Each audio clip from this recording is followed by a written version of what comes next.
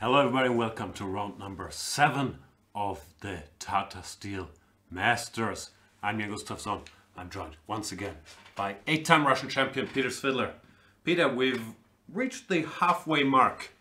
What is there to say about this tournament thus far? Well, it's heating up nicely, and obviously an interesting story developing is Magnus, after drawing a bit in some games in a row, let's put it like this, has now won 2 in a row, and he has a bit of a history of going on a tear in Vike, so we could see it repeating itself this year. Do you feel he has a home advantage because it's crappy weather in Vike and he's used to it? No, I don't think that's how it works. Alright, so let's see what we've got in store today.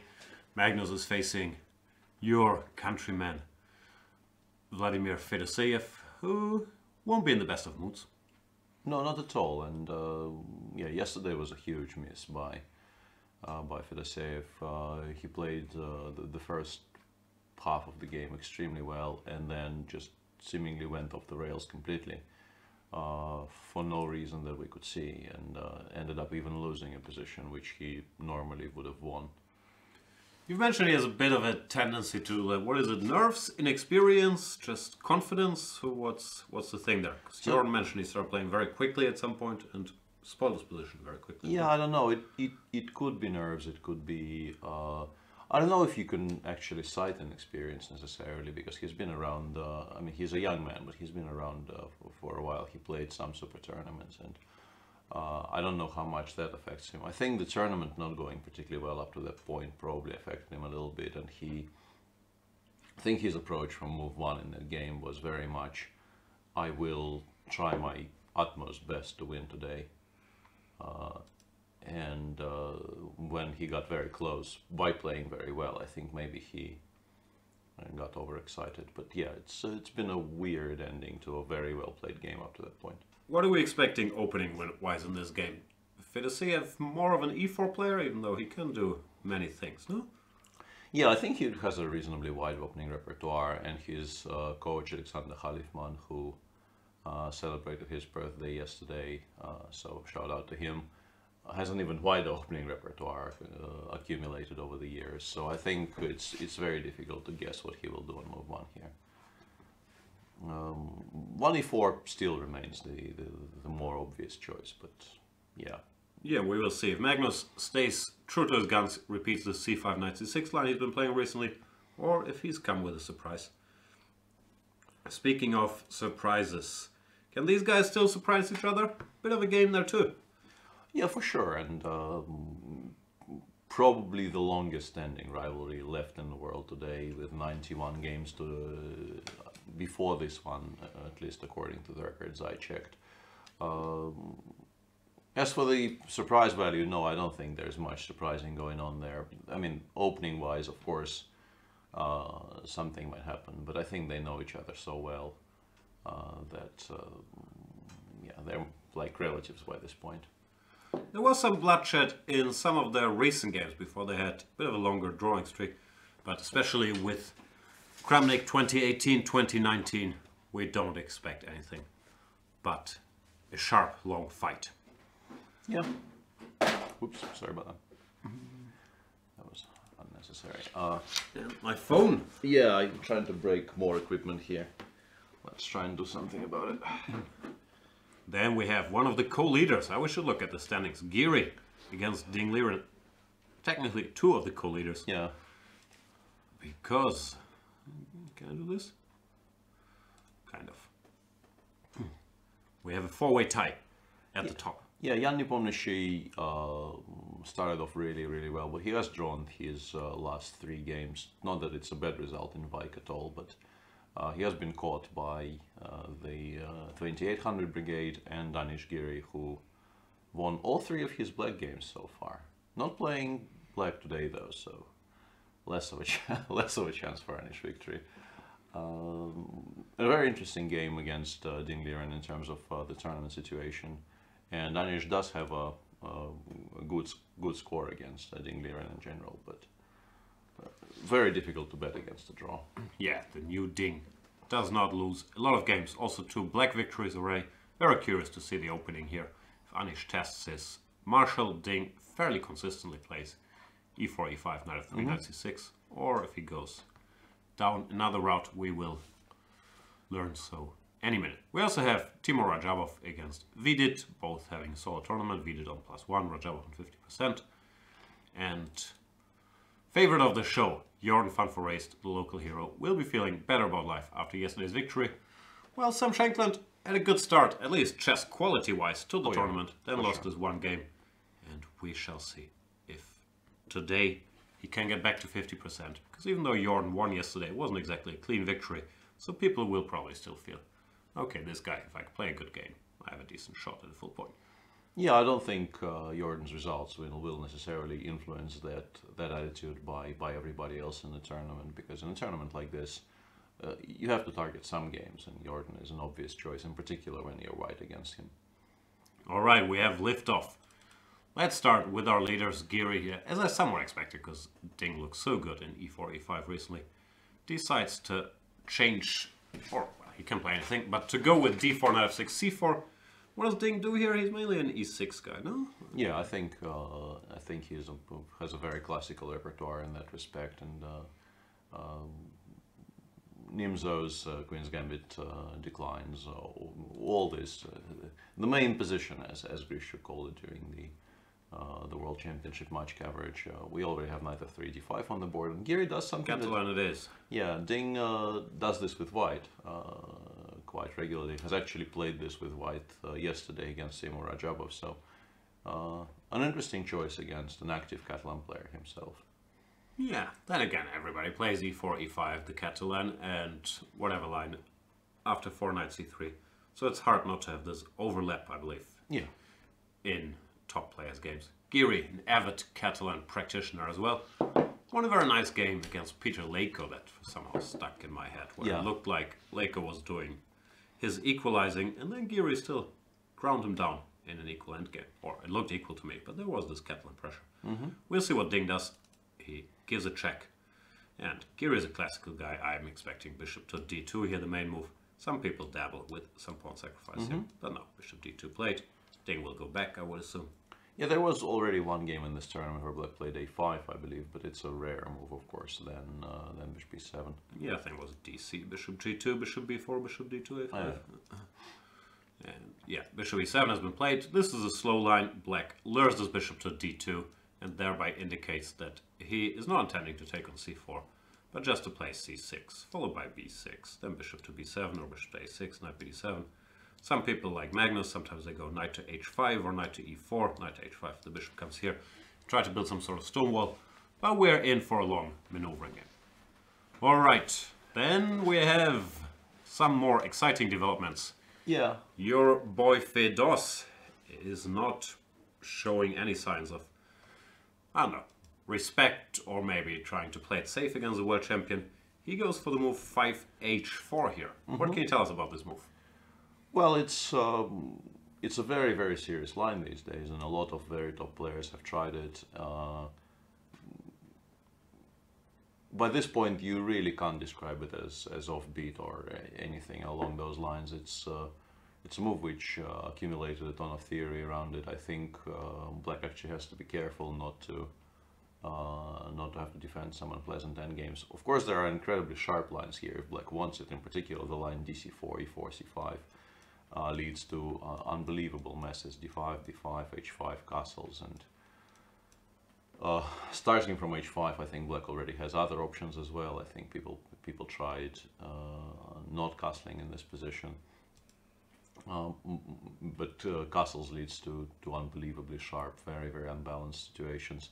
After h4, you can play c6. I played c6 a couple of times myself against Nakamura, I think, and Tomaszewski, and those positions are a lot more quiet, but still quite playable. If I recall correctly, Carlsen also played c6 in the past, maybe in a game against Grishuk. Yeah, it was a draw. Yeah, but that was, I think, the first occurrence of 5h4 in a really, really top tournament, the game Grishuk-Carlsen from the 2013 London Candidates, right? I don't remember where it was, but very possible, yeah. Pretty sure it was London Candidates. But yeah, the point, the somewhat new development in the e4c6 lines is that, sorry, h4c6 and c6 played on the board. Bishop g5 is by far the best move here right now. And black can now accept this pawn sacrifice by playing dc4, e4. And I'm trying to figure out if you can play it even here, maybe the move bishop b6. Or you can play b5. I believe this is one of the big mistakes I made in my video series. It has been pointed out to me recently. e5, knight d5, h5 here. And I think maybe Nepomniachtchi played bishop b6 here against Kasparov. And I'm slightly, I think this is true and I'm very ashamed about it. I think a mistake crept in here because I think I say in the video series that h6 is playable in this position when instead of bishop b6, I mean. Don't do that because hg6 more or less wins on the spot.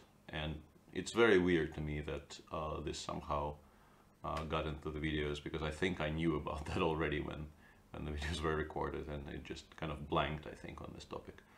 But Fedoseev does something which people used to do at the very dawn of h4. cd5, bishop f4 I expect will be the next move, and then play a kind of an exchange Slav where white played h4, which is not really a compliment.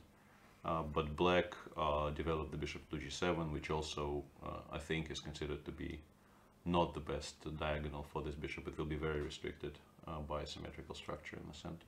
Yeah, just for comparison's sake, if we get the pure exchange Slav, Yeah. this. Here people typically don't play g6 because the bishop is not doing much. But if black were to play g6, white wouldn't dream of h4 here. He would always play h3, bishop g7, e3, and supposed to be somewhat better for white. Yeah, He just develops his pieces. With h4, it's a bit of a different ballgame. Yeah, of course. And actually, as I said, at the very, very beginning of the line, h4, c6 was sort of met by cd5, bishop f4, claiming that h4 is less of a drawback. But I think these positions are very close to equality. Black goes knight c6, e3, and for instance, you can play knight e4 here, either immediately or maybe at a slightly later point. I looked at this and concluded that this is very playable for black. I think this is also covered in the videos, but I'm not entirely sure which move in this position after knight c6, e3 is what I recommend, but it didn't really strike me as a very fearsome attempt. White is very solid still, so we'll see if Magnus manages to mix it. We'll be looking for his third win in a row. And let's look at the veterans. This line again? Not this line. Well, it's a kind of a hybrid Gioco Piano slash, well, I'm not sure what to call it. This is sort of the old masters approach. Develop all four knights, go bishop c4, go d3, and then aim for something, not entirely sure what. Yeah, the reason this hasn't been taken seriously for a long time is, as we keep mentioning every show, the one advantage white typically has in these structures is that this knight is sort of restricted, which is not the case, of course, if you put a knight here, allowing this. But Kramnik, he's done this against Levon Aronian and the candidates. He just thinks this is a serious line. He wants to put his knight on d5 ASAP. Black faces the usual small questions here. Do you want to go d6 early and allow this move? Or do you want to go castles early and, I don't know if bishop g5 is a very scary move, but you have to account for it. Or do you want to make a waiting move? And that's what Vichy does. And there a6 or h6 are high up the list. a6 mainly allows you to go d6 and not worry about bishop to knight to a4. Yeah, knight d5 played more or less instantly, and here, very understandably, black does not want to allow bishop g5 anymore. Yeah, that would be, well, still after bishop b7 you haven't lost, but you're not really liking what's happening. So h6 is a very logical reply these days to generally white playing knight d5 in all kinds of positions, because you want to stop bishop g5 from occurring. Yeah, typically as an e4, e5 player, you're not too concerned about this early knight d5, because your plan is now to go d6, then take on d5, and then reshuffle this knight around to g6. So we'll see what Kramnik has in store. Against Levon he played, I'm not sure if in this exact position, but he went for this structure, where, yeah, Kramnik thought it was dangerous for black, Levon thought he was doing extremely well. So we'll see if we get a repetition of these themes. Yeah, and This probably will not be a topic at all today, but one thing black needs to be careful about, having played h6 in these types of positions, is not to castle too early until white has until white has declared his intentions with regards to his king position, because for instance, after c3 castles, white could very seriously consider playing maybe even g4 straight away. Yeah, or a3 at the earliest. Yeah, I don't like defending this pawn, it feels wrong. But maybe here, because f2 is hanging. I still would like to calculate something after d4 followed by rook g1, but maybe the immediate rook g1 is stronger. But this is a very, very serious topic in these positions, because the pawn on h6 presents white with a hook to start immediate play on the king's side. Yeah, but no castles here, you go d6. Exactly. Yeah. Ask white for a move. Yeah, just wanted to point out that this topic exists. So yeah, we'll see. Vlad is somewhat surprisingly already thinking for a while in this position. He is not these days, I think, very much into pretending he doesn't know when he does know. So a bit This curious. must be the position he's had on the board already, no? Well, at home for sure, maybe even in practice. Yeah, I don't remember the exact move order in that Iranian game. Let me check.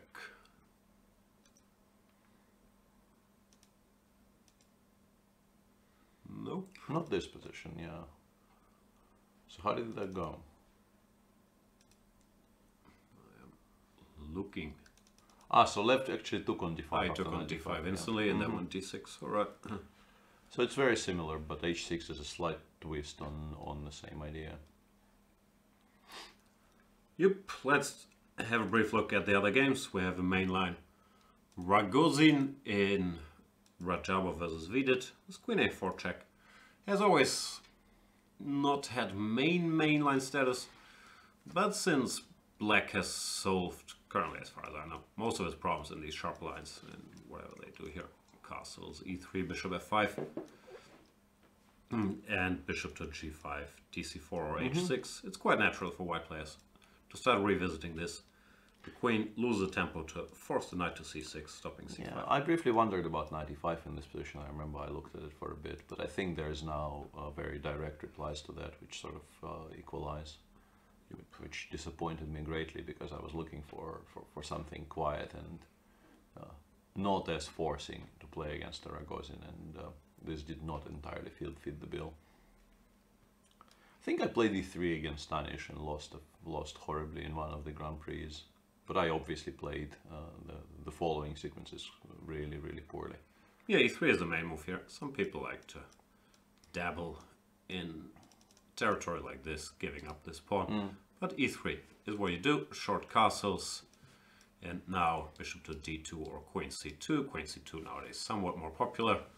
Rook to e8 is one of many options in this position, but it's an all-around useful waiting move. You're preparing bishop to f8 in some lines, and you're supporting e6, e5 in some other lines. That's exactly what happened to me. I kind of failed to stop d takes c4 followed by e5, and found myself fighting for equality by move 15. Not what is supposed to happen if the white player actually knows what he's doing. Bishop d2 played. Once again, black faces a choice. dc4, I'm sure I've seen a6, bishop f8.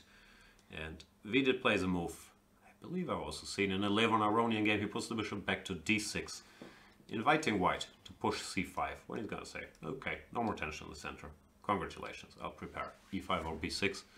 But such lines do exist now, so bishop to b5. Bishop b5 looks very logical here, and yeah, I would be somewhat interested with white in trying to understand what's happening here, but Timur goes h3 more or less at tempo, and this is also a very typical dance in these types of positions, because black generally will take on c4 at some point, in most cases I would say, not always, but it's a very normal decision, dc4 followed by e5, and white is trying to take on c4 in one move, trying not to develop the bishop from f1 for as long as possible to save that tempo. And h3 is an all-round useful move to make, they claim.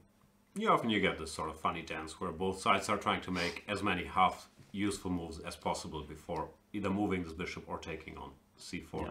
So you often see some sequences like stuff like this, and then white says, alright, enough's enough, I'll move my bishop. Yeah. a6 actually already played. I'm slightly curious, but once again that's because I don't know anything. I was wondering if I can actually play e5 straight away.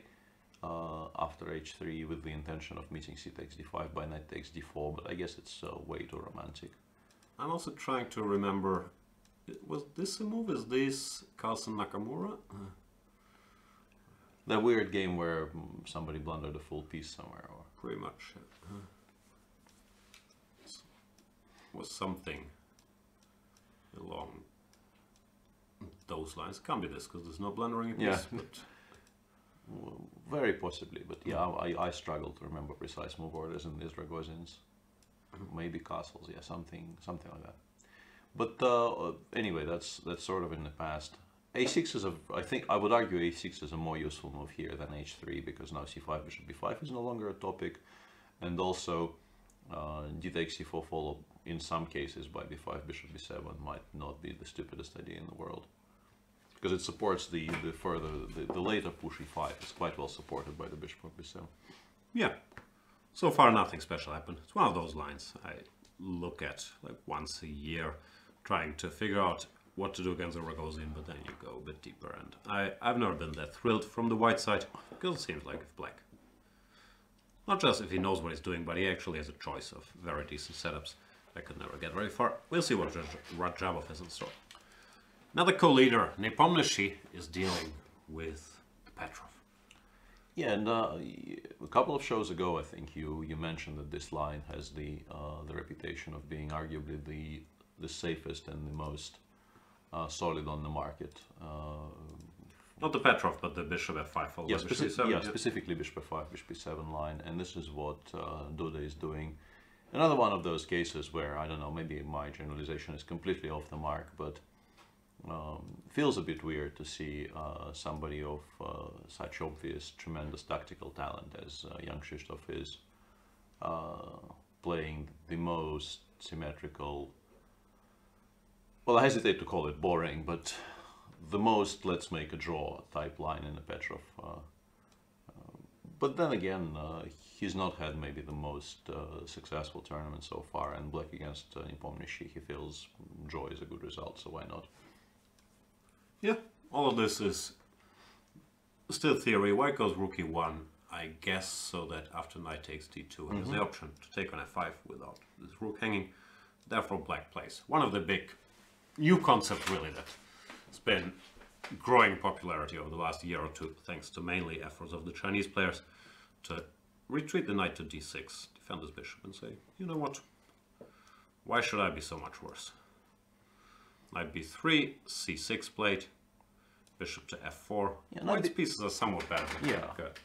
Knight b3 is somewhat curious, because I think if you are autopiloting here, you play knight f1, because it feels like putting it on g3 and playing against the black king side is the more natural route for this knight. But I think this is what they generally do, and practice shows that black is not suffering too greatly here. And knight b3 is an attempt to maybe at some point put it on c5 and provoke some weaknesses on the queen side. Yeah, all of this has been seen before. c6, bishop to f4.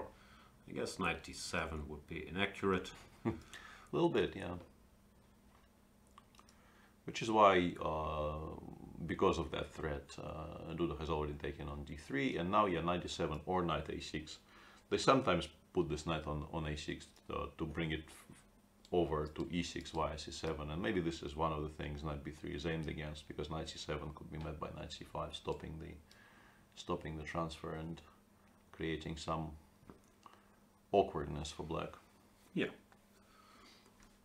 Black is extremely solid here. White has somewhat more active pieces, and sometimes in a blue moon he will manage to develop an attack on the king side.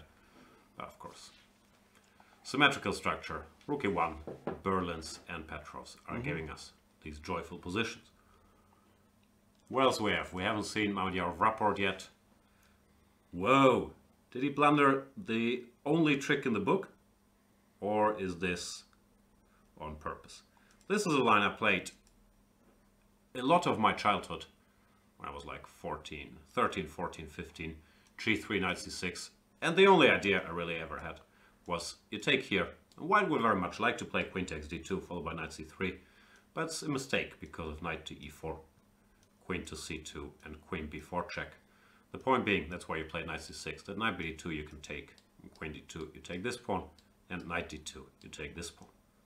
So I've played like 20 tournament games hoping to get this check in once.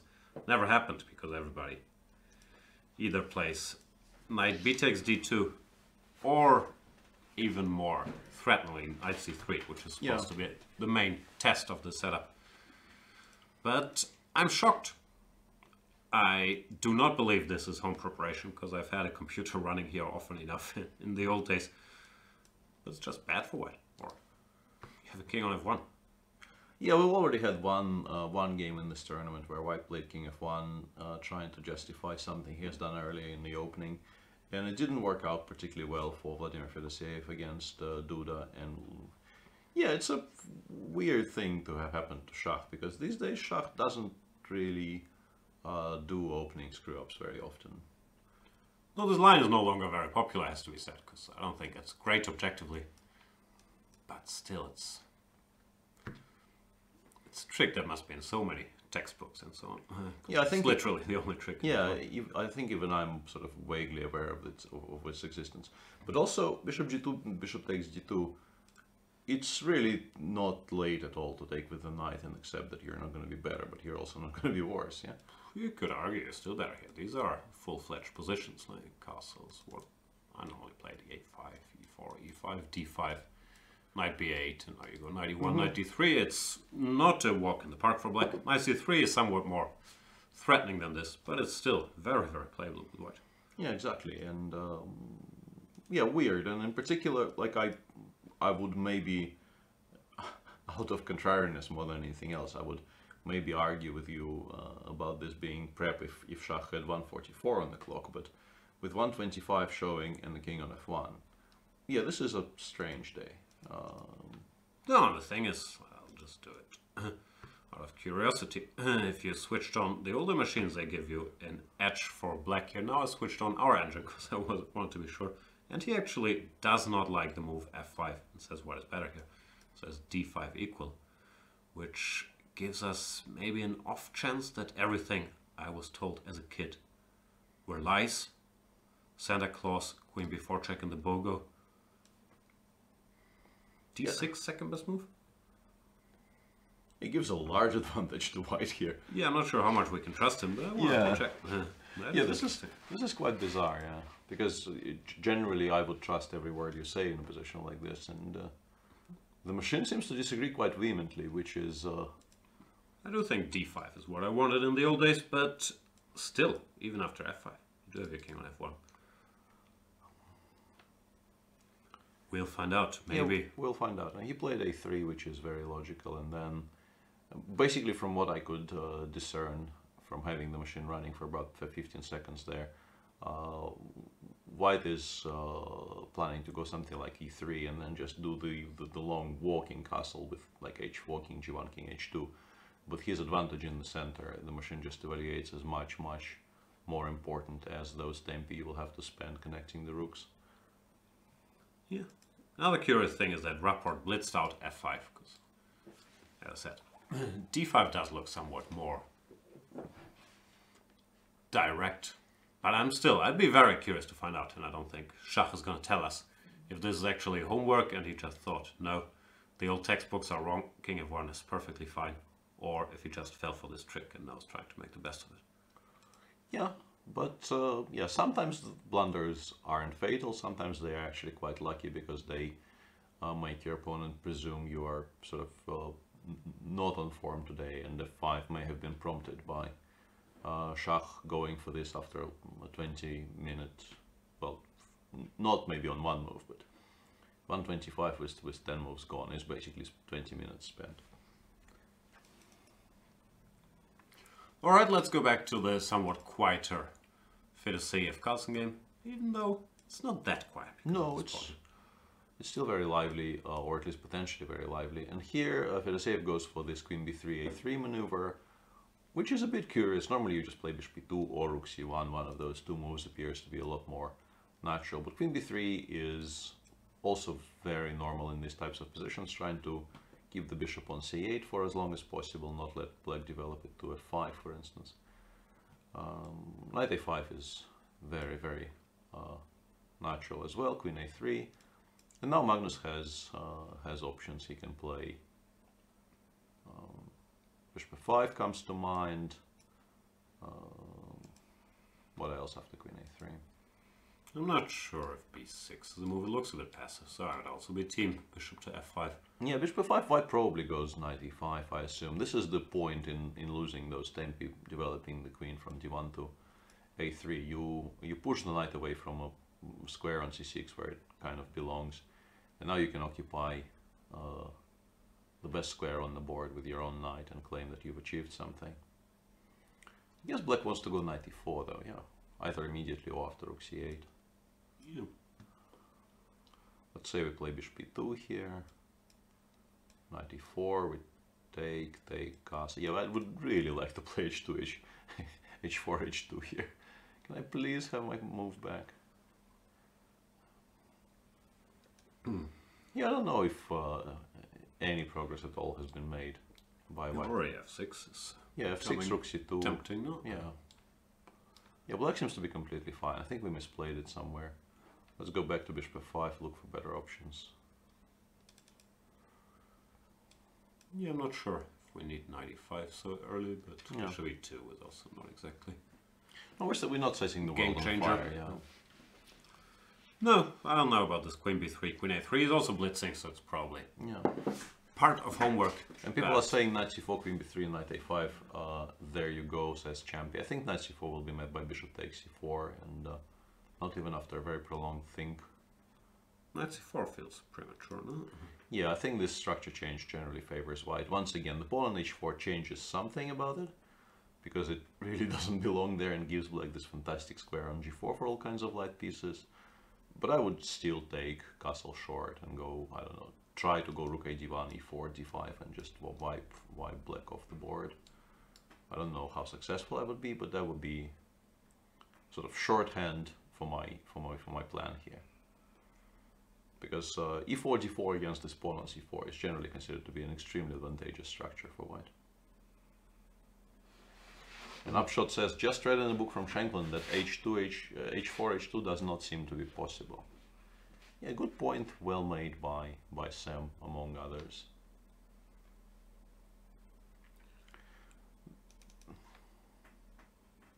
Yeah, this is sort of going slowly, but according to the lines we were describing. I'm curious about this Catalan, because you probably know exactly what's happening in this position, and I don't.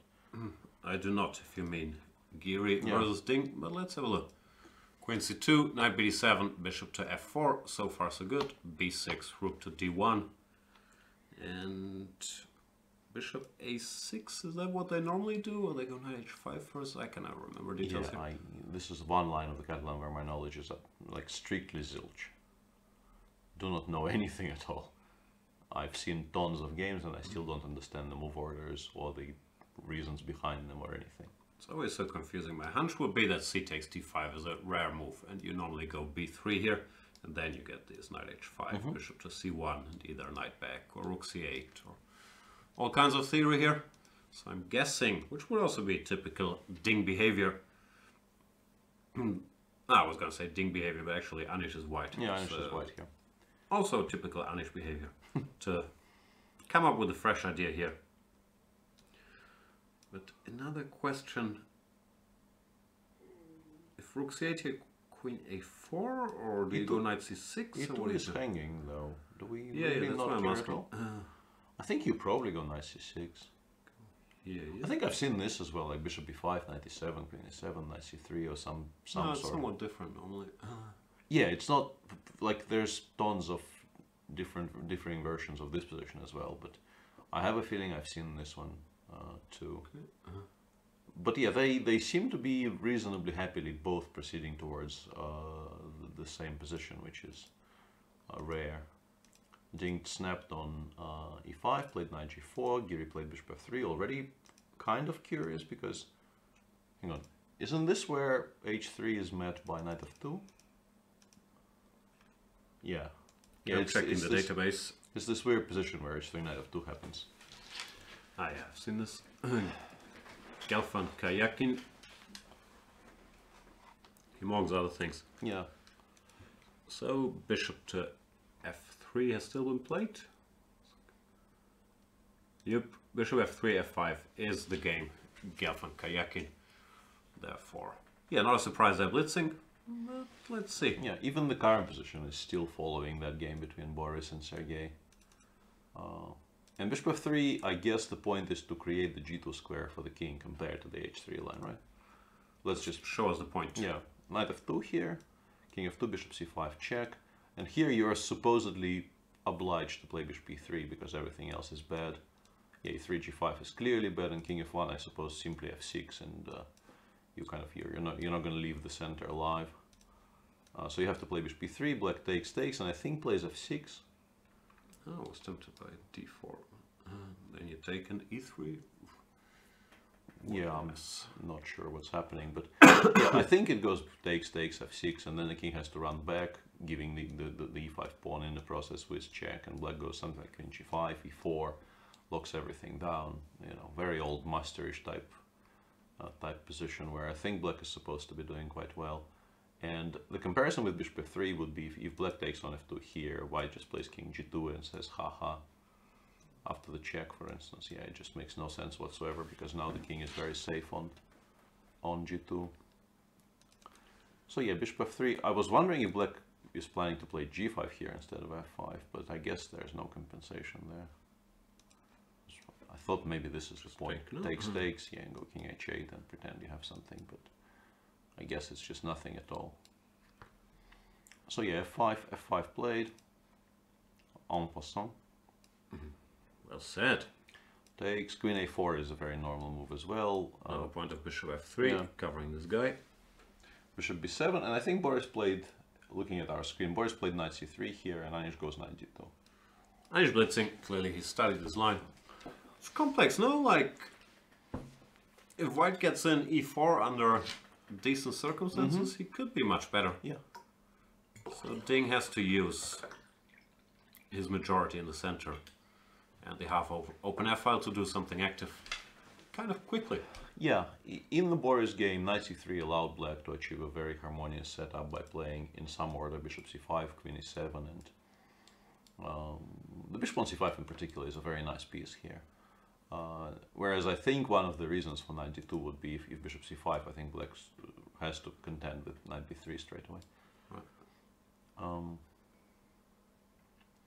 So yeah, you have to consider other setups for the light pieces after knight d2. I was wondering about bishop d6, even though it's not really the bishop I want to exchange in a perfect world.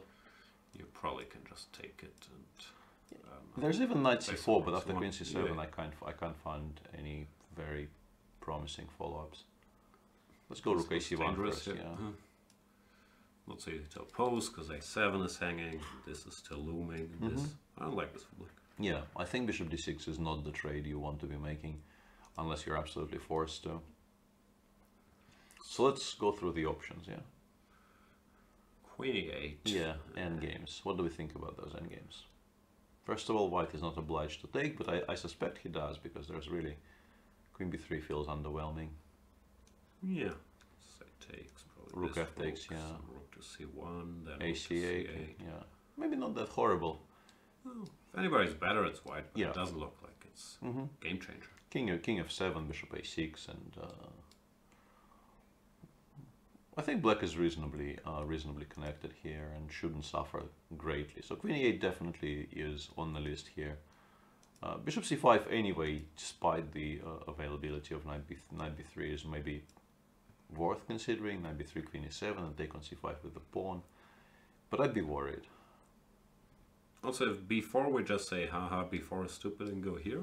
There's also bishop d4. I don't know, it has to be calculated. Bishop d4 and then e5, e4. Yeah, fair enough. Yeah. Well, it could backfire, but if it works tactically, I would prefer this. So yeah, bishop c5, queen e8 look like normal moves. Yeah, and frankly not much else, because a6 appears to be extremely slow. Rook c8 loses the a7 pawn. There's, yeah, I think those are the two. Knight d7 feels like we're spending tempi driving the white pieces towards decent squares. Also maybe allows immediate e4. doesn't feel right. My money's on queen e8. Mine as well. And I was... Let's go to a game we have not seen at all yet. Yeah. Sam Shankland is saying, "You Dutch putzer, let's play chess. 4a3, d3a3. Well, he's also saying Hedgehog, good opening, Mot MP, excellent, let's go. Yeah, 2d3 is a move that people have been toying around with a bit. I think we've even seen some reasonably high-level games, some Topalov game, maybe against Aronian recently. But I thought the main argument against it was to just give a check on b4 here. Yeah, like a reversed. You said that during one of the earlier streams, and I kind of made a mental note for myself because I was not aware of that, and I thought, I learned something. But people keep on not doing that, which is kind of surprising, because it really, like, once you said that, I thought, yeah, that makes perfect sense. Kramnik has been employing a bit of 2d3 as well. And winning his games, although he played Nair and Inarkiev. Yeah, he probably felt, if I get a position, I have a good chance to get a chess game. The game I meant was Grishuk versus Caruana. That's a pretty high-level outing. It looks like they've played multiple games here. So yeah, this line has been around, d3. And bishop b4 check sort of forces the issue. Asks white to commit bishop d2. You're not really playing for an edge. Knight d2 is the move they've been playing. But yeah. And knight c3 exists, knight c3. But if you want to play knight c3, you probably don't really want to play d3 this early. Yeah, but it makes perfect sense to me. What happened in Sam's game instead is actually like a full-blown hedgehog attempted by Sam with an extra tempo, as mentioned. But it also allows black to develop in maybe the most aggressive fashion possible. Yeah, Jordan just plays d5, cd5, knight d5. I'm guessing he's not too concerned about sort of reverse Najdorf moves like e4, which are obviously playable for white. But if black wants to be solid in these structures where he can go back knight to f6, and even with an extra tempo, white will be very hard-pressed to think about being better here. Yeah. So Sam instead tries to play the reverse Scheveningen, which is not really an attempt to be better. If you, I don't know, I've been burnt on computer evaluations before, but I would think if you switch him on here, he will say like -0.20 or something along those lines. Yeah, very possibly. But of course it is an attempt to just play chess, especially combined with this b3, bishop b2. No, and that b3, bishop b2 business is kind of curious, because I think he's really taunting black to go for something like a 5f4 as early as possible. Yeah, and you'd be very tempted, no? Once you see this, like normally in reverse Sicilian positions, let's have a look at black does not dare to play like that. Even though it's, of course, somewhat different, because there's all these ideas with early. Yeah, it's basically f4. Well, let's go f4 here, because I think that gives us the closest comparison. And white goes bishop d3. Yeah, a4, let's say b6, bishop b3, bishop d7. Yeah, you'd think you're close to winning here with white. Yeah. But obviously Sam has that all-important extra tempo, which we keep on mentioning, giving him more leeway.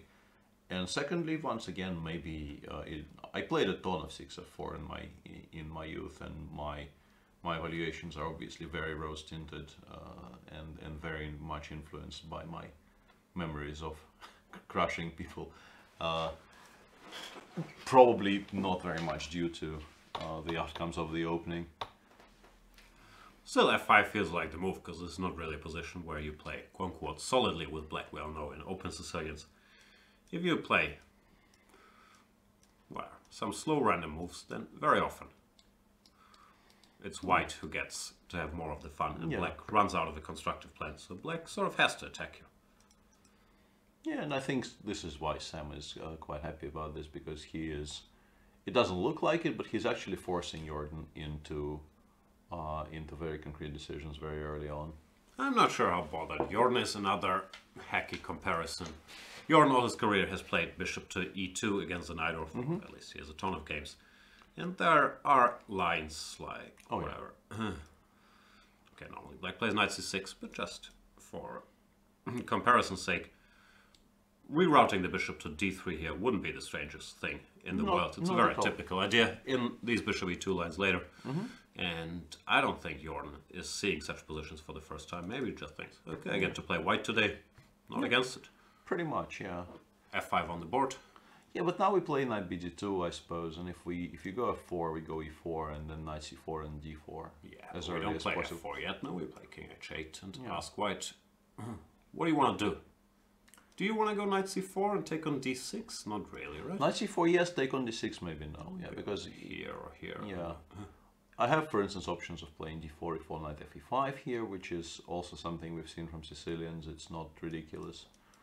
It's not always great, but it's definitely not ridiculous. Blocks down some of black's play and gives white a four post. I doubt that's what Sam wants, though. Like an equalizing mode if I take here. Not too scared, no? Yeah, no, black shouldn't be scared. Black is, I think we have to accept black is just not going to be worse until something drastic happens and calculations come into it. But in terms of general assessment, white is not fighting for advantage and will not be for a while yet. Yeah, we'll see how this one goes. Sam Shankland stated in one of the interviews he hasn't spent that much time on opening preparation for this tournament. Sourcing is out to his team, by the way. We want names. Who's this Sam Shankland team? Let us know. Instead, he's focused on calculation. So, today, maybe he's saying, you know what? Not an opening guy. I just want to play chess. Yeah, no, it's a solid approach. More and more people have been doing this. Magnus did go knight c4 though, which is... Wow, we were wrong. Well, not entirely, but in particular, we were not wrong about Fedoseyev's response. He is not about searching for that repetition. And I think Magnus was also... Magnus, yeah. Yeah. I think Magnus was quite confident playing knight c4 that queen b3 will not be forthcoming, so... If it did, well, first of all, you can go back, and secondly, I don't know, you can entertain thoughts of moving the bishop somewhere, offering your pawn neutral. Yeah, that might be risky because there's knight g5 and there's also, because we control the b8 square, it's maybe not ridiculous to just take on c4, take on b7 and claim I'm a pawn up.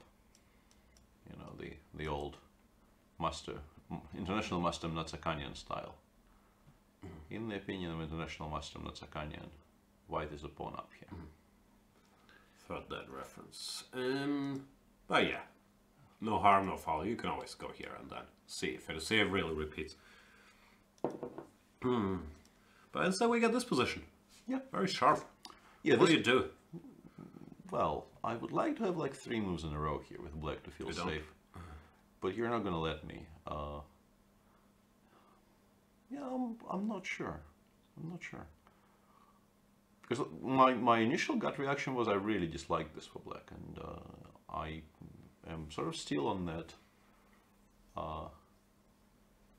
of that opinion. Maybe bishop e6 intending 95, but I'm, like, it very much hinges on some tactics working out for me. Bishop 95, you just take my pawn, yeah? Yeah, take on e7, this has to be very good for white, right? So if I play slow move to e6... Yeah, let's go rook f1 maybe. And no, here it's even stronger. Let's go e4. Let's go e4, and after bishop g4, let's go knight e5. Because you actually cut some of your squares away from yourself. I can go knight c6 here.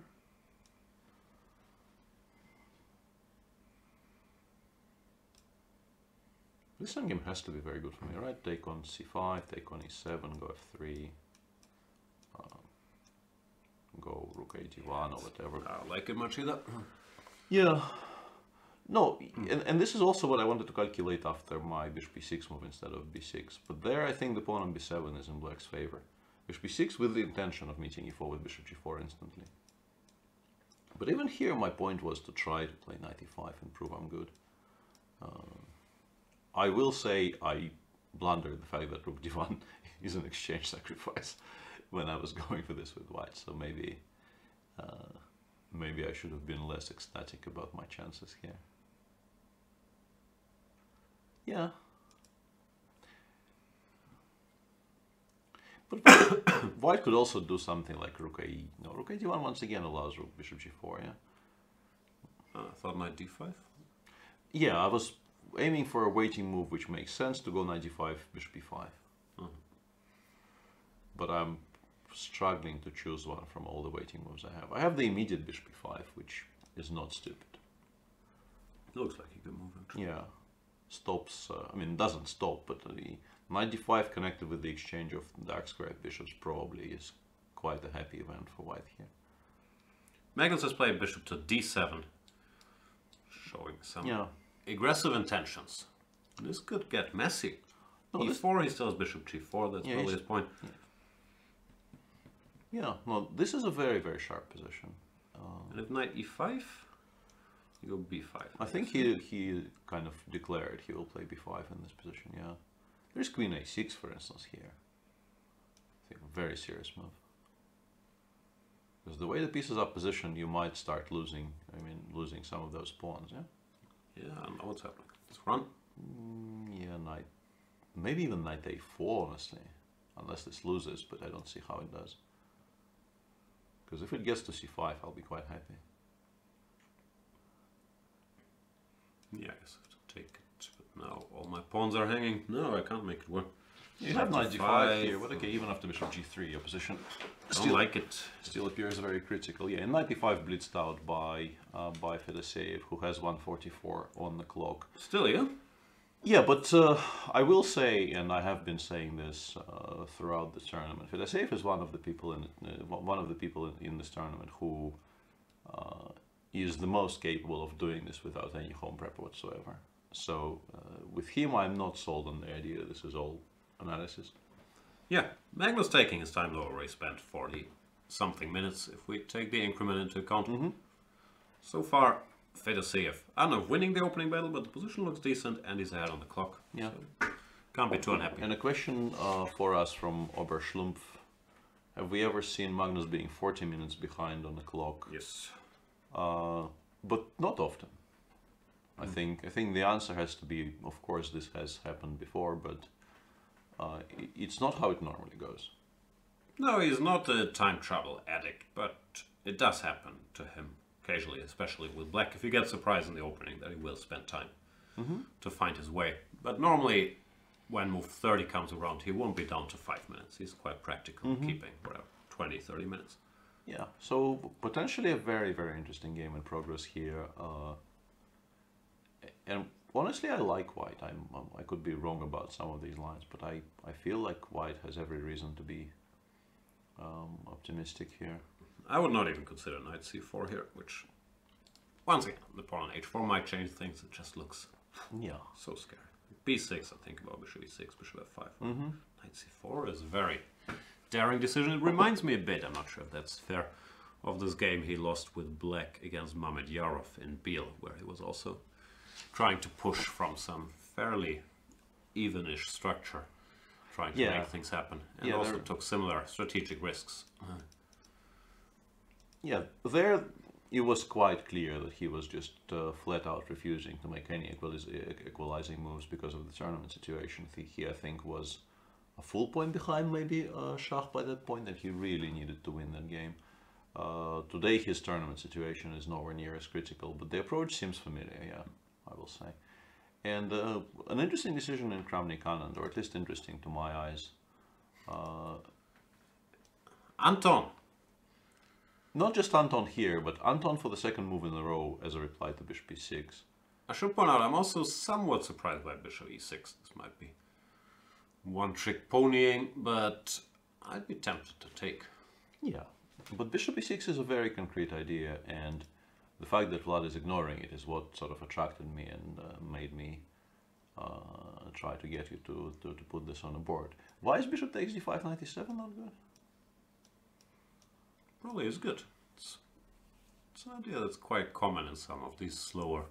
And that's what bishop plays, and this is basically the point of bishop e6, and Vlad just spent 2 tempi completely ignoring it.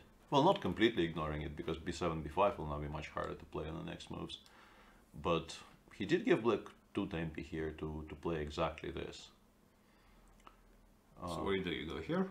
Well, king b3 and b8 I just very, very significantly dislike for white, to be honest. I think the pieces just don't make any sense together.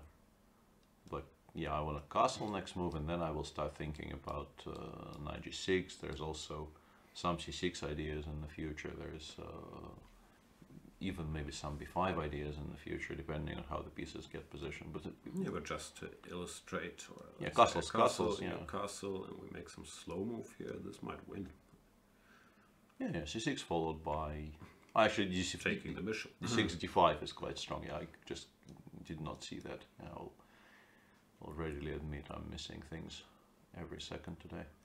No, I think the point is d4 on move 12. Even before queen b3. I think it cannot be connected with queen b3. I've played a very similar line in the past where I'm not sure if your move is e4, Right. but where even this is fine. Like castle. Yeah, yeah, castle. And the question is, can I castle here? I don't know if I can take, but if I go here. Yeah, but that was exactly my argument. If black just ignores it for the time being and makes all of his moves, queen d7, rook a8, knight f5, the bishop on e7 is very, very nice. And also, but there's also a weakness on d5 that white constantly has to worry about. I just don't like it for white at all, and Vlad has gone for this very, very consciously. He knows bishop takes d5 is the one reason to play bishop e6. Yeah, it's very strange. Once again, we're used to Kramnik taking risks, but this just feels... bad might be strong, but incredibly risky strategically, which... Vishy is solid, but if you force him to get a good position, he will take that good position. I don't get it either. And he spent some time. It does feel a bit like a4, a5 is improv and not some deep prep. I don't know. We'll see. My mind's on Vishy today. No, That's pretty strong, maybe. Yeah, Vishy will start getting very interested here. Maybe the position is still sort of within the bounds. Very often these days, what feels like you're getting out of bounds is proven not to be by the machine. But I don't know. I'd start being very interested with black here. It just feels like a much better version of this line I'm always playing, which I'm trying to reconstruct. It's not that connected, but the ideas are somewhat similar. c3, bishop e6, and now if white castles, I want to take and go knight e7 even here. And this is fine. White goes d4, takes, I think. I can't remember a thing. As usual, I think I castle. Yeah. Black is completely fine. You go queen d7, rook a8, white can't put pressure. And it just looks like, in comparison to this, Vishy's position, even here is much better. You're like 2 tempi up. You have weakened yourself with b5. Yeah, d4 already blitzed out by Vlad, not surprisingly. I really just like the idea of playing queen b3. So one thing we need to explain, why not d4, e4, seemingly winning the pawn, then knight d2, and the pawn on e4 is actually very weak.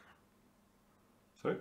Instead of e takes d4, there is the move e5, e4, which we should at least mention and explain why it's not it could great. also be possible, but it looks strange, no? Yeah. If you could somehow play knight d7 and f5 next move, you'd be doing quite well, but nobody's going to let you.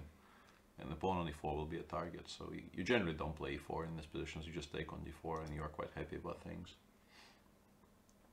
Yeah, here we could even think about knight g6, but e4 should be fine. So yeah, bit of a surprise, d4 has indeed been played by Kramnik. We'll see where this goes. Yeah, we guessed correctly in the game between the two leaders.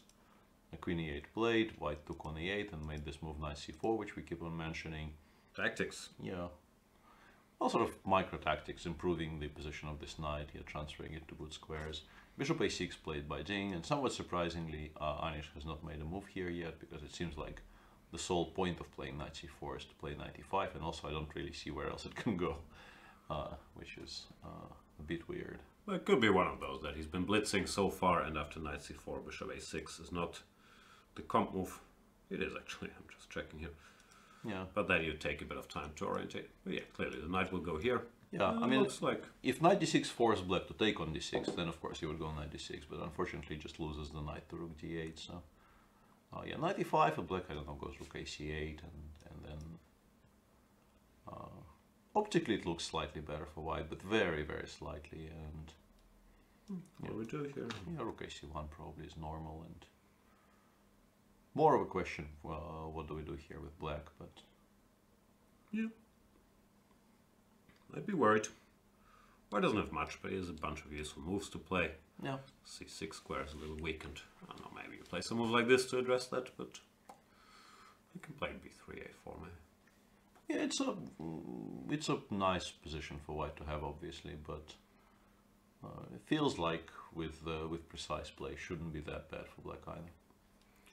Vishy, yeah, without thinking, goes e takes d4, also as expected.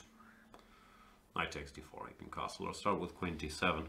One important point is, normally in these positions, here you can always take this guy, and your pawn structure restricts your bishop so much that only black can be better.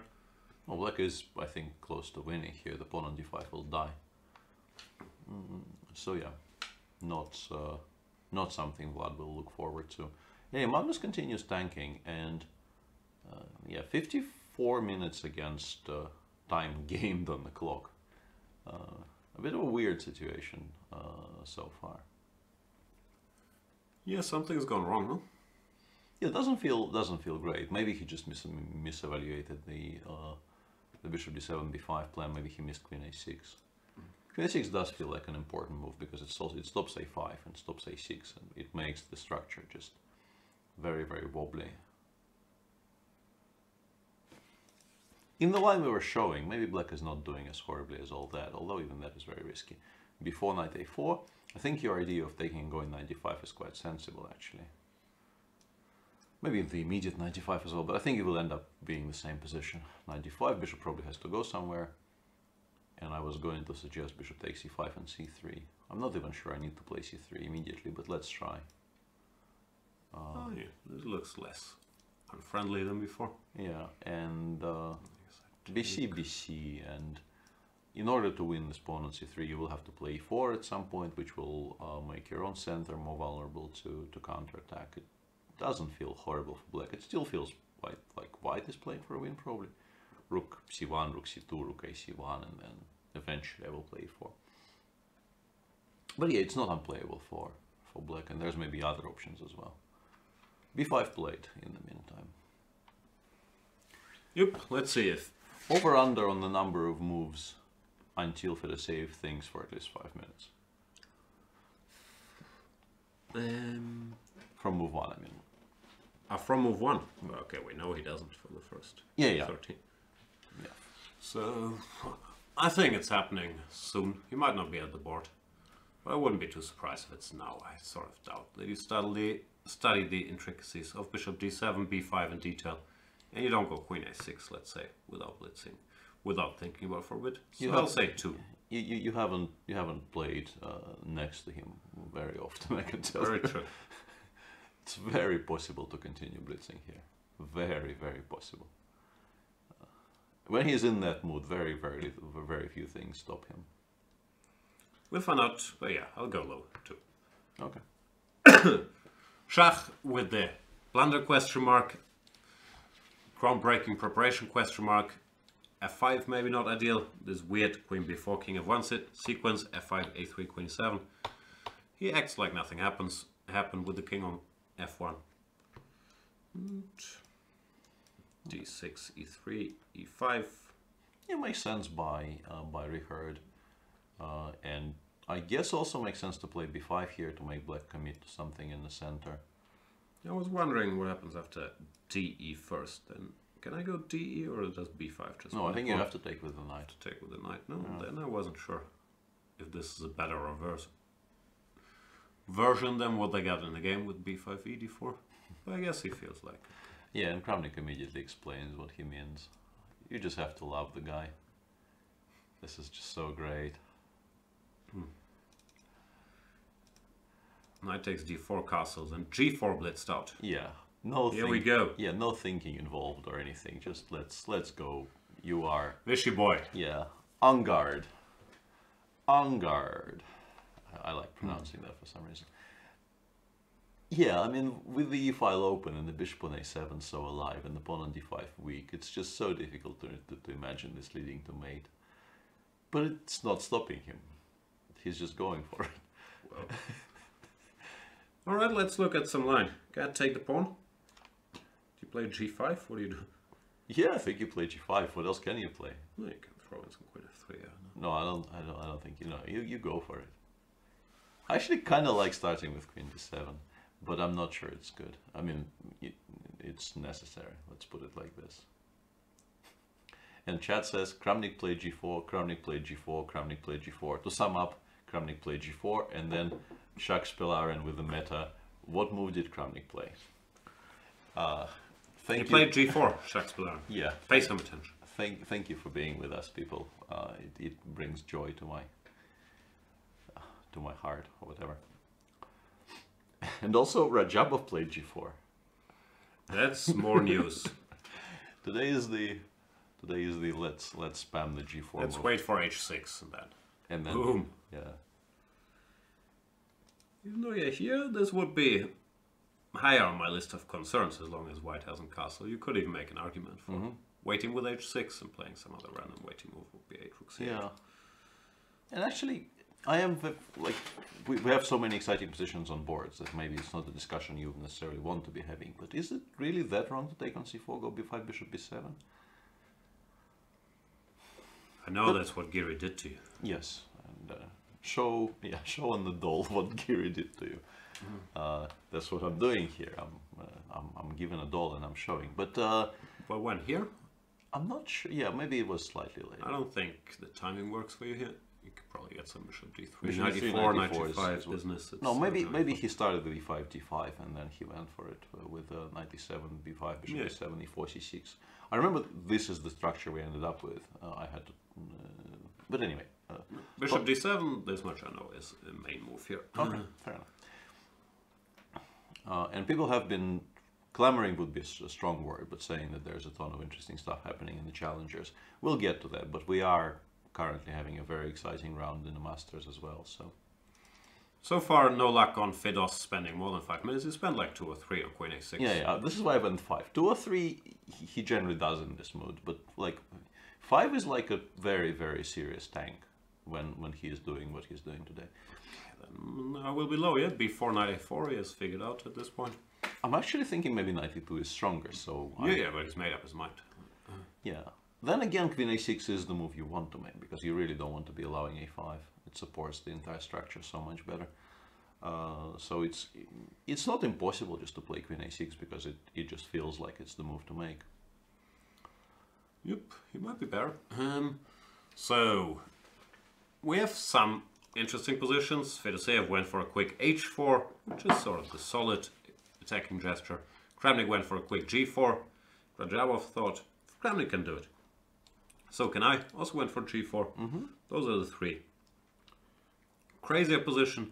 Then we have the Schenklin position where he says, can't go g4. So I'll play g3 for now.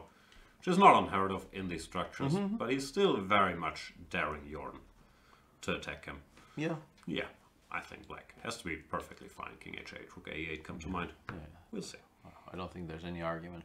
This is sort of similar to what they do. Like in particular, white actually loses some tempo in comparison. But if I may just demonstrate, the setup white is playing for here is the line I've been playing with very mixed successes over the years is this with black, and this setup actually from both sides is very, very similar to what they have on the board right now. Something along those lines, right? Yeah. Bishop e3. No, you haven't played bishop. D2. Yeah, bishop d2 is better. More typical. To get a mirror position. Yeah, something like this.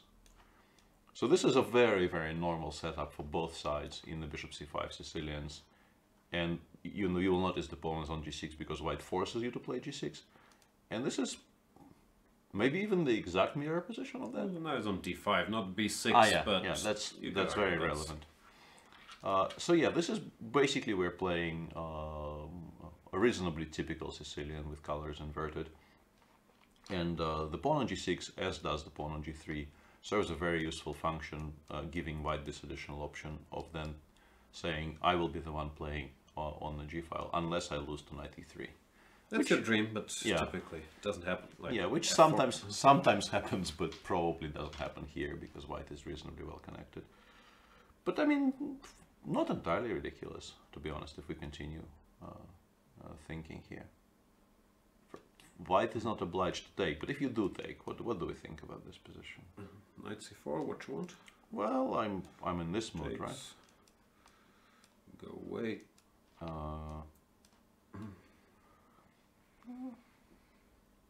Yeah, probably. We have an extra rook. Yeah, probably not fast enough, but like in a blitz game, you will occasionally blunder something and get mated here with the white. Yeah. But yeah, probably something like this turns the tables and proves that two can play the mating game here. Let's not get overexcited. Say I to myself. No, the typical moves you can still make without thinking are rook a8, king h8. Yeah. And you ask white, okay, do you want to keep your king in the center or what are we doing here? And if white starts castling, then f4 becomes a very different scenario. And the reason I kind of hesitate to support your king h8 idea wholeheartedly is that actually sometimes you might want to have the option of playing g5, but probably not that critical. Well, we can start with this queen c4. Bishop e6 does not scare me. Also, this is another typical idea. Now we're sort of hinting at this, which is why I like king h8. But Yeah. here, these positions, sometimes, if nothing bad happens to white, he can emerge better because the structure is better. Yeah, but once again, But f4. if something bad happens, he can resign also. So Yeah, it's yeah. very, very good. Yeah, bad things that happen to you here are generally lethal, so you have to be very careful. They sometimes go knight h5/h4 here for that reason, to have sort of more connectivity with your pieces.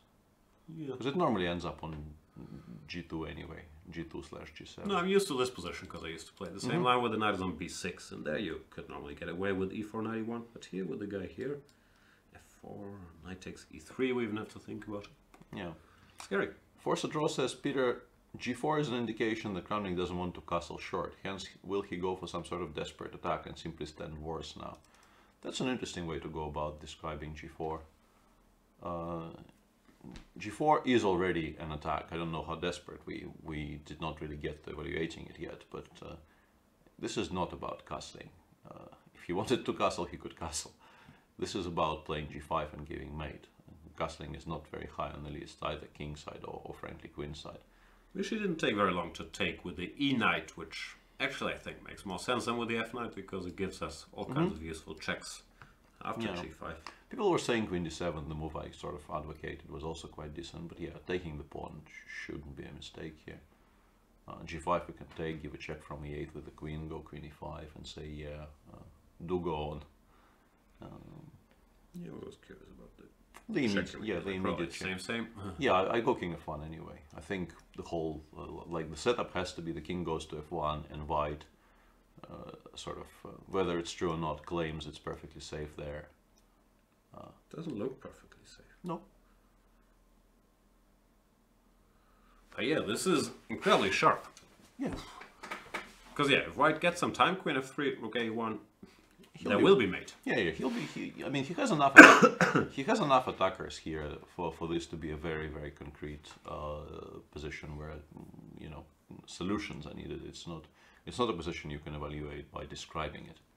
You have to start calculating, which is why it's interesting that Vichy took so little time to just snap on d5.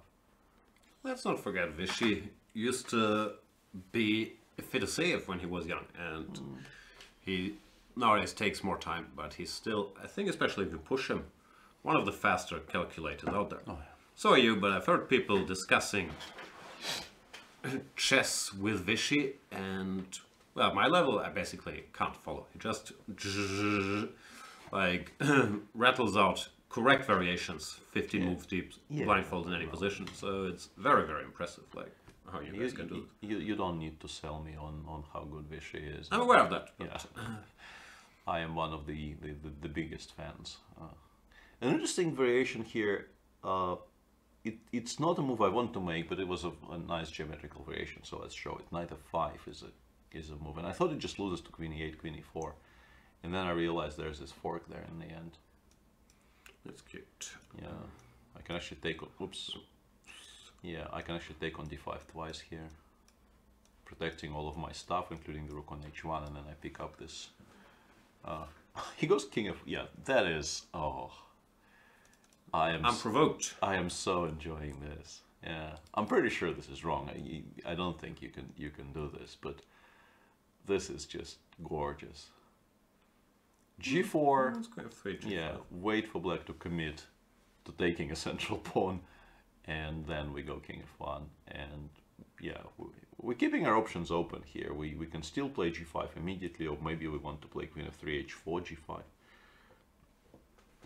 I'd be very scared with black. I don't think it's good, but I'd Yeah, be exactly. incredibly scared. Exactly. Yeah, you feel like this cannot possibly be very strong, but you also feel, I make my one mistake today, I'm dead. Also, if you lose this game, you will end up in a lot of attacking manuals. Yeah.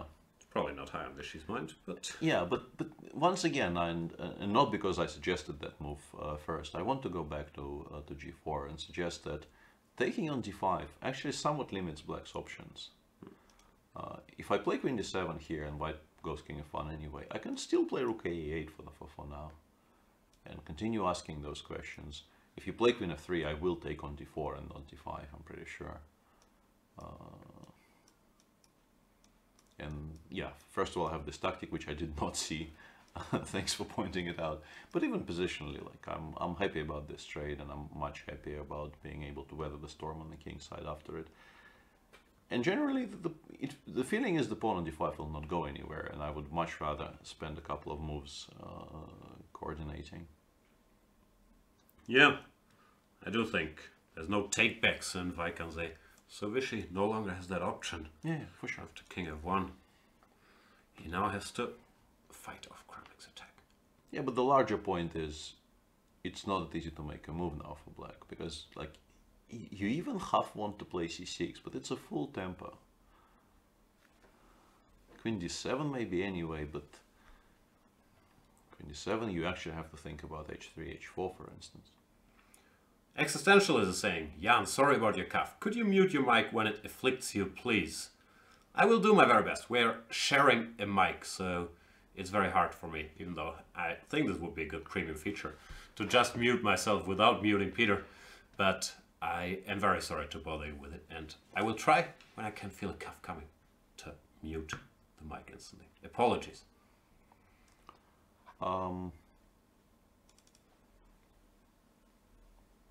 Somewhat interestingly, in the Magnus game, there is now, once again, the way they've been approaching this, it's unlikely, but then again, there is now some kind of a repetition available. Queen c8, queen a5, queen d8? Yeah. Because if he didn't take on c8, he probably won't take on d8 either. It's not an improvement, I think. Why didn't he take on c8? I was trying to calculate that. You take, black probably takes with the f rook, I take on d7, I take on b5. I guess the point is you play e5, right? Gotta do something. Yeah, but even let's say I go bishop g3 for now. No, rook c8, you have knight c7. Yeah, rook a8. I thought knight d6 was strong, but it's not nowhere near as strong as I thought. Because rook c6 just drives it away. Maybe bishop g3 is not correct. Yeah, maybe e5 is just very strong.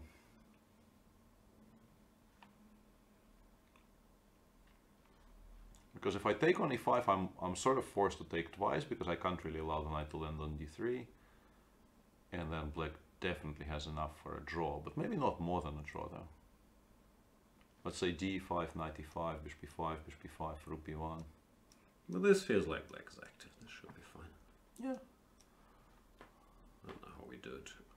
Rook b8, knight c3, and then you start doubling, and I also start doubling on the c file. Probably ends up being some kind of a draw, yeah? Yeah, such things are normally not won.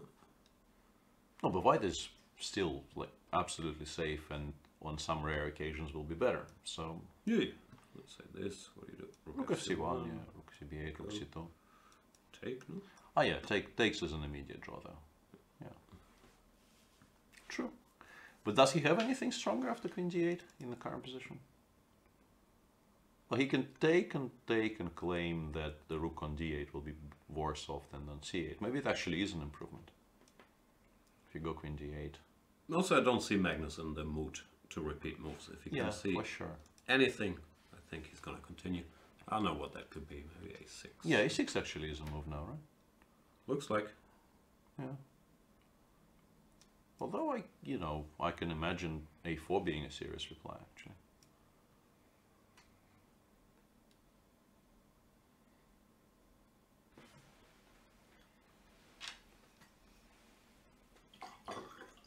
Yeah. I want to play bishop e8, but then ab gains width and strength. No, still unpleasant, isn't it? Yeah. Magnus probably not enjoying this too much. Yeah, the Rajabov-Vidit game is also getting very, very lit. So yeah. And Vidit, Lorinda provided me with an understandable but still a cute little factoid yesterday that Vidit so far is the only player in the tournament who gained rating in every game. Which kind of stands to reason because he is the second lowest rated player in the tournament, hasn't lost a game and has beaten the lowest rated, but still very nice, very green looking stat when you look through his results in the tournament. Getting something out of every game. Good tournament for him so far. Does look like Rajabov wants to change that trend, Yeah. and also his own trend of drawing every game. Yeah. What's going on here? Well, ED4 comes to mind, and he just wants to go GF, yeah? GF Queen F6, I guess, is the point, right? Yeah, because DC Bishop C3 looks bad. Yeah, this looks like he resigned. Soon, maybe not immediately, but soon. But here I don't see a move for white, so I'm not actually sure it's GF6. Or at least I would like to take a moment to consider my other options. Whatever they are, frankly. And maybe this is why Vidit hasn't taken on d4 yet. He's trying to figure out why Taimur is seemingly so happy about entering this, because I mean g6, bishop e6 cannot be it, right? No. Queen g6, bishop e6 also doesn't work. Like gh with the threat of queen g6, but I mean if I'm very, very hard pressed I can play bishop e6 anyway. And there's probably some direct refutation. Yeah, I don't think Let's it's try greed. Yeah, dc, queen g6, cd, king f1 or wherever. Yeah, choose a square, I don't know. Let's say f1 and some move. Bishop f8. hg though. This might actually work, surprisingly, yeah. Bishop e6 here. Yeah, we've taken so much material on the other side of the board that we can actually give some of that back. Yeah, I mean, it will be shocking if this worked. And also, instead of DC, there are some immediate bailouts if black gets scared. So what's your point, Mr. Rajabov? Yeah, maybe 95 here. 95? But yeah, looks very, very dodgy. Very confusing.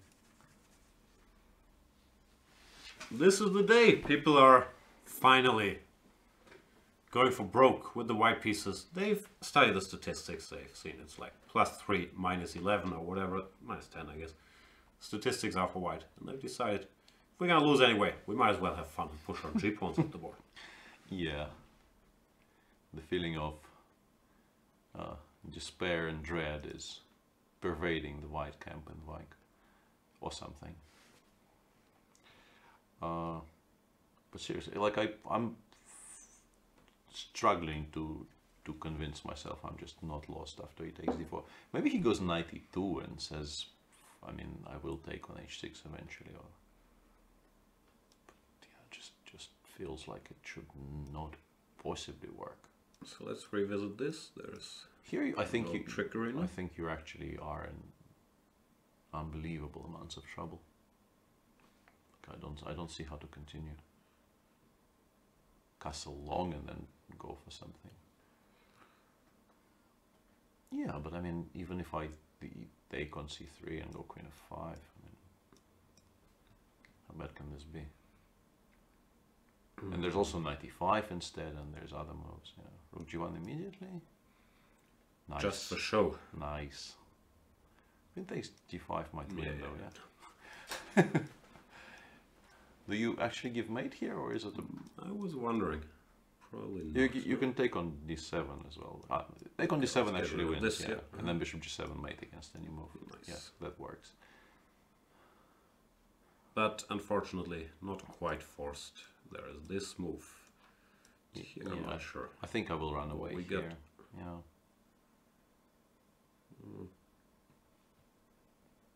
Looks close though.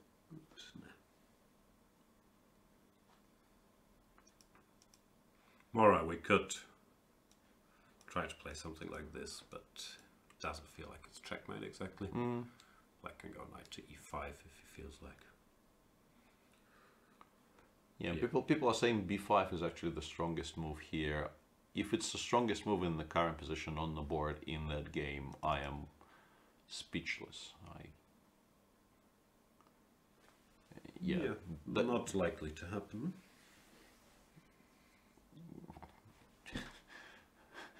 I mean, stranger things happen at sea and all that, but yeah, like shocking if true. So help us, chat24. After e takes d4, what does white actually do? Apparently gh6 is actually This is the move, yeah? the move to go, yeah. And dc? Maybe just bishop take, takes c3 or something, I don't know. Queen g6, I don't think queen g6 can work. Ed gh d takes bishop c3, yeah. Yeah, this makes sense. It's surprising it's so crushing. Now we just keep attacking somehow. It takes rook g1. Takes rook g1 or whatever. Yeah, I can sort of believe in that. Yeah, all the previous stuff we were showing, that clearly wasn't working. This I can see working. We've given up less material. We only have good pieces left. Knight g5. Yeah. This might be very strong. All right. Also, we can't completely rule out because Rajaba is not normally the type to go for crazy unsound stuff if he hasn't checked this. That this is some sort of home preparation and that he's spent a bit of time to lure young Vidit into it. And judging by chat, we can't see it on our screen right now, but judging by what chat is saying, Magnus did play queen d8. Good old chat. Queen back to d8. Yeah, repelling the ladies, as chat keeps on bringing up that old interview. Yeah, this is an interesting situation for Filiseev to find himself in suddenly, because well, it appears as if it's a draw for him. But yeah, no draws for Fidos. He takes on d8 and he will take on, I assume, d7 and b5. Now, isn't there something like this maybe? Knight a3. Ah, that's the trick. Yeah, that's the trick. But I think knight takes d7 and e5 should probably still make a draw of some sort. Although,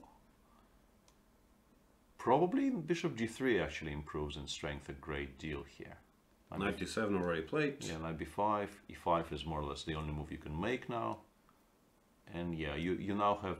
I think bishop g3 might be significantly stronger here than it was in the previous position.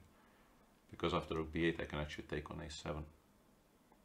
And there is no rook c7, which was just winning the piece in that line.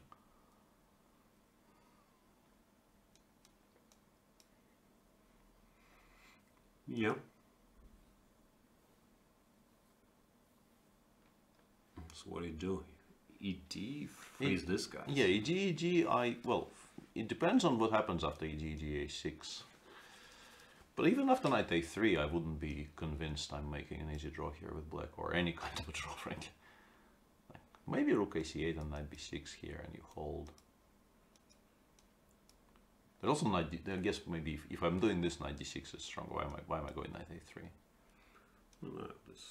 Yeah, and we play rook d1 here, and you don't have rook c8. fd1, I guess, yeah. You do have bishop f8, but then I'll go to e4 and I will continue claiming I have more pawns on the board. Hard to argue. Yeah. No immediate draw available, I think, to Magnus. Not that I can see. And bishop just... I guess he can try to survive something like this, but he won't enjoy it. Well, if white gets a tempo somewhere to move the rook away from a1 and play b3, it's just... well, a technical position, you sometimes don't win those, but not fun. e5 played. G5 I think also is improved by the fact that the rook is not on c8, but I think the critical move has to be bishop g3. Yeah, the opening hasn't panned out very well for Magnus today, even though I think this position he's fine with. This knight c4 was just very, very aggressive. Yeah. And we are being informed that Kramnik is burning his bridges, if there were any more bridges. No, this is just a logical follow-up. Yeah. People are saying Kramnik is suicidal. It really no longer looks all that suicidal to me. And once again, we come back to the fact that Black could have postponed taking on g5, and then h4 would just not be possible because the pawn on g4 would be hanging. So what will you suggest after g4? I am very sorry. I will stop. No. Just trolling. It's a valid point, but I think we've made it enough. Let's look at this position. g5 is a very, very serious threat, though.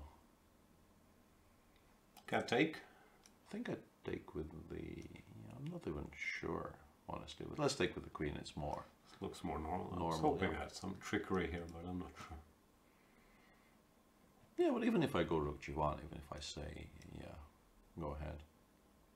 Yeah, now I need my trickery, but I'm not sure. But maybe you're in time now, yeah, maybe rook e8, g5? g5, rook e4, bishop d5, queen d5, yeah, it's just in time. So maybe you're, yeah, if we get rook e8 in and we don't lose, this might be playable. Well, we might win. If we don't lose, it's a good thing, no? Yeah. Well, even though maybe you play some Kramnik. Yeah, exactly, bishop d3 and just continue. But this gives Black a tempo to play something like queen c5 on knight d7 or... Yeah, no, this is an incredibly difficult position. And I'm being informed by Zen Learner, I'm guessing he's talking about the Kramnik position. The problem is that people are seeing minus 254. Which sounds excessive, like it's probably 250, true. 254 That sounds high. That sounds incredibly high. That must mean that there is some immediate complete refutation of what Vlad is doing. I don't see it, but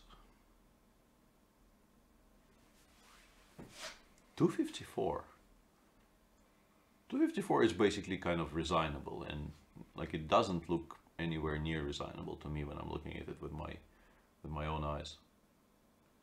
Unless there's some tactic, but no tactics. Knight g4, bishop d5, bishop d4, queen d4, there's no trick. No, I'm thinking maybe it's knight e7, g5, bishop d4, and then some kind of queen c6 tactics, but once again, it's not coming together for me, and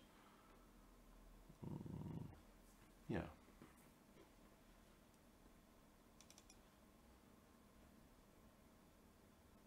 Confusing.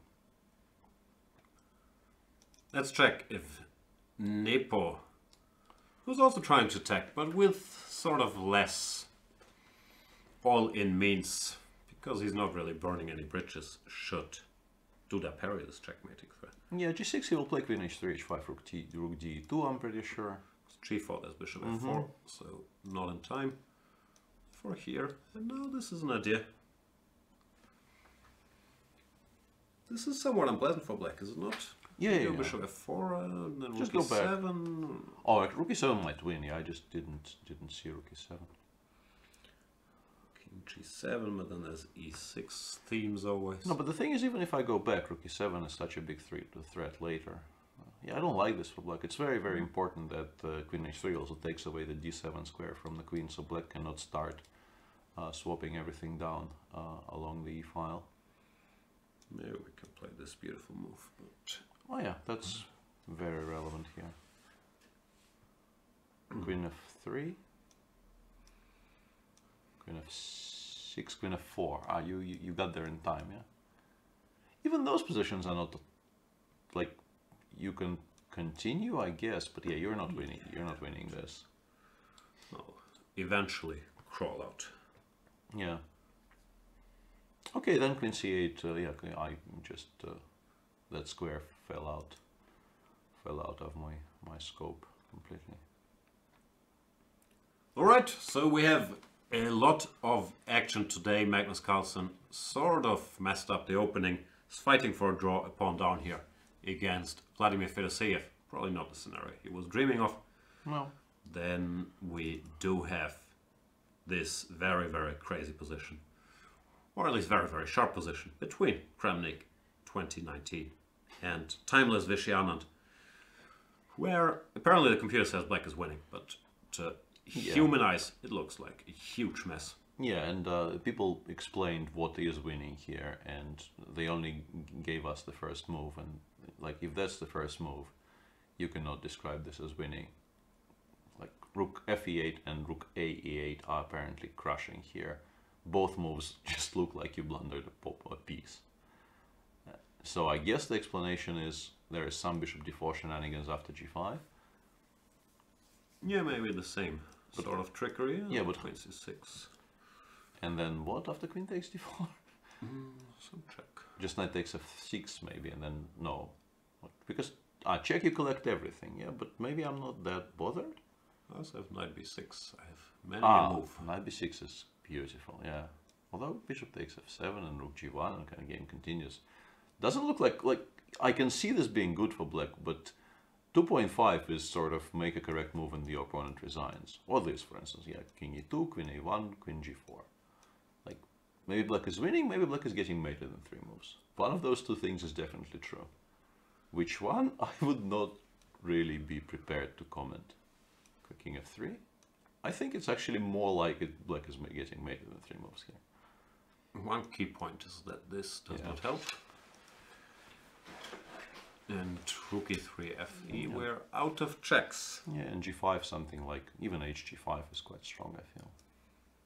Creating eventual mating threats, which will be very, very difficult to parry. And very impressively, Vidit goes g5, b5, just to briefly mention that. He is on point in this tournament. This cannot possibly be an easy move to find. People mean business today. This is gonna be a fun round. Anish Giri somewhat better against Ding Liren, but more quiet position.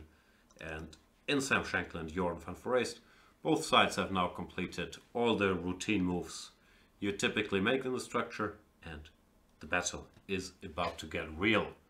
We'll be back with you in a couple minutes. I should point out that in 1 hour at 4 p.m. our time, there is our daily quiz where, once again, you have the chance to win a mug signed by the world champion, Mr. Magnus Carlsen. So, hope to see you guys there, and hope to see you back in a couple minutes.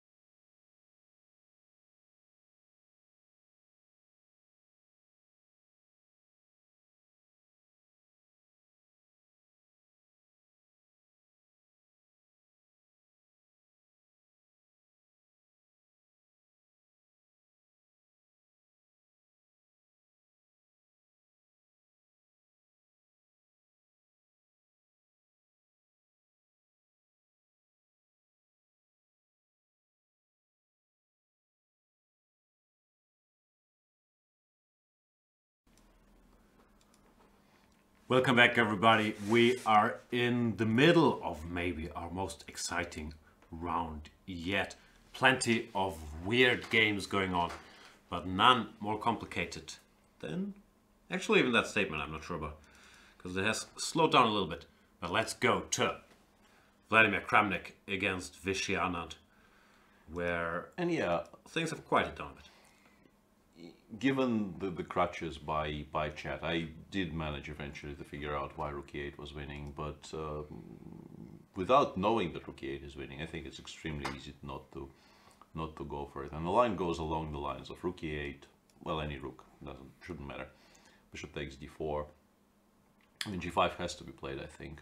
Bishop takes d4, gf simply knight takes f6.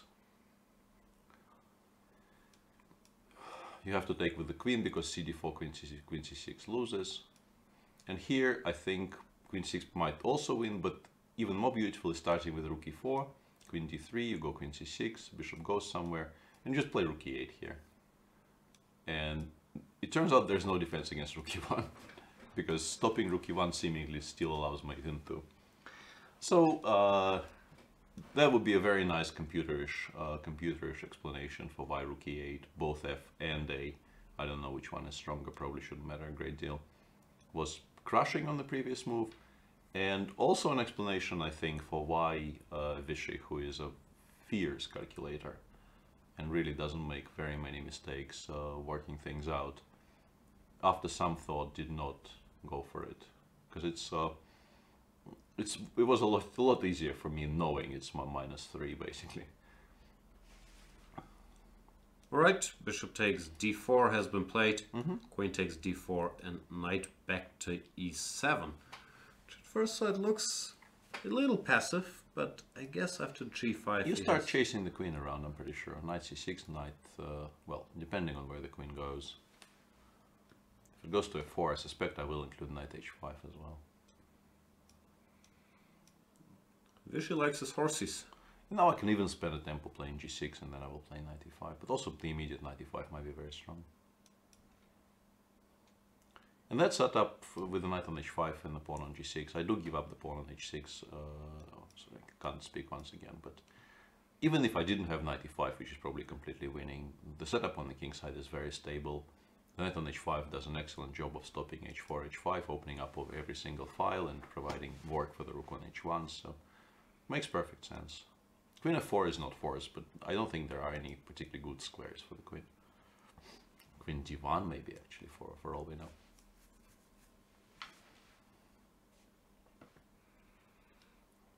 Can I still do this? That's a big question, yeah. Gf you have to take on c4, but maybe you're not unhappy about it, yeah? Because rook g1 you always have queen h3 check, which is hugely important, I think. And fg7, rook f8, I think black just doesn't care. Feels like... Yeah, black will start giving his own mate here, and the pawn on g7 will once again, as usual in these types of positions, will be working very much in black's favor, stopping the attack from happening. Yeah, it looks like Vishy's solution is very sensible. It's just that with the aid of machines, we know he had a much more crushing idea instead of bishop takes d4 there. Can white do anything else but g5?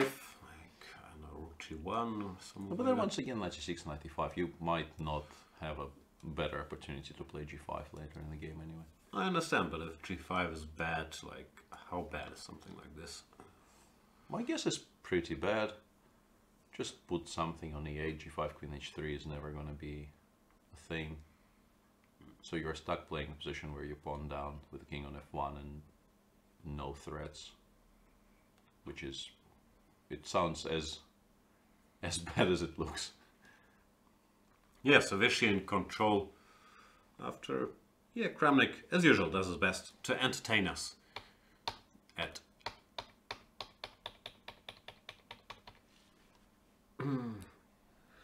great risk, really, not sparing his own king safety material. Anything here.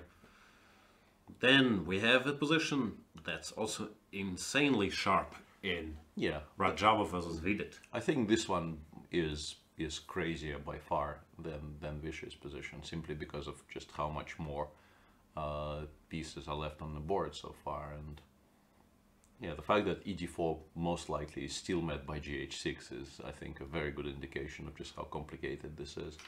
I asked computer on the break, and Peter says ED Rook G1. Don't care. Yeah. I don't know how to react to that. I mean, by this point, we shouldn't be surprised when the machine spits something like this out, but every time you see this, you think, singularity, here we go. Yeah, trouble. Compy, once again, not the fastest compy and so on, but he seemed to think this was the best chance. Because ED Rook G1, he was very happy with. This at least changes the nature of the position. I don't know what's going on. ED 92. He said white was slightly better, but of course it's still a total mess. Yeah. Well, it very much depends. The issue with this line is that follow-up is not immediately available, at least not to my eyes. 94 might just lose straight away to G6, for all we know. And if you don't have 94, what are you even playing in this position? I'm not sure. Yeah, and Vidit took on d4 with a pawn, and now we will see if all this is prepared, because if it was a slow roll. If you blitz out Rook G1 now, that's a good indication. Yes, it is actually, in particular, since Jan kept on mentioning that Bishop d7 is still absolutely the main line in this position. You play Bishop e2, you expect Black to take on c4. If we take this as a potential slow roll, you go Bishop e2, you know Black will take on c4 because Black has been waiting for this opportunity. You take on c4. e5, knight g5 looks kind of horrible, so the move you will at some point at least consider is h7, h6. And then it occurs to you to start analyzing g4. And you could very easily come to all these conclusions that e5, g5 is strong, that b5 is the only move, and if Black eventually does take on d4, rook g1 is very strong. And then you spend some time thinking to give your opponent this idea that maybe all this is a bluff. Yeah, sounds very possible. If h6 turns out to be risky, I'm sure people can find other moves to make here. But h6 preparing e5 is very standard stuff. Alright, we have some action which we should briefly update. In the Giri game, he played rook dc1, bishop d6, a3. Don't know if this was good or bad. And there was some excitement that Giri might have blundered a piece after g5. That's not the case, however. G5, which was played, is met by knight to g4. Nice little tactic. Yeah, if anything, I thought if maybe Ding blundered something here, but no, everything seems to be under control. Bishop takes f4, very importantly attacking the rook on c1 together with picking up the bishop. Yeah, and Giri went rook c8, knight f6, king f7, knight takes h7. I guess Black is just going to play rook c1 check, and then the knight on h7 will get stuck. So Giri took on d5. This is probably just, oops, sorry, just equal now. Well, Black is slightly better. Maybe not much, but the open file is controlled by the black rook. So 95. Can we still play rook c1 check, or? Yeah, I think this is probably a draw. It's probably the cleanest draw, actually. Yeah. Briefly got scared of this, which is bishop c4. Bishop c4, and then we're fine. And the draw I meant is knight b4, bishop c4, knight d3, which is sort of an immediate sign the score sheet type position. This looks quite likely, frankly. And yeah, rook c1 check has appeared on the board, it does seem, which, yeah, never a surprise between these two super strong, well-prepared players. That a draw is coming, because Giri is not yet in the g4, h4 business. Even though I'm sure he's played such ideas in the past, but typically he sticks to main lines where sometimes a well-prepared opponent can neutralize you. Yeah. Yeah, and this is a very, very complicated position. In particular, now that Sam played rook fe1, which is, it's a typical maneuver in Sicilians, and we will, once again, we'll bring up the point that this is basically a reversed Khan, very, very close to some of the lines of the Khan/Paulsen I myself played with Black. And you want to play rook f1, bishop f1, maybe bishop g2 in some positions, but mainly bishop rook e1, bishop f1 to kind of normalize your piece position a little bit. But you might just lose by force somewhere here. Can we actually take a knight h4 and pretend that the house is not on fire? The problem is if you lose here, it's normally to some rook f2, knight e3, and once again you make it to the textbooks. I have no idea if that works, but might as well try. Queen c3, I guess. Just knight d5 back, but I mean... Queen g7 is there, Yeah, that position will be very playable for black, but maybe white doesn't lose. Is there anything here that is winning? You can always sort of bail out. I was curious about this. Yeah, bishop c5. Yeah, bishop c5 is a serious move. The big question, oh no, I wanted to say the big question is can we take on e3, but I think we do lose there because queen c5 check is crushing. Yeah, I didn't want this, but it might still be good for black, because after takes. Much stronger than knight d5, because here there will be discovered check by this knight, probably picks up an exchange at least. Another question I have here, can I go here, or am I overdoing it? Take on e3, take on b2, and there's really no defense against bishop d4? Well, the king can go somewhere, but it's still a move. You still play bishop d4, yeah, that's... Okay, let's calculate. The queen actually gets kind of caught on f4 by g5. That's what I was hoping. Let's see. Queen takes e4. That probably refutes that. No, you take on a1, doesn't refute anything. No, but here g5 is very strong, yeah. Knight f5, and there's a number of moves which appear to be quite promising. But also just gf and rook e7 gives black a big advantage. Because f3 is threatened. F3 is there. And reminder, the rook on a1 is still hanging. And the game Giri Dingleren finished in exactly the draw that we described. No surprise there, but we have plenty other exciting games going on today. This, yeah, low-key is still one of them, because there's no safety for white here, right? Knight h4, you start thinking about f4, for example. Very much so, yeah. It's a very, very typical tactic, which, when it works, is often just completely crushing. Especially with rook f1.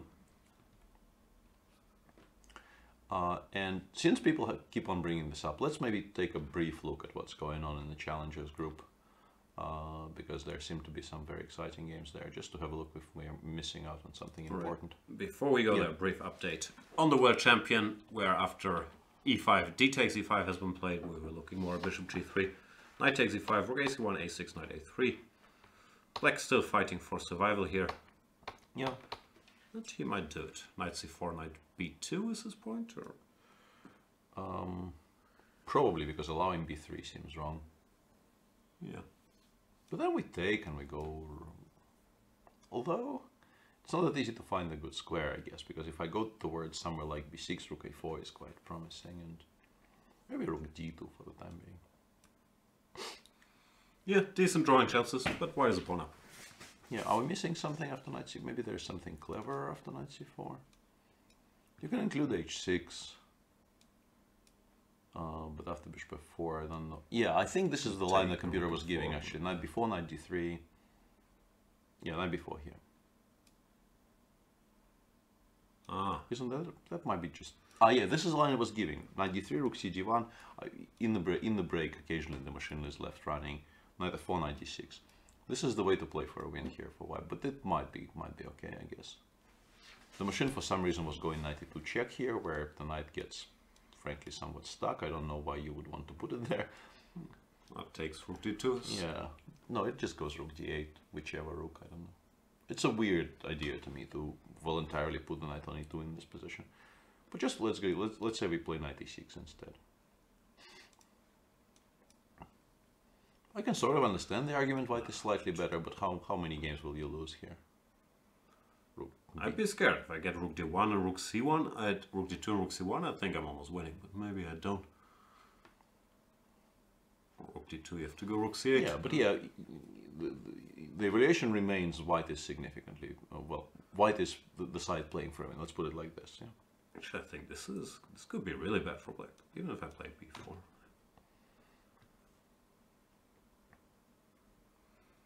I don't like this at all. Yeah, I can see why, but I also sort of I am now in those shoes. I know this is the machine's first line, so. Yeah, I don't know that, but this position just looks bad for me. Typically, if you have two pawns and a rook versus knight and bishop, and you have open files for your rooks, it can get very ugly for black. Yeah, I don't disagree. Don't disagree at all. Alright, challengers, it is. Yeah, there's in particular people who have been asking for this game. Yeah, Yesipenko, Korobov have followed the Grishuk-Dingliren game from the candidates. It's this stuff. This knight takes f7 line. Famously, first played in Vaikanze, I can't recall the year, but like 10 years back, 15 years back, whenever, in a game Topalov versus Kramnik, which you guys might have heard. They weren't always best friends, and Topalov was probably quite happy to get this knight takes f7 idea in against Vladimir Kramnik. It's a long-term sacrifice. White gives a full piece. Says, you know what? I'll need that piece back. I will slowly checkmate you. And it's interesting. It is very, very interesting, and I'm slightly struggling on the exact move orders in that Grishuk-Ding game. I think a4 was Grishuk's new idea, maybe? I can't remember a thing either. Yeah, already a5 I don't recognize. I think a5 has not been played in that game because I think Ding had a very classical pawn structure eventually and almost won on the queen side. And we were also losing in one move earlier, so yeah. Grishuk's idea was a success. Yeah. And I believe Grishuk's idea was also connected to this, which really looks insane. You're repairing the black pawn structure and you're still a full piece down. And you're trading some of your pieces, which is, yeah, it's a very, very strange and a very exciting line. But yeah, this certainly has not happened in Grishuk-Ding. White did not collect the pawn on b5. And Korobov plays rook f5 here, once again re-establishing this. I mean, I think it's quite clearly understood if you just look at the position that knight on d6 is worth more than a rook.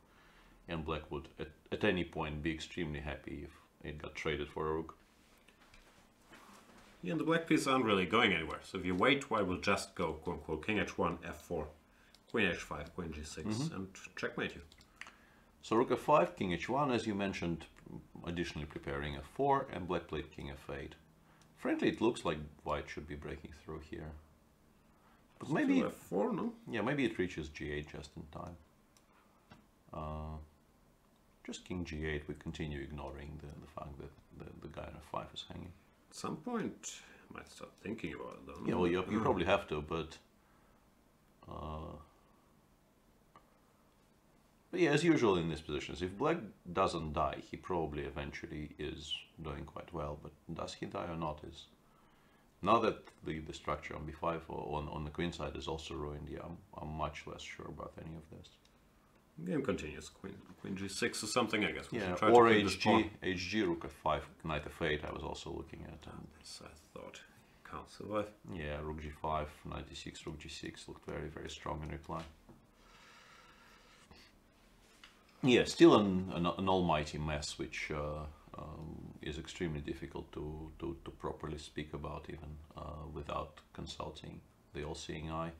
Yeah, this old idea nowadays, knight f7, keeps living on and posing real problems for black, apparently. Korobov, I heard, I'm not sure if this is still true, but I heard he's extremely old school, that he doesn't work much with engines, that he likes to bring chess informants to the game, or to the tournament, and go through them before the game. Can you confirm, deny any of this? I think it used to be true. I don't know if it's still true. I think that was the kind of people were giggling about this at some point. I think somebody, I can't remember who that story originated from, but it was somebody who shared a room with him during an Aeroflot Open. And apparently, yeah, he would just whip out some kind of informant 42 and just leaf through it, stop somewhere, think, yeah, this diagram looks nice, so I'm going to try and get this position today, and that would be the extent of his preparation. But he may have evolved since, because that is an old story. It's a true story, I'm pretty sure, but it's an old story. Yeah, it may have been updated since. That's pretty much where Vichy has, well, Kramnik first of all played bishop to e2 back, acknowledging no immediate checkmate, and now Vichy went queen c6, not knight to c6. What's his point if rook goes away? Does he want queen e4? Or? Yeah, maybe he wants to start chasing. But then Kramnik might make a draw, no? Yeah. Once again, I think well, I don't know about at least my relative sadness about all this, I think is very, very heavily influenced by the fact that I know that he was winning. If we didn't know that his position was so good, you could maybe make some, you know. This decision is very explicable. White still has some g5 threats. If the queens come off, those threats become much less potent, so you want to get the queens off the board. And Kramnik, of course, says no queen exchange. Because now queen e4, I guess he takes, and... Doesn't actually lose because of d5. F5. d5 or f5, and then there's knight g3 check there. Yeah. So if you really, really want, you can still do this, but...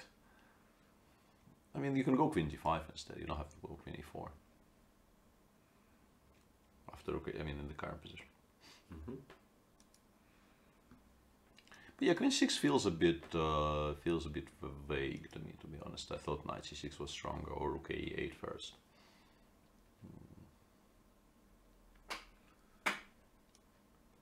Yeah. Looks like Vichy's, which is also understandable. Without the engine, if you get ambushed like this, he's still in sort of survival mode. He wants to make sure he doesn't get checkmated, and probably doesn't consider it a big issue here. How winning his remaining position is. Mm-hmm. Alright, what's... Raja was still in the tank, so yeah, at this point he would have played rook g1 if he knew. I think our idea is debunked by him still thinking here. Jan is slightly better, but queen c8 has been found by Duda, unsurprisingly. It's an important maneuver in these types of positions. Queen e3 is quite smart though. Just in time to re-establish complete control over the e-file, at least for now. But black is also quite safe, yeah. Looks fine to me. I can go here and here now. Mm-hmm. Seems equal. Yeah. The dude play a6, no hurry. No, but basically saying this is the absolute extent of your improvement here. All of your pieces are on ideal squares and you still have no threats. So please show me what you mean. What you really, really mean.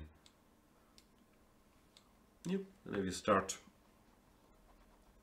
going for new targets, then you're also giving. Yeah, and also bishop b4 will be very annoying because you'll have to start abandoning your beautiful control over the e-file. Vichy does play queen d5, and Rajabov, after some thought, goes gh6, which is not the machine's best line, but a close approximation of it, at least. It's sort of the correct idea, maybe in a slightly different move order.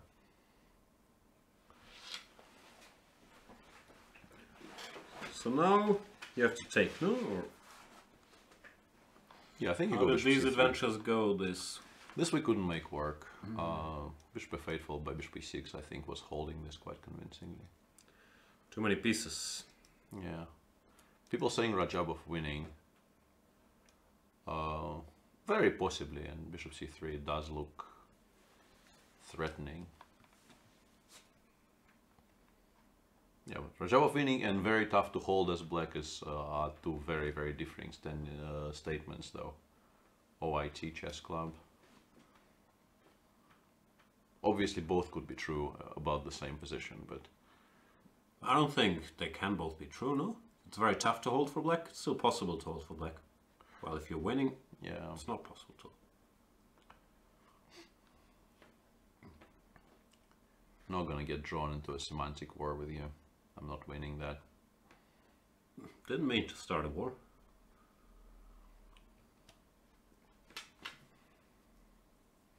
Oh. Let's try and find something to play here. I think knight e4 probably gets just simply refuted by rook g1. That would be my suspicion, right? Yeah, even bishop takes g7. It's just not going to come out well for black. Yeah. As usual, promise g6, rook g6. That bishop on a2 is an absolute monster there.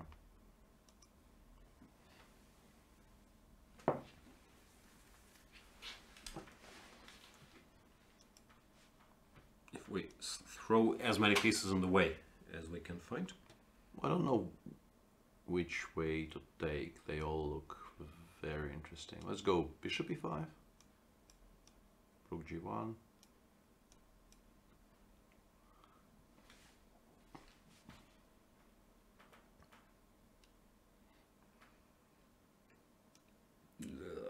Knight e4, but like your expectation of leaving through this is, I think, very low.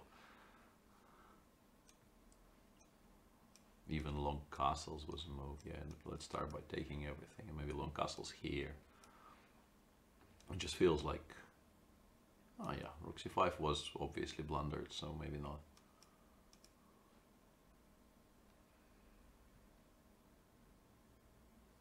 Also, obviously, there was the option of taking with.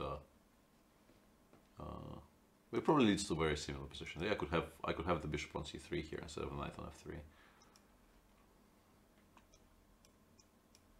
Because you probably still play knight e4. Actually, I don't think you have a better move.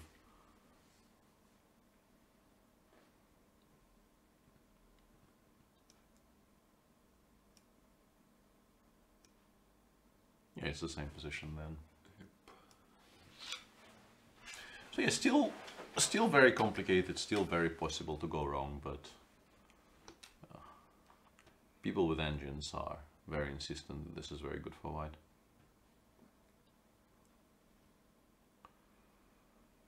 Yeah. What's the clock situation? Vidit 38 minutes, Rajava 49. They are by themselves at this point, very clearly. And Rajabov, as I also saw a question earlier, has not been very active over the last couple of years.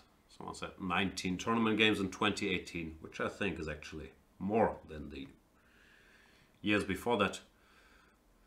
I'm not sure if it's affected his calculation. From when he plays, it doesn't look like he's very tight, but he's beaten top players like Wesley So and rarely been losing any games. Yeah.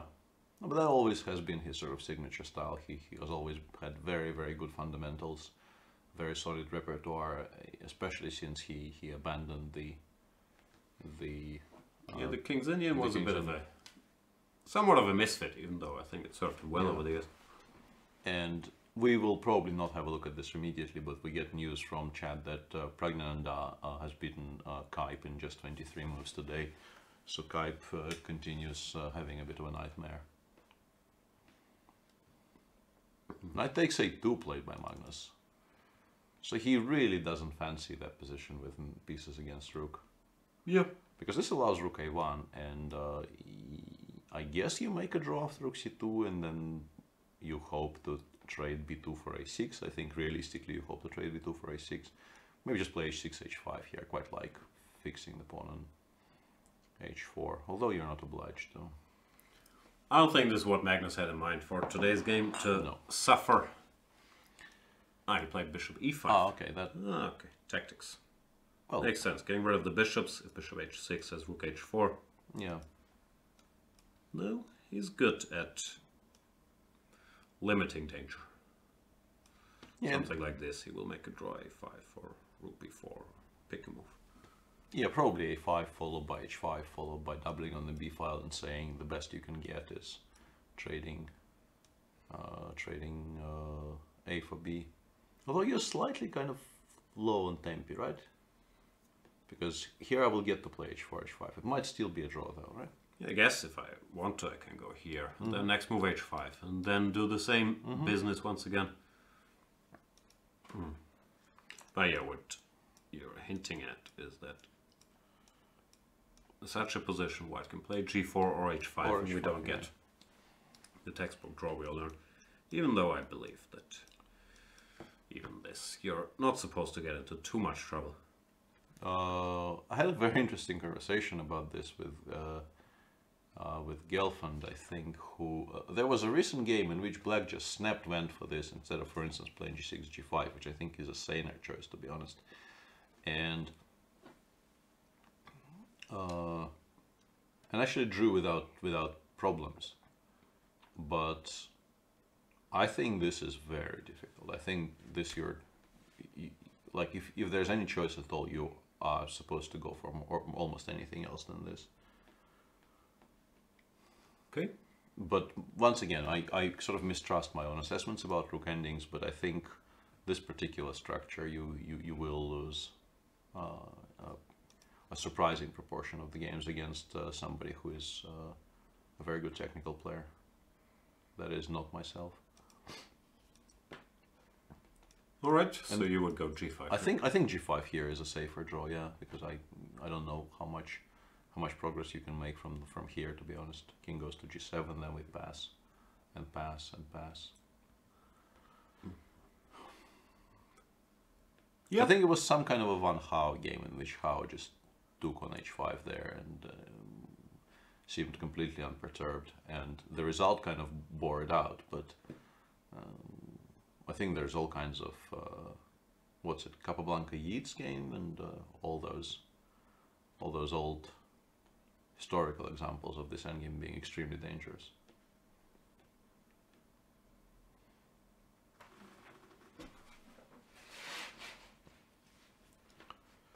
So what's going on? Yeah, this most likely will Magnus will hold this, he won't be happy. But life goes on. He'll still have +2, just as Dingley and Algiri, who drew their game. Jan Nepomniachtchi, the other co-leader. I don't think he's going to win this against Duda, even though the game will certainly continue for a while. Yeah. And that means Vichy could actually join the leading group if he scored a full point. It did seem from his approach that he was more concerned about survival, which is fair enough if he feels like he might get checkmated. Now they have an endgame where Vichy's a pawn up, but Kramnik has the 2 bishops and is reasonably coordinated, I would say. Mm-hmm. How do you evaluate this? I think White is as close to equality as he can be, having given up the central pawn for not very much. And yeah, people correcting me that Yeats is the poet and Capablanca played Yeats. So I had a feeling I was wrong on that, but I had a feeling I was wrong because I was mispronouncing something and I was just actually talking about a different person. That's my very, very deep background in English poetry shining through again. I don't mean a single word of that seriously. So you don't have a deep background in English poetry? No. I don't think Kramnik has either. Yeah, but he's less upset about that though. I am somewhat upset. Not upset enough to read any English. Yeah, obviously not, but well, I have read some, and I can even quote some if people push me, but don't push me. I like Rook d3. I think it's a very sensible move. Wonder why and what else could Vlad be preparing here? I think about g5. Probably, yeah, but you're not going to give mate, and g5 is just giving black additional squares, I feel. You tell him that. Yeah, Peter, the mistake in your video on the h4 Grunfeld, is it corrected in the files? Probably not yet, no.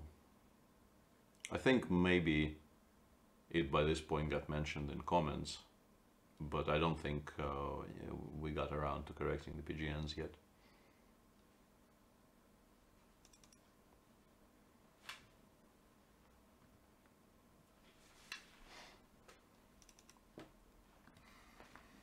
Vidit has played bishop to e6. Yeah. But the question is, how do you reply to Rook g1, I guess, yeah? The answer is not g6, because we can still take and mate next move. So, here. This scares me a little bit. Yeah, I feels like something connected with knight g5 will just crash through. Maybe take on e6 first, actually. I like taking on e6 first here. And then going knight. Although, yeah, no reason. What you were doing is also perfectly fine. Because the biggest threat here, okay, h7. I was trying to make h7 a bigger threat. The bishop takes f6 followed by queen h7 mate is probably pretty strong enough. And yeah, feels like black doesn't have nearly enough extra material to be able to weather the storm here. Yeah, if you get too creative, you just lose the body count all of a sudden. I did say h7 is mate in 2, and you failed to do it on sort of two separate occasions now. I'm very sorry. I need to get grumpy about something, right? Why? Well, to sort of reaffirm the stereotype. So you think people have a stereotype of you being grumpy? Yes. Okay. Well, I I think haven't heard that. people have a stereotype of like people of my age and above being grumpy. There's even a TV show specifically called Grumpy Old Men. So you're claiming the get off my lawn old man mountain now at 43? Yeah, I mean, it's never too early. Bishop f3 played instead of rook d3. That would be the other choice, but you're left with this rook on h3 not doing very much.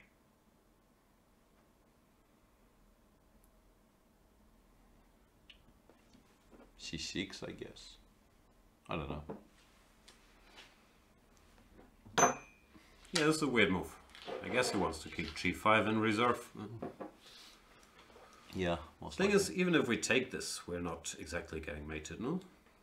Yeah, I don't think we are. Takes a while to get both rooks to the h file and then knight g6. Still never checkmate. Yeah. With the queens off, I think it's very reasonable to expect never to actually have a lasting attack on the king side here, and then you probably want the rook closer to the center, in particular because if black plays c6, the rook is quite well placed on d3 to get some play against the d6 pawn. Yeah, so Vichy is still better. We'll see. With Vichy, a big question is also, does he think he's better enough that it deserves his full attention for a couple hours, or does he think, okay, I'm no longer worse, let's play c6, offer a draw, and go have a cup of tea and talk about Bond 20, what was it, 2010? With Vladiboy, was 2008, no, yeah, it was 08. Something curious happened in the Mamedov-Rapport game, which we haven't visited in a while. Shah just played knight b3, d2, leaving the pawn on f2 on freeze. I guess his point is knight f2, rook f1.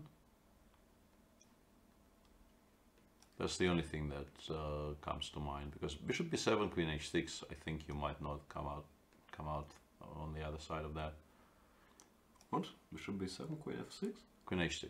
I thought was Uh-huh. extremely strong there. The idea of knight takes h3 after bishop g2 and then f4. I mean, it's not going to happen, but it's a beautiful little line. Bishop g2 just take, queen h, bishop h3, f4, and yeah, probably resigns. Completely irrelevant, obviously, because that's not why he played knight g2. He's not going to take on b7. I think the rook f1 probably is the explanation. Because rook f1 forces the knight to go back as far as I can determine. Can't find any intermediary moves here. Action. Ah, this is maybe an immediate draw. Yeah? Maybe even, no, hang on. Takes, check, king g1, takes. Can I play rook f2? I don't know, it's just throwing it out there, might not work at all, 94. Yeah, knight e4 looks... Actually, even knight f1 works, which is very relevant. Aye. Because I have knight takes e3. Geometry. I have knight takes e3, yeah. So yeah, I guess you force knight e4 black on move 26, and then you take twice, second time, knight and queen you take. The point, I guess, being that because of the back rank issues, black is not in time to play b6. But what happens if I take on f1 and take on c4? This is still very confusing to me. Why is Shah doing this? So if you take on b7 here, you're probably worse in that endgame. Bishop. This pawn looks a little weak. Yeah, you're lucky you don't lose it on the spot. Maybe you do lose it on the spot, right? You do lose it on the spot. I mean, you have to play bishop 6 and b6, but then you're just a pawn down in a bad endgame. So what are we missing? Or aren't we missing anything? I do not understand. Yeah, knight f2 played, so Shah will now explain to us what he intends to do, but Just feels extremely weird to me that he felt the urge to queen h6. Just looks bad, yeah. Why would you do that to yourself? Maybe you're sort of not dying after bishop g2, but why would you ever do this to yourself? Sometimes you just want to feel something. That is true. We can take maybe, no? Yeah, we can take. Although, yeah, and then go back to h6 simply, yeah? Yeah, for sure. Yeah, this is a weird game. There are some questions about the bigginess of Mr. Fedoseyev's winning chances. First of all, I'm a bit surprised that he allowed the h4 pawn being taken. Which I'm not sure if you do that, but it's not an option you have to give black necessarily. Probably want some rook a4 or some move like that, no? Yeah, rook a4 might be very important here. I did not. If not, if we go back and wait, it's normally just very drawish. Yeah. So I would assume you take here, and you play h5. Yeah. And the big discussion is there is a large difference in 4 rook versus 2 rook endgame here, because the 2 rook endgame with the black pawn on h5 is a draw, and also Magnus will not be very troubled holding it. But the 4 rook is different, but might not be different enough. It often depends a bit on the timing. Let's say we get something. I'm not just making moves to show the idea. We get something like this, then it's not so easy for black to exchange a pair of rooks, but typically he can change the forward one. Yeah, chase this forward one around, because this is a typical trick to avoid. But it's very hard for white to get out of this, and by very hard, I mean impossible. Yeah, in this setup already impossible if you kind of unmarry the rook on the 7th. Like yeah, you can keep them artificially, but then you don't keep that much pressure. Sorry, let's say. Yeah, but then black can start chasing whichever one and something like this. But here, okay. Do your worst. Yeah, I think actually the ideal setup would be one on a7 and the other one somewhere around f4. But still, I put a rook on f6. Exactly, yeah. Once again, urge you. Now, I've had these things, but generally, if there's no direct tactics or breakthrough or e5, e6 ideas, black is normally in time to offer exchanges of rooks, which you can only avoid making concessions. Yeah. Yeah, Magnus took on b3. Unsurprising, yeah. And the question is how much Fedos will feel committed to playing this out for another 50 moves. We know this game would have continued forever if the players were reversed, but... Well, I don't think Fedos minds torturing the world champion for a bit, no? Like, it's not no, like he for can a lose. bit, yeah, for a bit for sure, but define a bit is what I'm getting at. Also, another question is, would you put this rook on f5? Yeah, I probably would try to, yeah. Some kind of rook f5 would be too set up to begin with, and go from there. Yeah. No.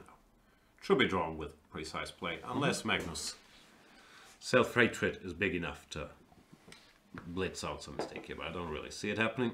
Yeah. The entire sequence has been played out in Mamedjarov rapport. Maybe he wants queen g2, but once again, let's say you would trade e3 for b7. You're not better. If takes, you want to go queen takes. No, I want to go. Ah, yeah, c4 is hanging once again. I keep on blundering that pawn in variations. Rook c1 maybe.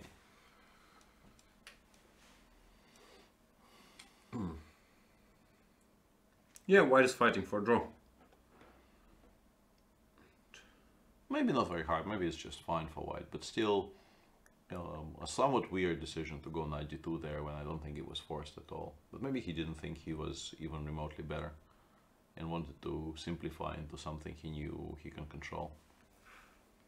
Not an obvious decision though. Yeah.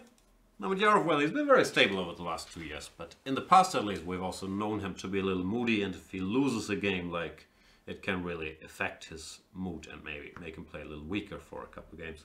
Not sure if that's what's happening here, but he can't have been happy about yesterday's loss against Magnus Carlsen. For sure. 'Cause he played that game pretty well until that somewhat inexplicable mistake on move 44. Not that the move he made no sense, but it kind of loses by force, and also there were options there which looked quite attractive and were actually holding. So the combination of those two factors must be a bit painful. And the machine suggests that we're completely wrong about this position, and white is actually slightly better after h3, h4. Okay, what do we know? I didn't see h4 to be honest. Neither have I. g5 is probably a bit excessive. Still don't really understand why we should be so much better after, let's say, rook f1, queen e3, bishop b7, rook somewhere, g8. h4 is still hugely important because then both the bishop and queen are free to do other stuff while going after the b7 pawn. Good job, machine. Yeah. Kack Maschine. Rook d7 played. Is he gonna go h5 or not yet? Well, the bigger question is why can't I take on h4? I guess rook f6. Ah yeah, rook f6 is a good reply. Even though, well, we could have another discussion about how drawn this is. Not that drawn. Not that drawn at all. Yeah, no, this is something you do not allow. Yeah, this is the one white wants with the passer. And here you probably won't take immediately because of jaque mate. But yeah, well, g3, f3, whichever. This is bad news.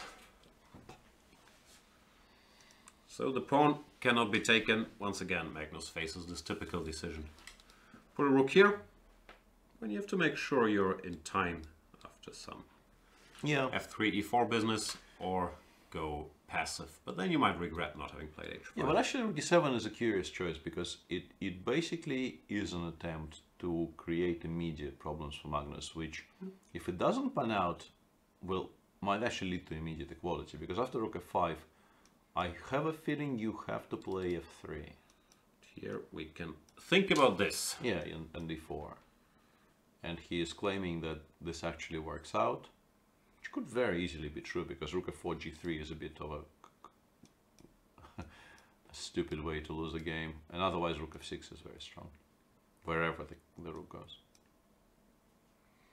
Yeah. Not changing my opinion. No, just showing. And Magnus is not having any of it. He went king to g7, stopping rook f6, and that means after rook a7 he can once again go for his rook f5 business, giving his rook a square on f6. Rook a7 played, rook f5 will be played. No, but now f3 is very critical actually.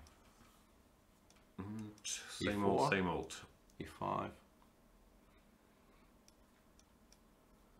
I mean, I can see black losing this, to be honest. Yeah, the rook is an idiot.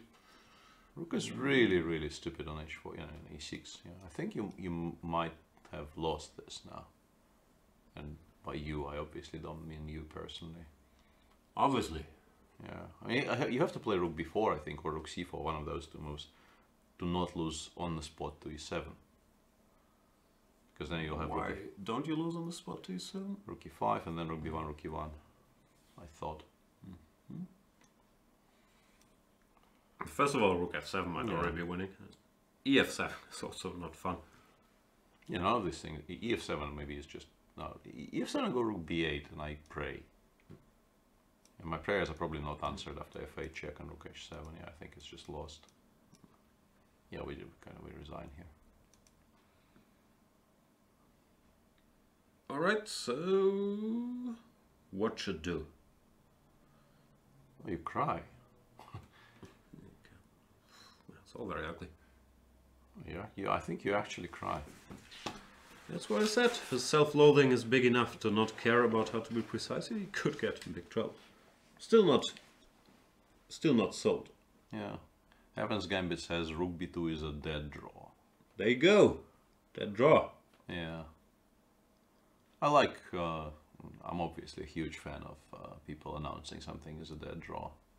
Why? Well... He's probably right. Evans Gambit knows his stuff once the B pawn is gone. No, but the big point, of course, is king h2, rook takes f3. Otherwise, the pronouncement would have been slightly misplaced. But after e4, rook f4, I think if I could play king h2 and then king g3, the dead draw brigade would have been less convincing. But He's right, no? yeah, for sure. Yeah, that's a good move. Now e5, rook e2. We just stop any e6s. Our rook can't be bullied away from this f-file easily. Which means draw. Rook e7, king f8, I guess. Can go here. Although king f1 is a bit annoying.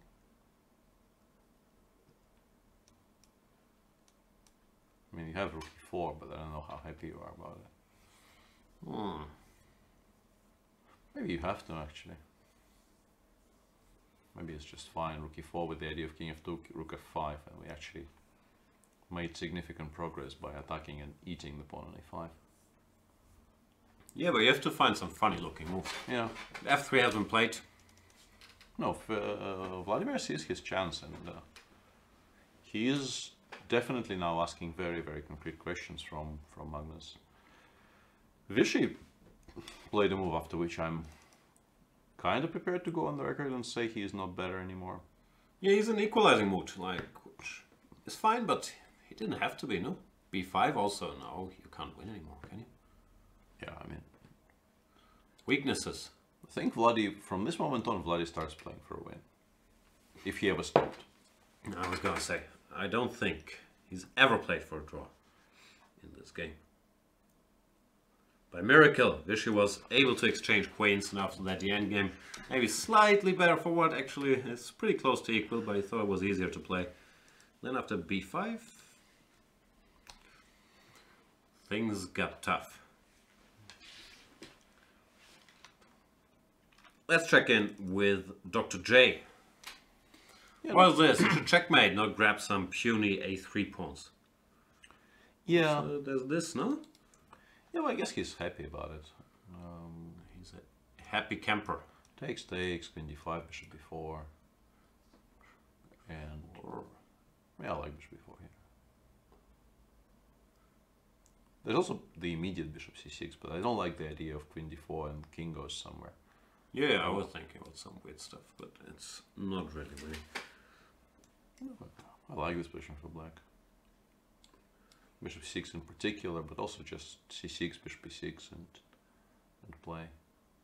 And I guess the move 94 that Sam played on move 15 after e5, e4 was, we kind of ignored this possibility, and it's a very, very relevant one. Come on, go at 4, Jordan. Hashtag YOLO. I don't know if it works, but if it does, you might checkmate. Yeah. And if it doesn't, you're left looking a bit stupid, but He's used to that. he's young and shouldn't care, say we. Let me just ask. My trusty sidekick, the computer. Yeah, mine is 040. 050, growing.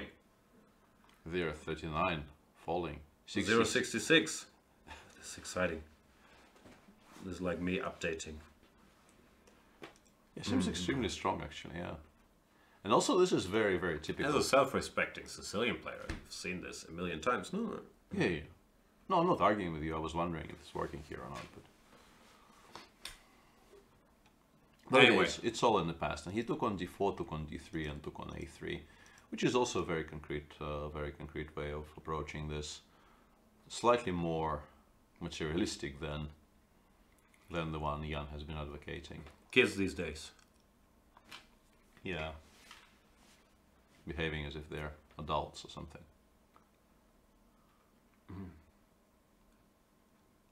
Yeah.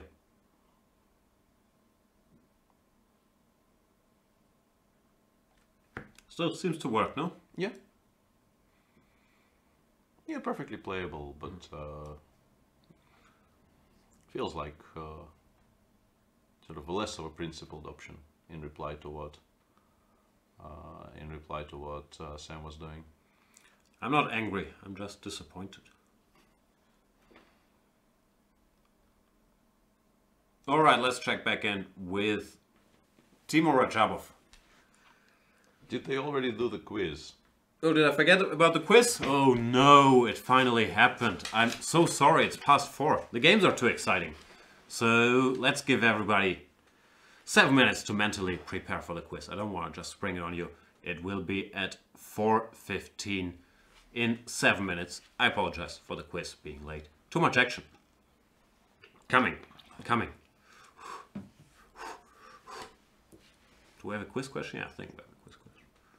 Yeah, it would be cool to do all that and then realize we have no question. And that would give me 7 minutes live on air to think of one and then do some research. That would be sort of proper hijinks.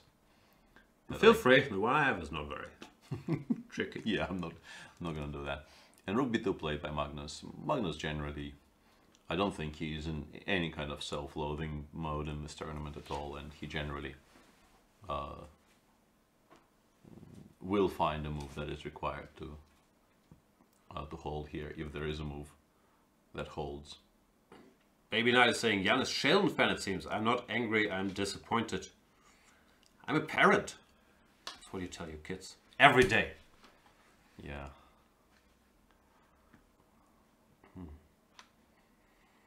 No food. What? No, I'm just mentally going through my household. And finding no food. No, it's one of the... If you disappoint me, there's no food. How would they learn? Before we get angry letters, this is... Support at chess24.com and jugendamt@stadthamburg.de. Yeah, I just want to say I've stayed at Casa Gustafsson enough to state this is not true. So please don't write angry letters. Almost got in trouble there, thanks. Well, you never know. I mean, people writing letters is a real thing. The move Vidit made is a bit confusing to me, but maybe his position was just horrible. Because this seems like after bishop takes g7, he might be close to lost. Or maybe not. Yeah, you take on g7 because allowing h7 mate would be probably a bit of a mistake. And now rook g7, king f8, knight g5. Maybe you can take on h6. I mean, it looks completely outlandish, but maybe you can. Rook f7, king g8. I mean, feels like it should lose though.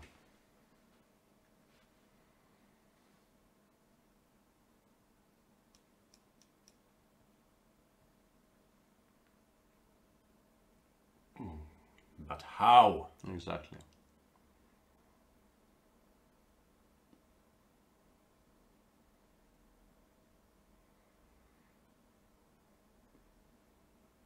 Just some move. That's a punchline. Generating that many threats. Trying to figure out if your "but how" is in reference to the same mermaid joke I thought of, but probably not. Yeah, even 95. I mean, go for greed. Yeah, I don't see it.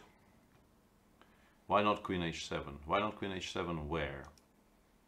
Ah, yeah. Okay. Here, probably. Yeah, probably here. Hey, don't do that to me. Yeah, he took on g7. Black, I think, has to take, and yeah, queen h7 straight away here instead of knight g5. Yeah, that sounds like a good move.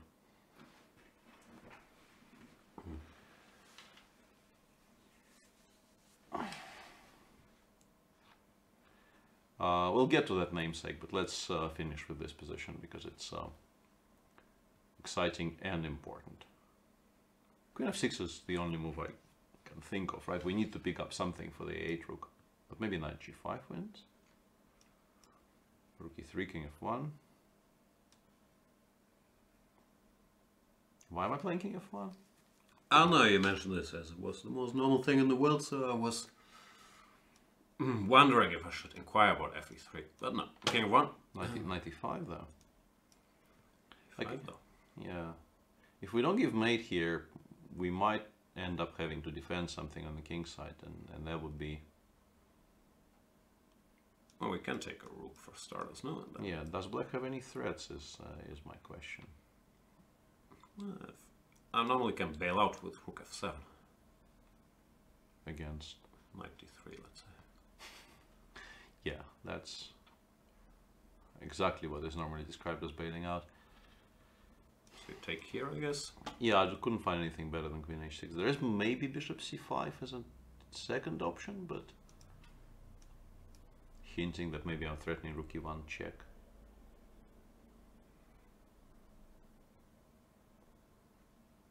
Alright, quiz time in 1 minute, just so you know. The question is not, how do you win this position? Yeah. That would be very, very unfair to our viewers.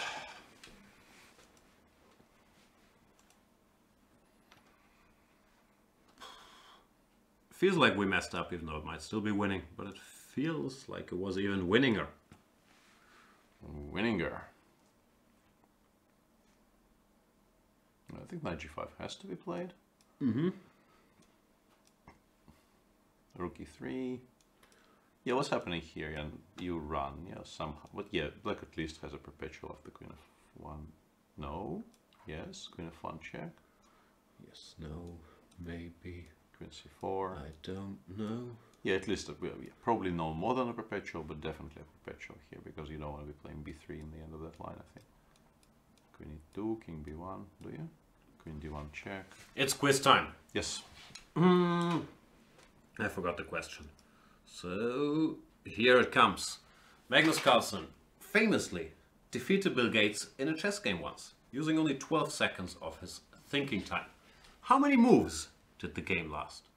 And if you know the answer, you can win a mug signed by the world champion himself. Even though I can't read Magnus Carlsen from this, but we'll take the first letter there is quite clearly the letter T. So it's Tsipayev, Tsadaev, yeah, I don't know. Lots of options. Right. Let's go through the guesses. I saw the game, but I remember at some point Magnus went for something very speculative and was objectively worse for like 1 ply, but he did not get punished. Wow, people were fast and furious. The correct answer is 9. On move 9, queen takes 8. No, queen to h2. Checkmate was guessed and played. We will, as usual, try to confirm who got there first, and then honor the glorious winner. It seems like it might be a relevant question whether you can win more than one quiz during the event. Sounds unfair to me. We have like 5 viewers. One of the 5 viewers should at least win once, no? Can't always be the same people and their fast internet connections. But I don't think the rules specified. You can't. What was the game? Was something like here, d5, you go bishop d3. Well, I don't, but he did, yeah. Takes, I guess here. Queen h5, castles, here. Hang on, am I making it to move? Yeah, he took only 5 here, which is kind of regrettable. Yeah, but... Knight f4. Ah, yeah, it's move 9. Yeah, I was confused because I thought I need 10 moves, but if you take only 5, I actually don't.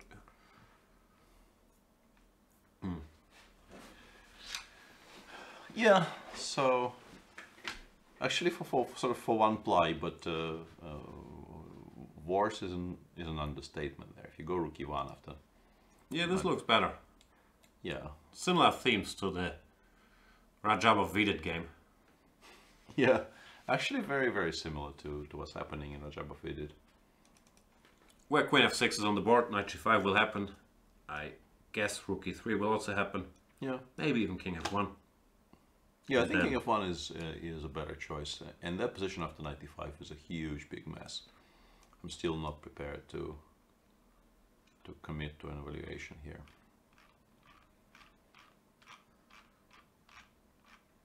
I don't want to honor winners yet, but it would break my heart if Mr. Dochi was second. Which it does look like from what I could see.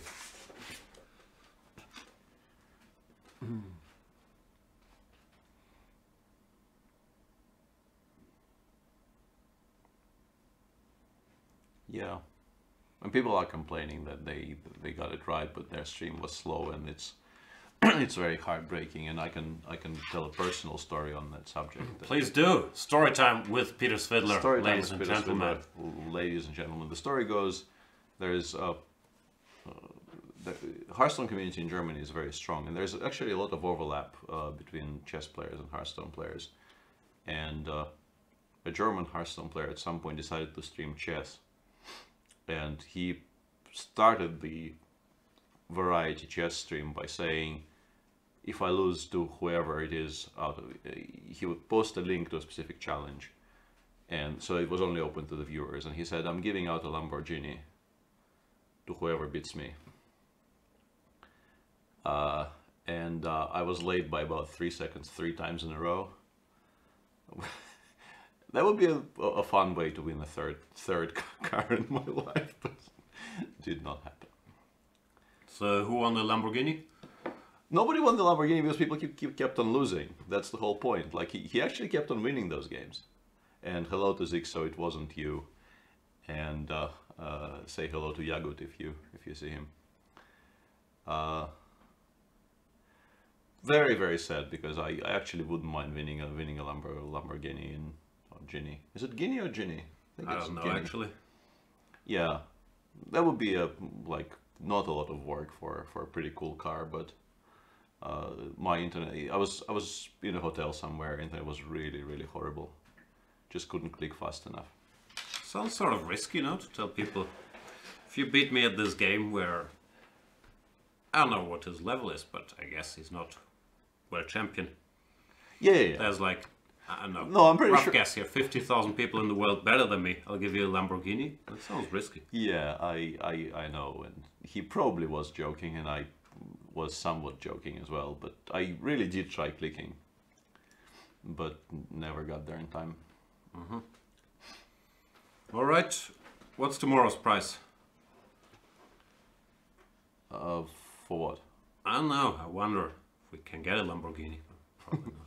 Yeah, I don't think we can get Lamborghini at such But hard. who wants a Lamborghini if you can get a mug signed by Magnus Carlsen? Exactly. Or a second mug signed by Magnus Carlsen? Well, you got rook f5. It's what does he? E6. What's his point? What you want? Seriously though, what's his point here? King f8. Ah, that's clever. Why? What? Clever. Is it clever though? You mean this, yeah? And king g8 in the end, yeah. Yeah, seems to hold. Rook e7. Ah, he has rook takes e6 there. Because I was worried about rook e7, rook h7. But you can take on e6 here. Because h5 e7, h5 e7 check black actually, no, doesn't win, but comes close to winning. Yeah. Okay, fair enough. So he does hold this. We did not see rook f5, we thought he had to play king f8 here, but Magnus is good at working these things out, and he will now. So he obviously didn't blunder e6, he calculated all this in advance.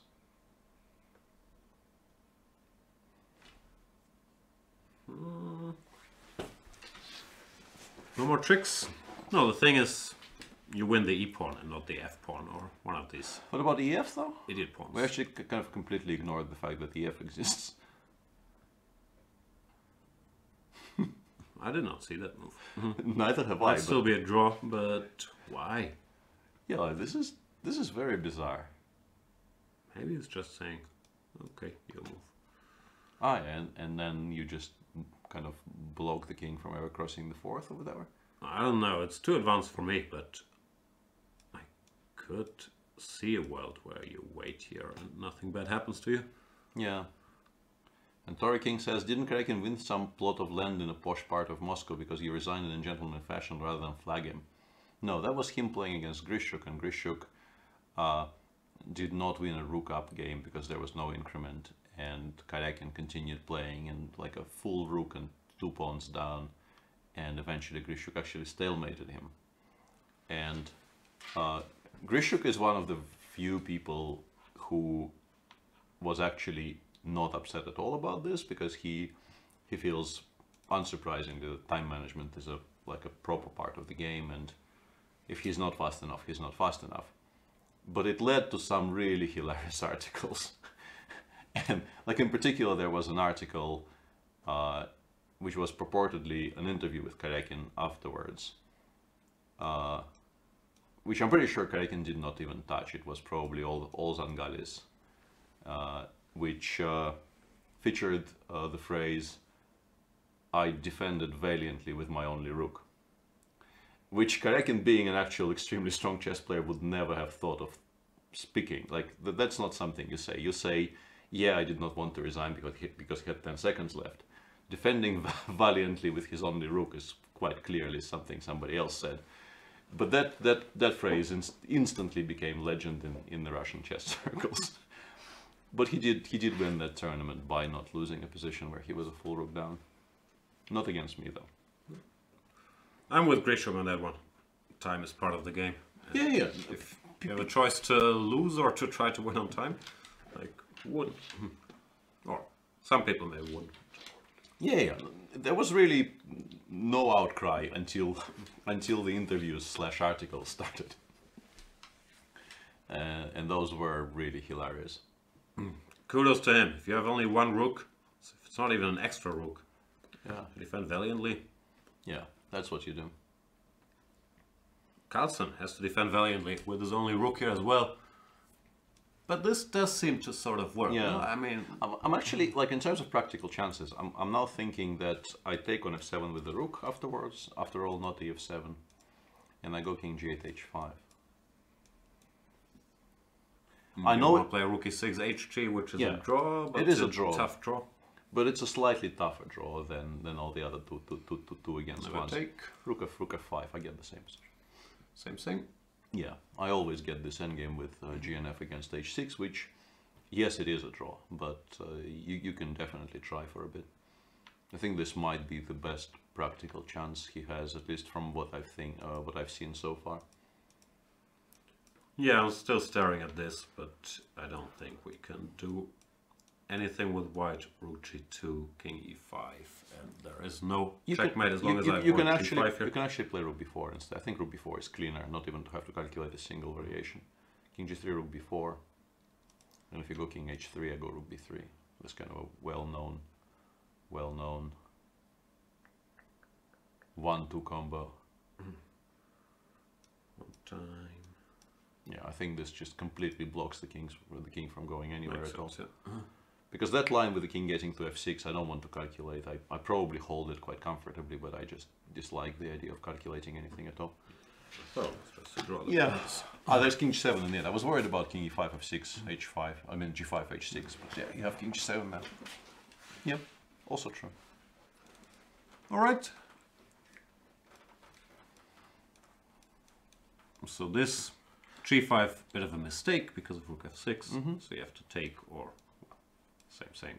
I guess you take rook f5, rook e6, rook h5, and I would lose this, but I do know it's a draw, and I think one key factor is let me try not to blunder my rook, because what I want to show is that often you go h5 and you sit in such a position, even though it looks ugly. But if the g-pawn can't join the party, it tends to still hold. Yeah, and the rook goes to the a file and starts giving a million checks from the side. I mean the black rook here.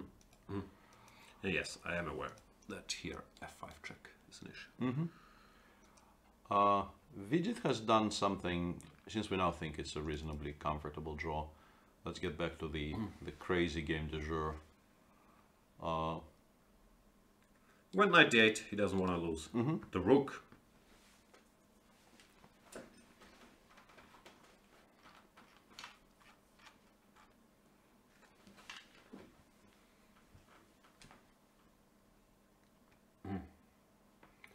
Shaba is saying, wow, rook versus rook, really? I'm not sure it was rook versus rook. We're still talking about the No. kayak in game. No, that was like 2 rooks and 3 pawns against 1 rook. That was my entire You point. have to checkmate in time. Yeah. Rook versus rook. In an Armageddon, I'm not sure what you do. And that I wasn't... think there you give a draw, but... Yeah, and one more thing. You just make 25 primos. That was an over-the-board tournament. That wasn't an online tournament. OTB. Yeah.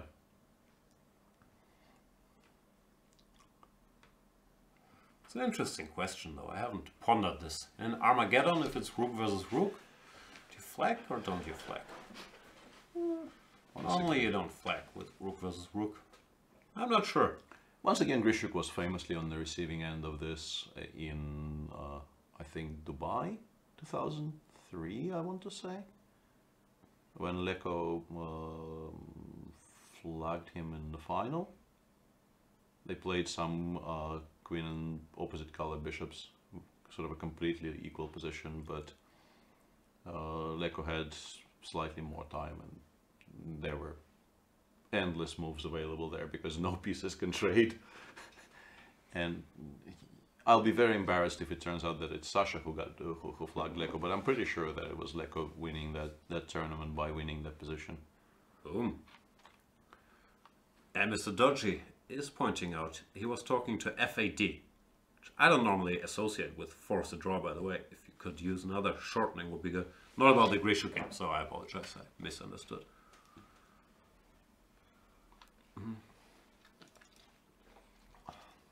What's happening here? I mean, there's h7, but I guess you play bishop g3 and you give mate yourself. Yeah? Give mate yourself. Kind of weird. h7, bishop g3, I can play knight e4, yeah? Maybe there is no mate. And the h-pawn actually prevails in the end. Rook g3. Now h8 is a bit of a threat. If knight goes somewhere, I will take on a8. Looks like resigns. Well, rook h4, but I think I give enough checks there to win, right? In some order, rook e1, rook d3, or rook e3, rook d1. I don't know which order is better. I would probably go rook e3, rook d1, so that nothing is hanging. Oh, you make a quiet move. Yeah, that actually might be completely winning immediately, yeah. I like rook d1. It's very nice. Yeah, I fully endorse this. Just keep the king on e7, go rook e3, check next, and take on a8. Very nice. And h7 played by Taimur. Taimur is really, like, if all of this comes off, this will be one for the books.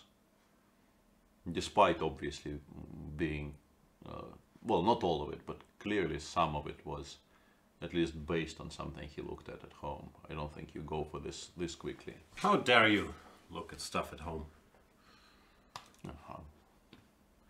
I know you're not addressing this to me, but I... No, not at all. Yeah. Just yelling into emptiness. Yeah, so what's happening here?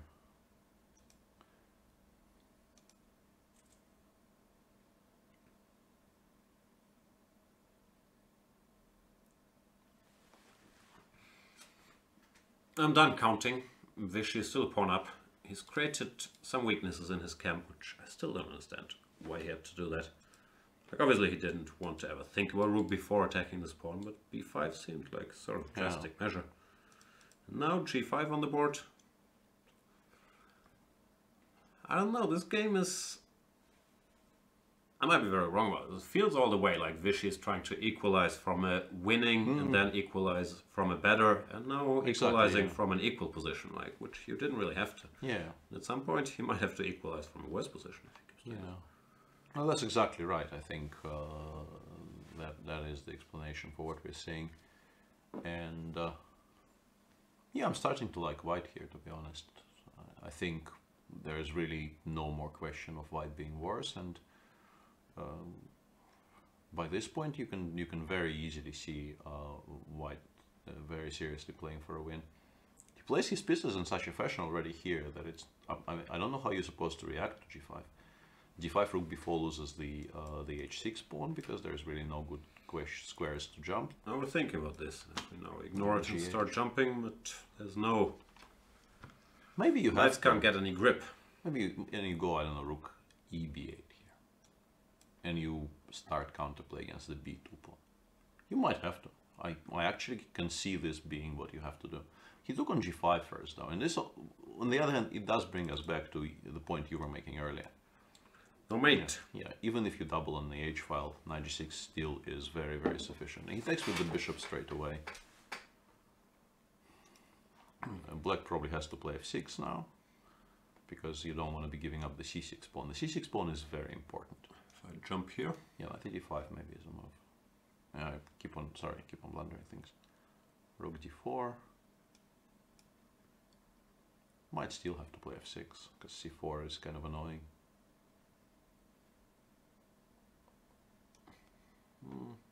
Alright. I go back to D2, I suppose.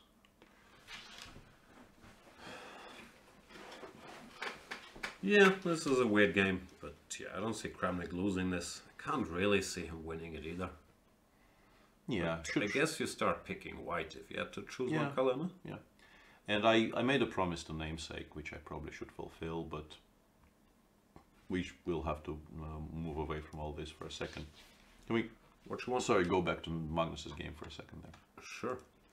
Namesake was asking, how do you hold this position? I guess starting from here even. If this happens, do you just keep the rook on the F file and shuffle and wait? You don't even have to. If the rooks disappear, the rook, I think, generally is supposed to go towards those squares, and there's just never any progress available. Once again, in sort of more demonstrative fashion. Let's say we do give white the absolute maximum, but somewhere here, the one thing you need not to blunder is after rook e, let's say you play rook e2. I don't know, G3, rook E1, rook E7. Allowing rook E2, E6, you might lose. Once again, here King F6 probably still holds, but you have to know that these pawn endgames. And once again, maybe I lost so many tempi here with white that this pawn endgame, even this might be a draw now. But those you occasionally lose. If white has, let's say, a good amount of passes, the correct amount of passes in a position like this. But apart from this E6 idea, there's really nothing white can even threaten, and if you go King F8, it's a draw. So this kind of a setup holds quite easily. Am I missing something? No, I think that's pretty much it. Also, after rook e7, sometimes king g5 can become a move. So e6 is not winning yet, so this is how you better. Yeah, go exactly. King F8. Exactly. Like rook e2, here king g5 with the threat of f6. Let's say we continue losing tempi. Yeah, some endgame like this. Once again, this seems to be a draw. So you probably need to have the pawn on g2 here, but eventually, like in a position like this, if you imagine this with black to move, this might be lost, right? If white just played g3, I don't know how to lose this tempo. Like this, yeah? Mm-hmm. So if you go forward, king g7 wins. Yeah, this probably is right, huh? And king g5. No, this is a draw. This is actually a draw after king f4, 3. But anyway, this is what we're trying to get at is basically this idea of getting the absolute maximum and then giving this pawn away and transferring into a pawn endgame. It's pretty much the only threat white can generate, and if you play a timely king f8, this will not happen. So that should cover the question that Namesake asked.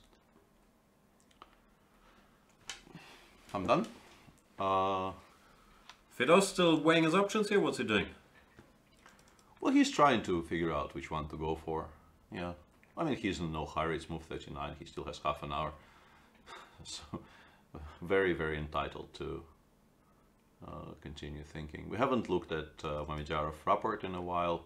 People were saying that white is like significantly better after h4. It really didn't look like it then, and it continues not looking like it to me now, but maybe I'm just constantly wrong about everything. Feels like yes, white is very comfortable now with the king safe and the rook on f4, but the way the pawns are positioned on the queen side, I don't know which endgames are winning, if any. And people continue the whole Peter is mad about the f4 square joke, I think way past its utility date.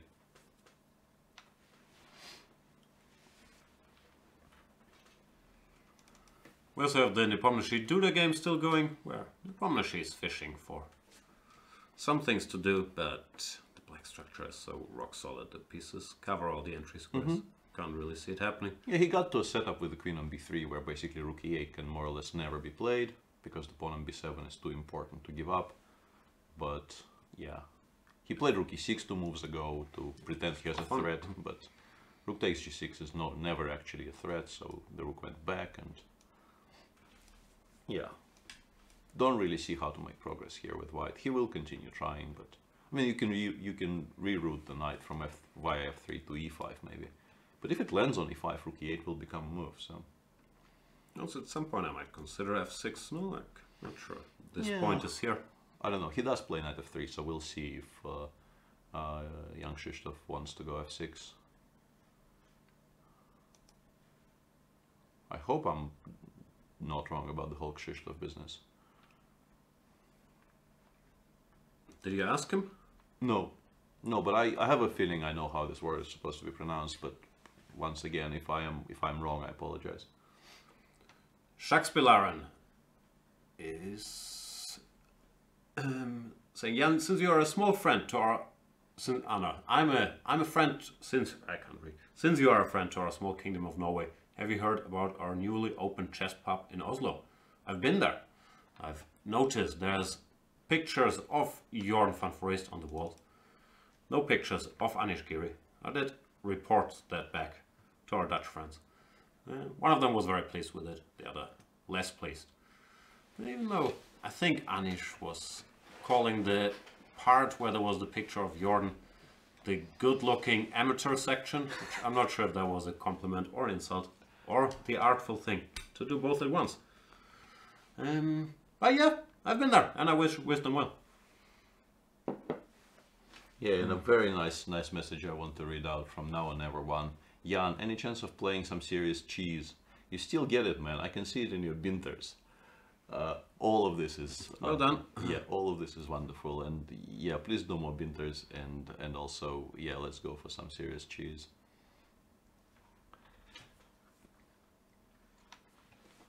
As you can see on this show, basically you can show us a finger and we start giggling. So yeah, please continue providing.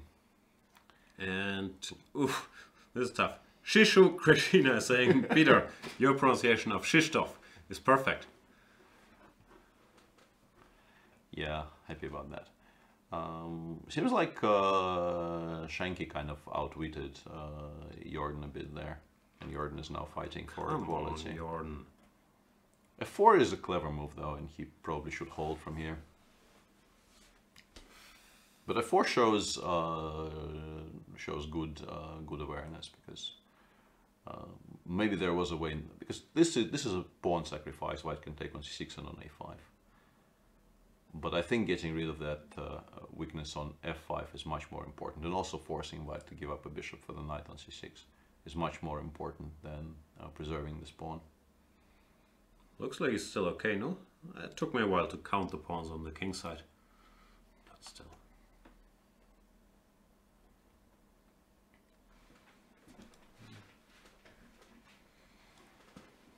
Yeah, white is clearly a bit better after bishop c6, rook a5, but black with this monster on c6 now should be able to hold this. Just take on e3, and regardless of how many rooks White keeps on the board, this should be something black doesn't lose if he's careful. And Chichuku Krishina saying, Jan, your pronunciation of Chichuku Krishina is far from perfect. I apologize. Yeah, I don't do it on purpose. This one I wouldn't even attempt. I kind of know what to do with Krzysztof, but apologies. I'm not going to be attempting this one. I'm sure it's easy. It's just the spelling. I'm sure if you sound it out, you can do it. Yeah. Can you give us a phonetic version of your name? Shishu Krishina? Krishina. I mean, the second part is, I'm pretty sure, Krishina, but the first name I'm not going there until it's provided to me in phonetic form in chat, and even then, I at some point I realized I can no longer read those phonemes. Phony papers. Yeah, the phony papers as well. Queen f5 played by Mehmed Yarov. Yeah. Do you win this endgame? No, you go somewhere. What do you do? No, I think he wants to go queen d7 or something along those lines. Ever have many checks? Yeah, queen e2, queen c4. I mean, it's the problem with queen d7 is that it's a pawn sacrifice for not very much. Yeah, that would be a mistake, right? Right. But bishop g2. I mean, you can play bishop g2, queen c4, and maybe you play. Yeah, but what do you play here? b6 is not a winning attempt. It's not a losing attempt. It's not even a reliable drawing attempt, to be honest. After king g7, like you'll have to work for that draw now.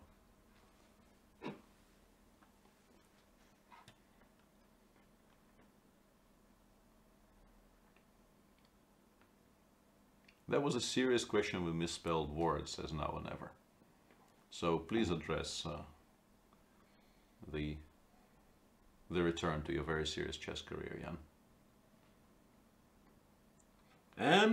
I am going to work very hard and diligently in my preparations for the Thailand Open. And I might play some Bundesliga games. Other than that, if you have a good tournament at a tropical location with somewhat overrated opponents that don't mind quick draws against a washed up old grandmaster that ideally wants to give me like a nice room and lots of money for showing up, then let me know. For some reason that doesn't happen constantly. But generally, no, I don't have any big ambitions as a chess player, apart from doing well in the Thailand Open. That, however, I'm very serious about. Yeah, it feels like queen e5 should hold, right? I don't. Maybe he goes queen c8. No, but that also doesn't work. I thought maybe queen c8 and then king h3. But I can play queen e6 check and just win this bishop ending very comfortably. So that would be about the same amount of mistake as my queen d7, king h3 line. Mr. Dodgy is asking, Jan, if the next candidate is in Thailand, what are your chances to qualify? After everything I've done for Thai chess, which is not that much, I would still very much expect to get a wild card for the tournament. They have to change the rules to whatever. You need a minimum rating of whatever my current rating is at that point. But then, yeah, I think if the next candidate is in Thailand, I'll find a way to be there. As a player, I'm not sure, but I'll find a way to be there, trust me. Yeah. And, yeah, well, rook f7 play, he's still thinking, even though... Come on, Fedos. Yeah, the choice really is on this move, so why spend half an hour on rook takes f7 when I think on the previous move he had no choices whatsoever is a bit strange, but... Well, now it's move 41 maybe. Just want to make extra sure he doesn't lose on time. And Vidya did play bishop g3. I think knight e4 is maybe the only move that wins, but it feels very natural to play knight e4. I'm even slightly surprised that it hasn't been played yet. Maybe he wants to play queen takes b2 in reply. But against queen takes b2, once again, I have a feeling even h8 is just winning. Yeah. Yeah. This I think we covered quite excessively. Excessively, yeah. This feels like an end of the game. And knight e4 played by Rajabov. Seems like Rajabov will win an extremely nice game today, and also I'm very happy about it because it will be a short game for a game of the day. That's always preferable to... Jan kind of took one for the team yesterday, covering the Carlsen-Mamidarov endgame. I would have been so lost there. That's how things goes. I speak great English. Shaba is saying Jan is the Yepeshin of German chess. That does sound like a fair comparison. Say what? Yeah, I'm not quite sure what his angle is, but I do not disagree. I lost to Yepeshin in a rapid tournament not that long ago. He's still kicking. I don't know why you're taking this so calmly. Why wouldn't I? Man is very disturbed. Wow. Shaba, I apologize. I don't think you're disturbed at all. Not Shaba. Shaba is fine, but the man Shaba is comparing you to. I mean, I've grown up with him and everything, but like this is not a comparison that should be, you know, encouraged. All right, I took it as a compliment from a world-class player, but Yeah, I can see your angle. Yeah, I mean, he has Bruce Lee memorabilia in his home. And Who doesn't? I suspect there are some people out there who don't, but those are strange people, I understand. But it's not such a widespread phenomenon. I've watched the Bruce Lee versus Kareem Abdul-Jabbar fight like a million times. So have I. But There was some other question I needed to address before we continue discussing my yeppishiness. I forgot which what is it was. non-existent. Please stop. Thanks. Evans Gambit is saying, Jan, would you play in Granke Chess Classic if they invite you?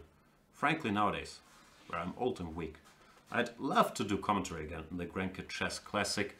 I wouldn't really feel ready or comfortable jumping into a super tournament when my practice over the last 9 years has been the Thailand Open. So no, such discussions might or might not have happened way back, but nowadays, no, I really wouldn't be fun for anybody to watch. Wouldn't be like a fun Jordan Fun for Raced narrative. Would just be like, get this old, washed up Yeppishin of German chess out of there. Yeah, okay. I'm not going to say any more on that topic. And yeah, that position is on the board. Rook h4 is the only move not to resign on the spot. And then I really like Jan's Rook d1. It's by far the cleanest, I think. And it's also very, very aesthetically pleasing to make a quiet move in this position. I don't think we're missing anything. Queen takes b2 just loses to h8 and you don't even pick up the rook on a1. So, yeah. This might be a very relevant game for chess theory, or at least for ideas in this line, because I've seen plenty of games in this line, but I haven't seen this brutalizing happening very often. Appears to be very fresh. Yeah, Rook h4 played. Let's see if Timur decides to style it with Rook d1, or I think check, and Rook h4, you go Rook, let's say Rook e3, doesn't matter which order. Rook e3, King d7. You actually can go d6, c5 maybe. Why would you even allow this? Like, I have no doubt this is winning for white, but why force yourself to even calculate any of this? So yeah, returning to your point, just going Rook d1 in the position they have on the board right now, not our position, but their position, should probably just prompt a resignation. Yeah, no real surprise. Bad king. This pawn about to do the dance with no pants, so it just looks reasonable. Yeah, and it feels like we kind of, well, we didn't really, but the narrative of Vidit not losing rating points in any of the games in this tournament is about to come crashing down. And Rajabov is on +1 if he wins this, yeah? Arguably half a point behind. Okay, Shaba, I wasn't getting annoyed at the Yeppishin stuff, but now you're saying it's amazing that there are 96 GMs in Germany and Jan is still in the top 5? Top 5?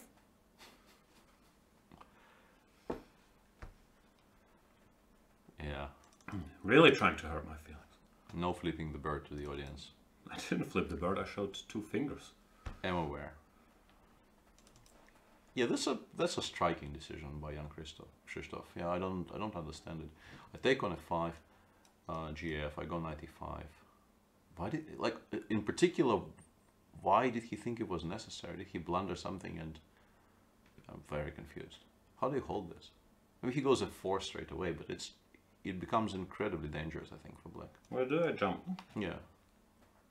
And then if you don't play f4 immediately, I will play king f3. Then I will play knight d3. And then it will go to c5, I think. And maybe you play rook d7, c7, but I think you lose some of these. Yeah, it's a strange decision. And in particular, when I don't think anything was necessarily even threatened. You wait until the knight lands on e5, you play queen c8, then you play rook d8. Why was this bad? Je ne sais pas.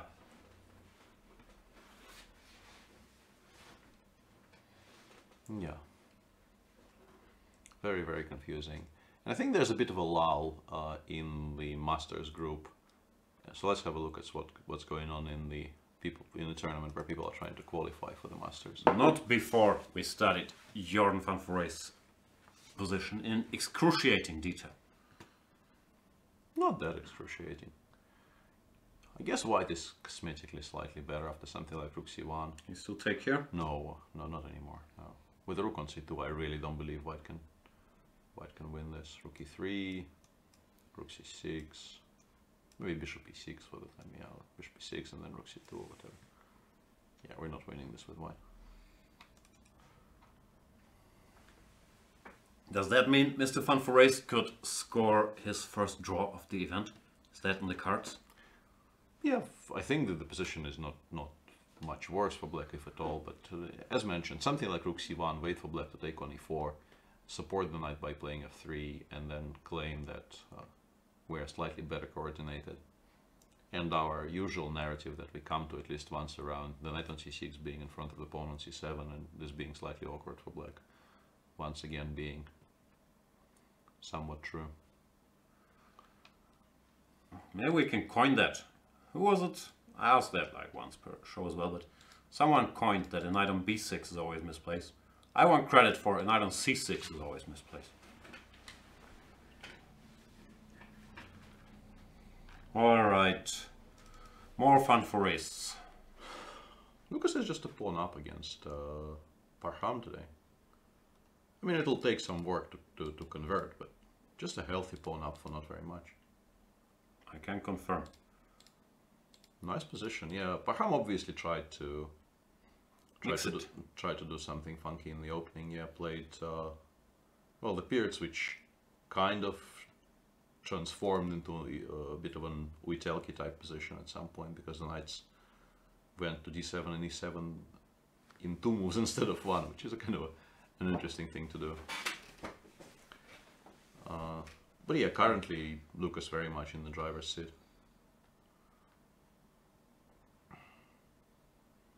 The Sipenko-Korobov game is sort of progressing how we expected it. We think white should be better, I guess, yeah. Swing it! Yeah, actually maybe even much better. And it's because black had to give up this pawn on b5, because if the queenside was still intact, you could play rook f8 here, you'd be fine / better as black. But when you're in trouble sort of on both sides of the board, it's less good. Hot takes right there. How's Vincent Keimer doing? That's the guy we want to see in the Grenke Chess Classic, the 14-year-old. Hope of German chess. I think he needs one more GM norm to become a Grandmaster, even though if you're 2500 rated at age 14, I think odds of you becoming a Grandmaster are quite good. So this narrative, oh my god, when will he make his next GM norm? Who cares? Like, yeah, in this position he needs one more piece. You should not go here because well, he is a full piece down currently. It doesn't really matter where he goes, honestly. I think something has gone badly wrong in the opening, and he put the bishop on g6, and it actually got corralled and captured eventually, which is not something that happens every day. And this line always looks boring, but sometimes I have this trickery, you know, some 95 g4 h4. Yeah, this is what happened.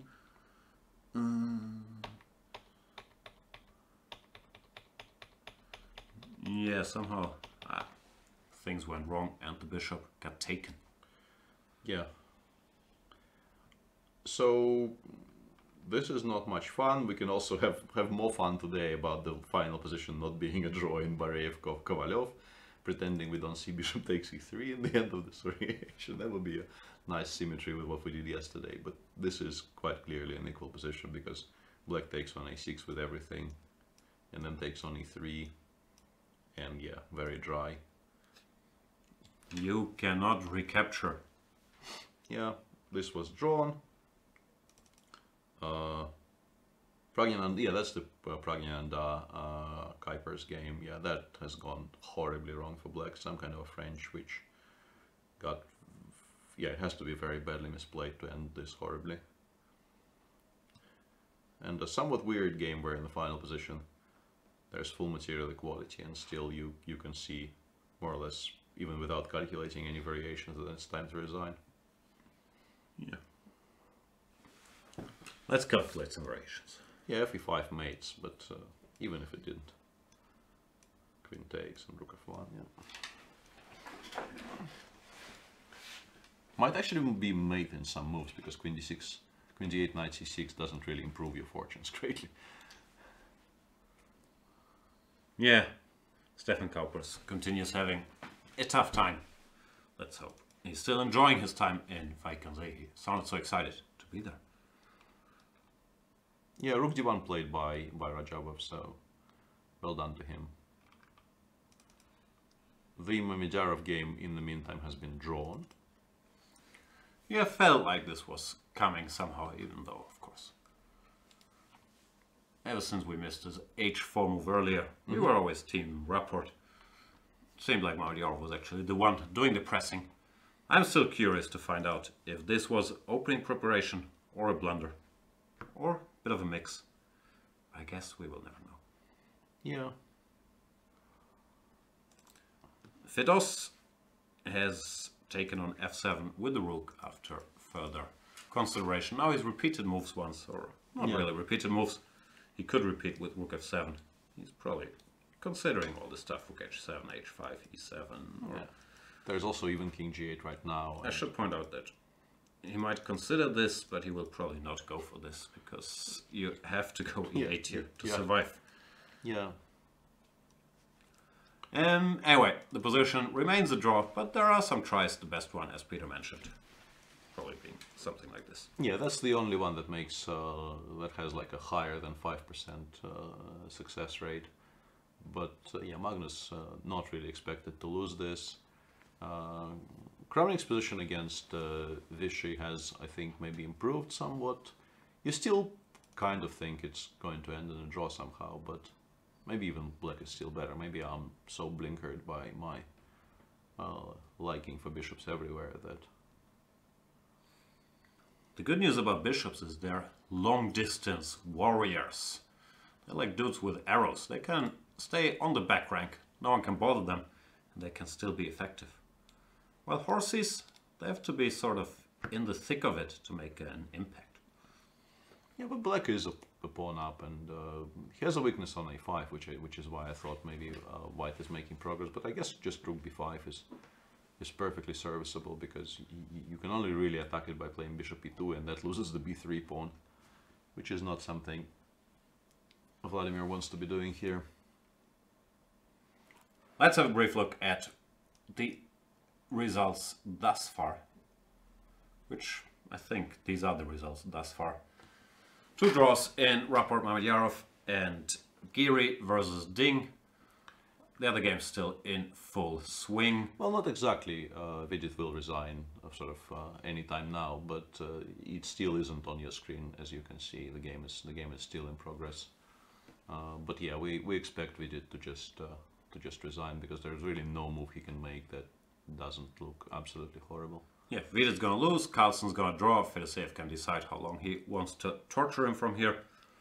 Nepomniachtchi now will torture Duda for quite a while, and Kramnik Anand we were just talking about. That leaves us with the man known as JVF, and known as some other nicknames that I can certainly not bring up on the air, who seemed to be holding against Sam Shankland, even though earlier I thought with some more aggressive choices he could maybe have opted for more than holding. Yeah. These guys, by the way, played each other in the Olympiad. Shankland won that game after Fanforays was fine all the way, but then made, or fine all the way is maybe a stretch, it started being a slightly worse endgame, where Jordan made a blunder, after which he had to resign immediately. Yeah, pretty much. So there's some history there. And well, Vidit, instead of resigning, took on h7 and giving white an option of picking up either of the 2 rooks, which is a kind of a funny situation to find yourself in.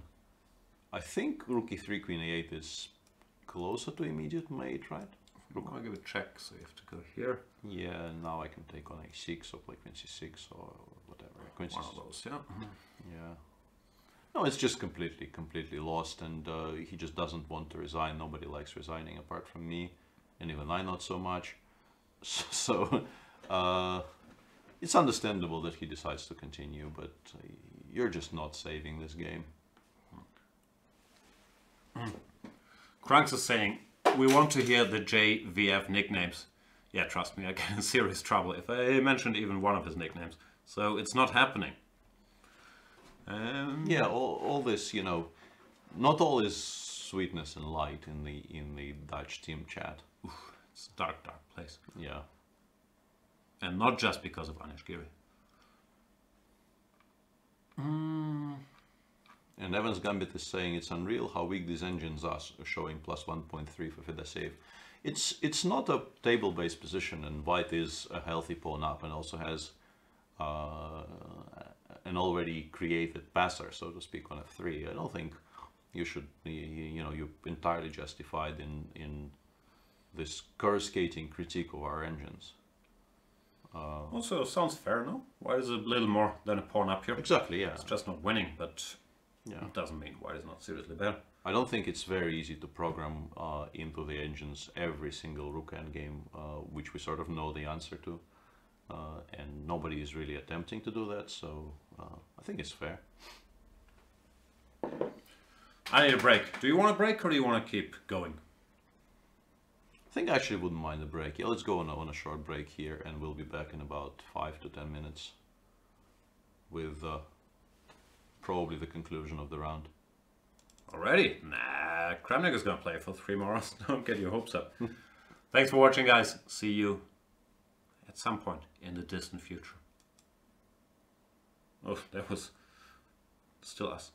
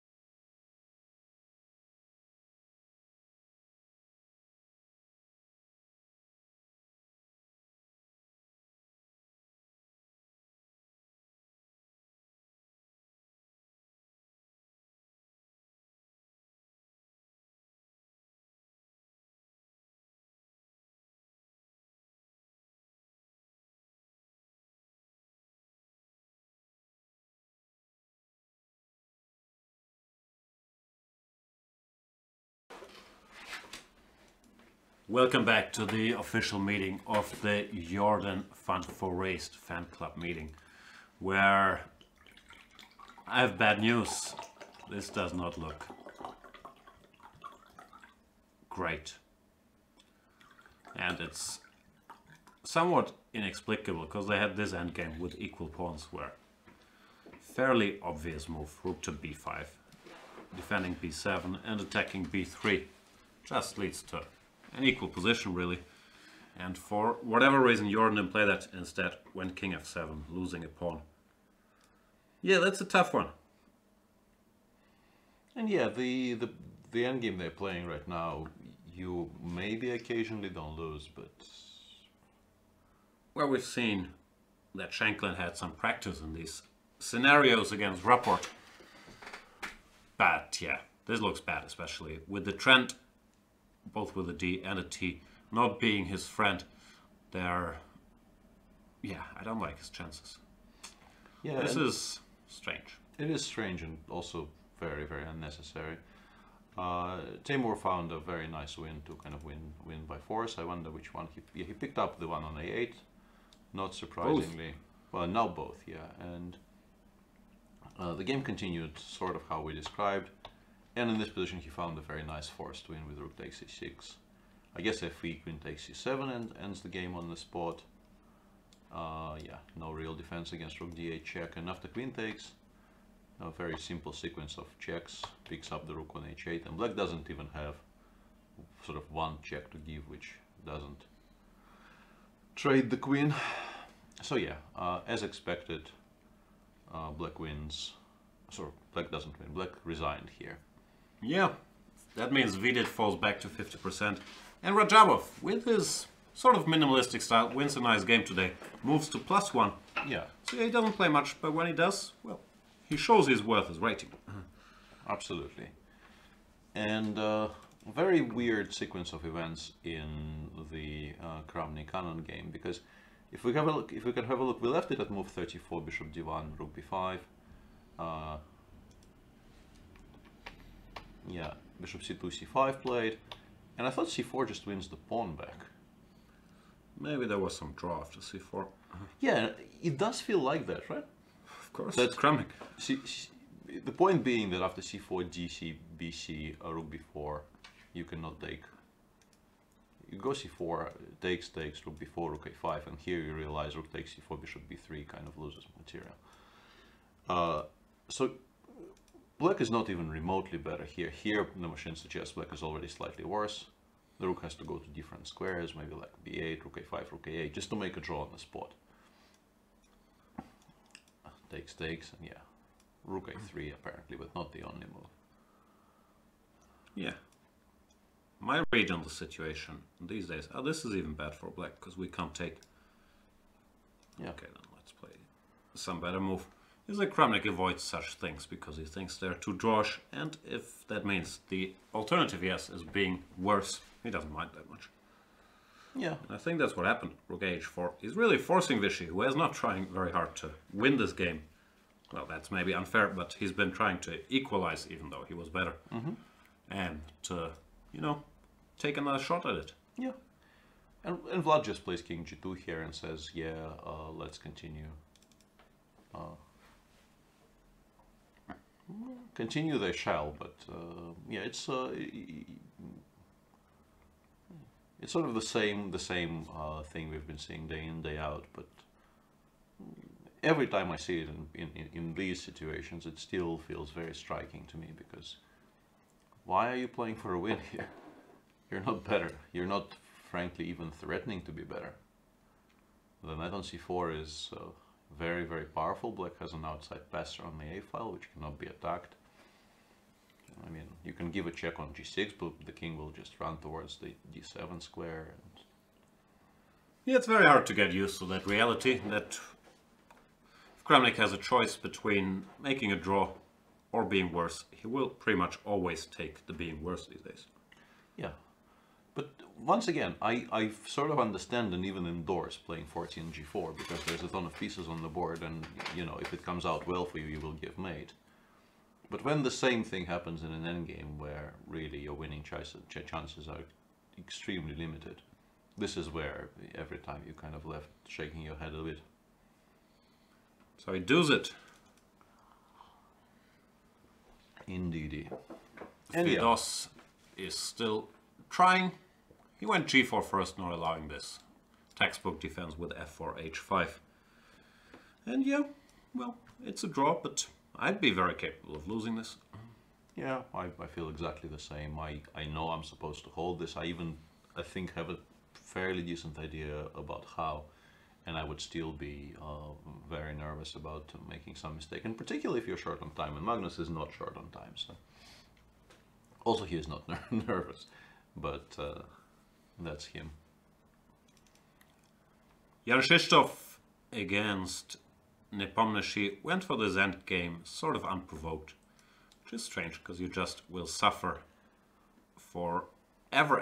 The question is still if white can break through, black is just gonna sit. But it's a tough decision. Yeah, rook g8 sort of hints at playing king f6 and then taking on f4 when it appears to have the rook g4, maybe rook e4 idea. Maybe that's how he is planning to combat it. Right. And that does, I mean, if one pair of rooks gets traded off here, you're not winning with white. So yeah, that is a very valid point, and I'm slightly surprised that Jan even went for this, because he could have put the knight on d3, I think, more or less straight away after this this endgame appeared, instead of knight g5 in this position. Why are you not playing knight e5? Maybe he felt that if he allows one trade, yeah, once again, maybe just rook f8 here, knight d3 and rook e4, and I thought knight c5 was very annoying, but maybe once again, if one pair of rooks come off, is just not enough.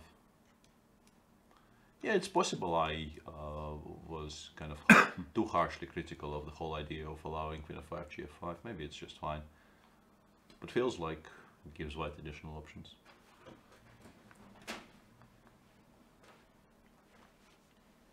Svata is saying, video isn't working, please. Alright, I'll switch it on. No, I hope it's working. Maybe refresh your browser. But that information won't help you since the video isn't working, so you can't see my pro tech Jan tips. Yeah. Yeah, Magnus played rook g1. Yeah, and once again, king f3, you give more checks. Well, rook d6 check happened, and after king g7, you will play king f3 here, and if you give too many checks and drive the king towards f5, you might. You have to be careful. Yeah, you probably go to a1 here, but still king f5, king e6. How is this? I'll bungle this just for our information. Rook a4, we lose. Yep. Here, at some point, the f pawn becomes a bit of a force. Yeah. So instead of rook a4, apparently this is a key move. But we're already dancing on the verge of disaster. I've seen this defensive technique, but I would never be too confident that it actually works. It's scary. It's scary, and it's actually good that we're putting this on the board right now, because I was not aware this is how you're supposed to hold it. And once again, when you get this position, you probably are semi-forced to work it out at the board, and you probably do play king g6 here. I'm pretty sure I've seen this, or a very similar position, but it's still so scary. Yeah. And I killed 007 says, not used to seeing Carlsen get pummeled like this. I don't know if what's happening on the board right now is called pummeled, but yeah, not the game he wanted to get today, clearly. He, against a wounded opponent who just lost a very, very painful game in the previous round, he obviously wanted a full-blown fight, and well, to a degree that's what he got, but he had 0 winning chances from move like 13 onwards. Yeah, the opening just wasn't a great success, and a lot of the blame, I believe, has to go to this move 9 to c4. And that move, I think, is very, very properly explained by Magnus aiming to go for as complicated a position as possible. It's just not very good. Yeah, it's not like the position is a dead draw if you play the moves we mentioned, bishop f5 or b6, so I'm still surprised by it. Normally, this comes down to him missing something, and yeah, I think your theory makes some sense that maybe queen a6 he did not see coming. Even Amazing. Yeah, apparently queen d7, so it takes and queen b4 was even stronger. We didn't see this at all because I was so fixated on the queen a6 idea. Yeah, but the idea a6, a4 and the pawn on b5 is just extremely weak. Yeah, the lines the machine give here are just scary. The machine suggests the best course of action is to give up the e7 pawn and play for positional compensation, basically. Yes, I mean, you might not lose, but you know, that's not fun at all. Basically, bungled opening by Magnus Carlsen. Or, yeah, just one bad move and you can't recover from that because the structure is so fixed that it's not like you can repair it on the stretch. And again, if he does hold this, and I believe he will hold this, you could still chalk it up to business as usual. Draw with the black pieces against a strong opponent. +2. Tournament goes on. He won't be thrilled, obviously. Yeah. Vladdy. Or the other Vladdy, I should say. Yeah, Vladdy actually managed to... Well, although that's not an easy decision. What's the trick? We have the computer running in case you haven't noticed. Actually, I should. For full transparency, put on the engine bar. This apparently seems to be winning. Knight f5, yeah, this is the point. He put the rooks in such a square that black can actually push the a-pawn past the a4 point. So his point is a4, rook hg4, and then a3 and rook a5, yeah, a3, both a3 and rook e5 just win because, I mean, and king e6 now. King e6 doesn't win. After rook a5 it was, but here it doesn't for some reason. Yeah, because bishop takes a3. I saw king e6 after rook a5 and yeah, and Vishy already did not play it, yeah. He's just not looking for chances, it feels like. Like, he might still win, but he's playing this game very defensive-minded somehow. Yeah. This is not the first such turning point in the game, and once again, we should not be as sharply critical as the evaluation suggests about Vishy's 16th move choice, because he was basically more or less winning by force here if he put any rook on e8. But that involves calculating a line, which it is much easier to calculate if you know the engine evaluation, which we did, yeah. Here, rook e8, rook e4, and, well, queen c6 and rook e8, all of these moves. Yeah. And knight e3 and queen g4 mate. And here, queen c6. Yeah, just want to get to this. Yeah, this is... Even though here we're not even... Yeah. Anything. Well, we had queen c6 before, which was more spectacular in a way. No, that was in a different position. That was starting with gf6 on move 18. Ah, that's the point, sorry.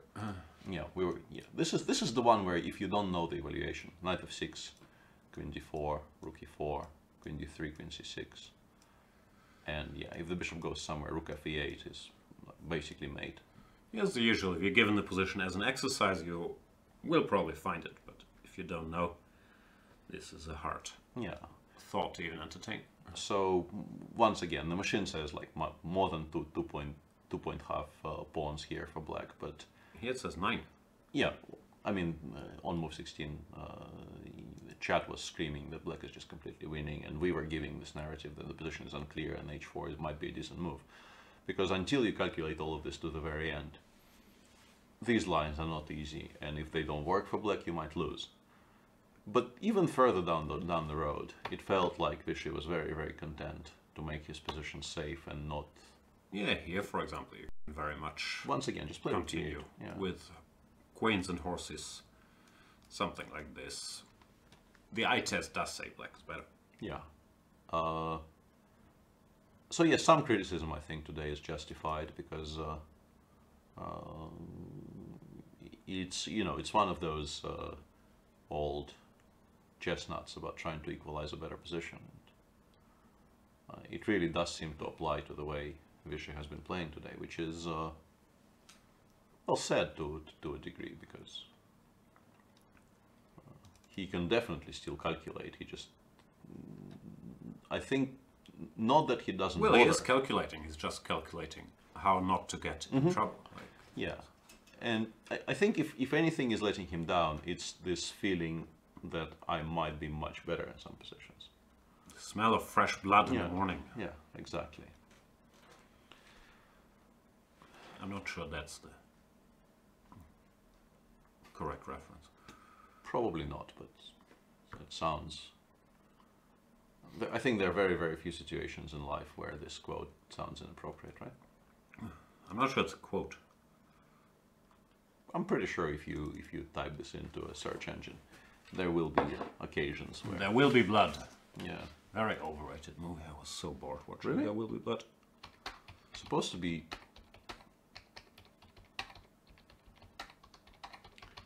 one of the modern classics. And that's why I call it overrated.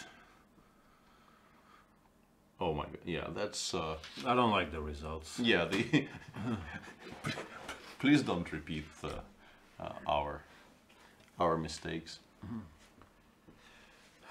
And yeah, continuing the recap, and he does play rook cg8, and I mean he is still actually significantly better, and might end up still winning this game. But well, the general impression he is giving off today is that safety above all. Come on, Vladdy, let's make a draw for old time's sake. Vlad says, no, I really want to lose, Vichy.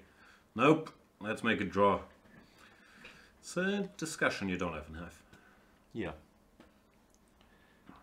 And sort of in other news, we sort of covered the Rajabov game fairly comprehensively. Sam should now win this knight endgame. Yeah, this has gone downhill horribly for Jordan. Yeah, none of this should have been anywhere near the board. This is sad news for the Dutch chess fans, or at least the Dutch chess fans rooting for Jordan. Yeah, this is now lost. That was unnecessary. I guess he didn't like rook c3, and the knight is still sort of pinned to its spot. But you can. I understand, but why lose a pawn instead? Yeah, you can leave the 7th and then go knight d4 next move. Yeah. Run. Like, what's the worst that could happen?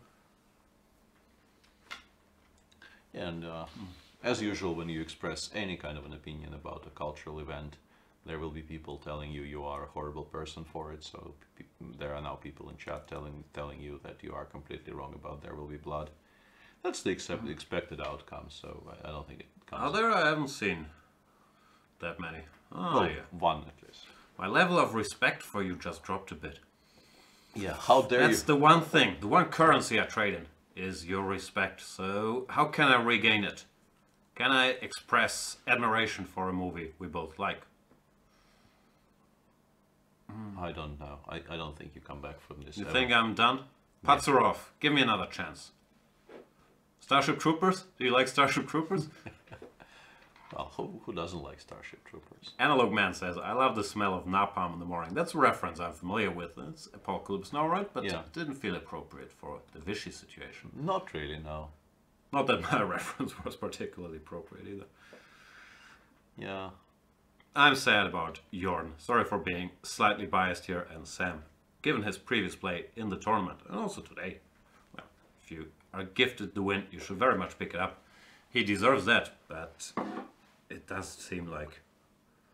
Well, I've already expressed my displeasure about this. Not that I would have liked to calculate this, but it just feels like, as a 19-year-old Sicilian player from both sides, you just on autopilot play f4 here and see where it goes. Yeah. And Jim Geary says you got respect yesterday for the three-body problem, but I think that was mentioned in chat. I don't think Jan actually mentioned the three-body problem. Do you know what the three? I have no idea what that is. Yeah. And now I've lost the respect of more people. Yeah, that's what I was angling for.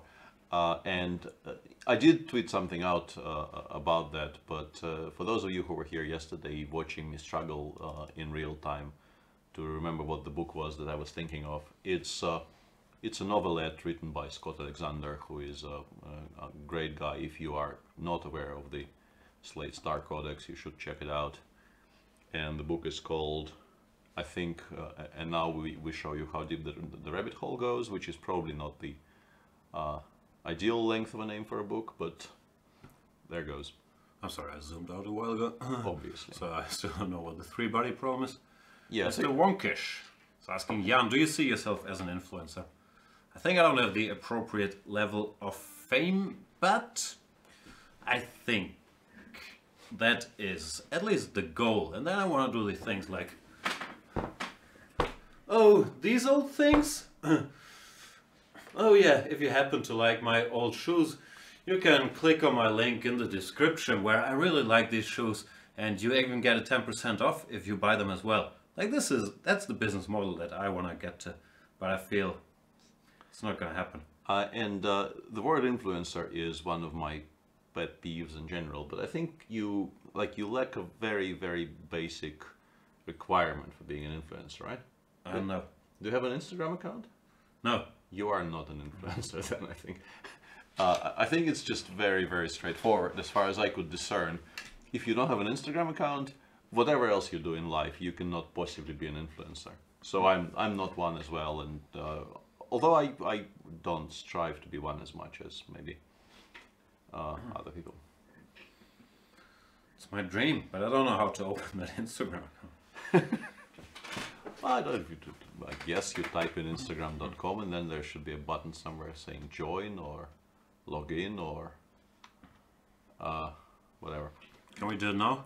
No, Alright. not allowed.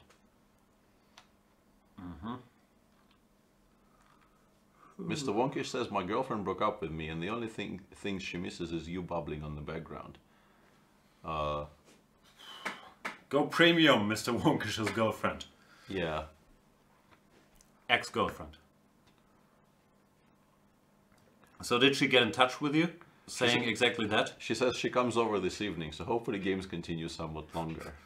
We root for you, Mr. Wonkish. You should give us a timeline for this, and we can maybe switch to covering the Doroshkevich Memorial or whatever the thing is called. That is, well, at least I can cover the. I mean, I'm not going to force Jan to cover that, but there's a rapid tournament going on in Russia, which might continue for longer than this round of Vike, and I mean, we are all for true love and things. So, are we? I don't know. True blood, I mean. True love, I'm not sure. I think it's a good thing. Yeah, I think we're all sort of in favor of it theoretically. Whether we are in favor of it practically is the big debate. Rook d7, Magnus win. Just get the king out of the way, give a check, boom. Boom indeed.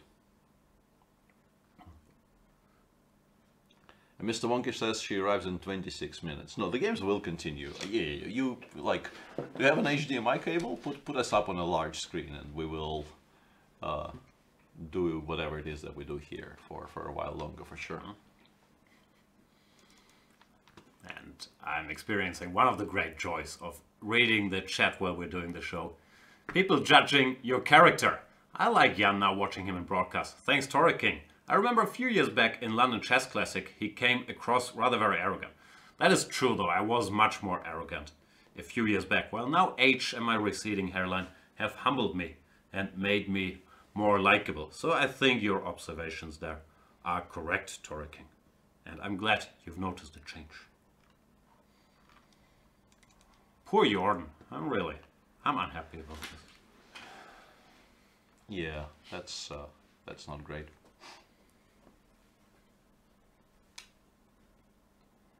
Let's have a look at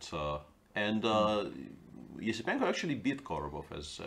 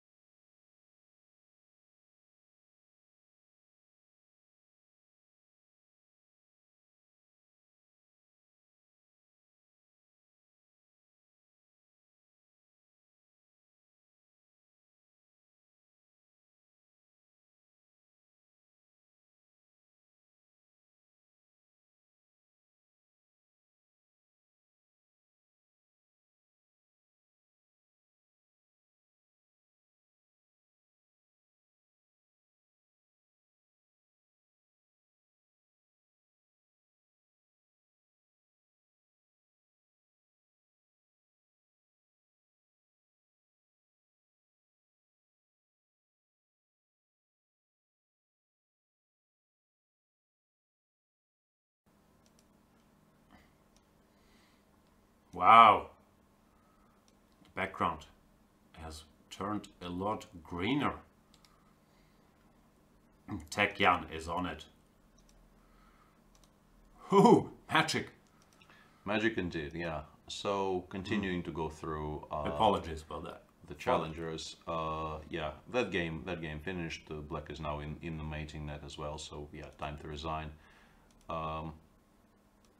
And yeah, these are the standings. Kovalev on 5 out of 7, Yesipenko on 4.5, and actually, yeah, Yesipenko now overtakes a number of people with that victory, including Korobov, who goes back to +1, Bareyev on +1, Glidura on +1, Chigayev on +2 with game in hand. We'll get to his game in a bit, I suspect. But as I mentioned, Dinara is, I would say, winning against Ervin. This should be winning, right? Although some technique will be required, but... This looks a bit like Jordan's game. What's up with my Dutch friends today? Erwin, yeah, he lost a bad game yesterday. Today, he got his horse trapped.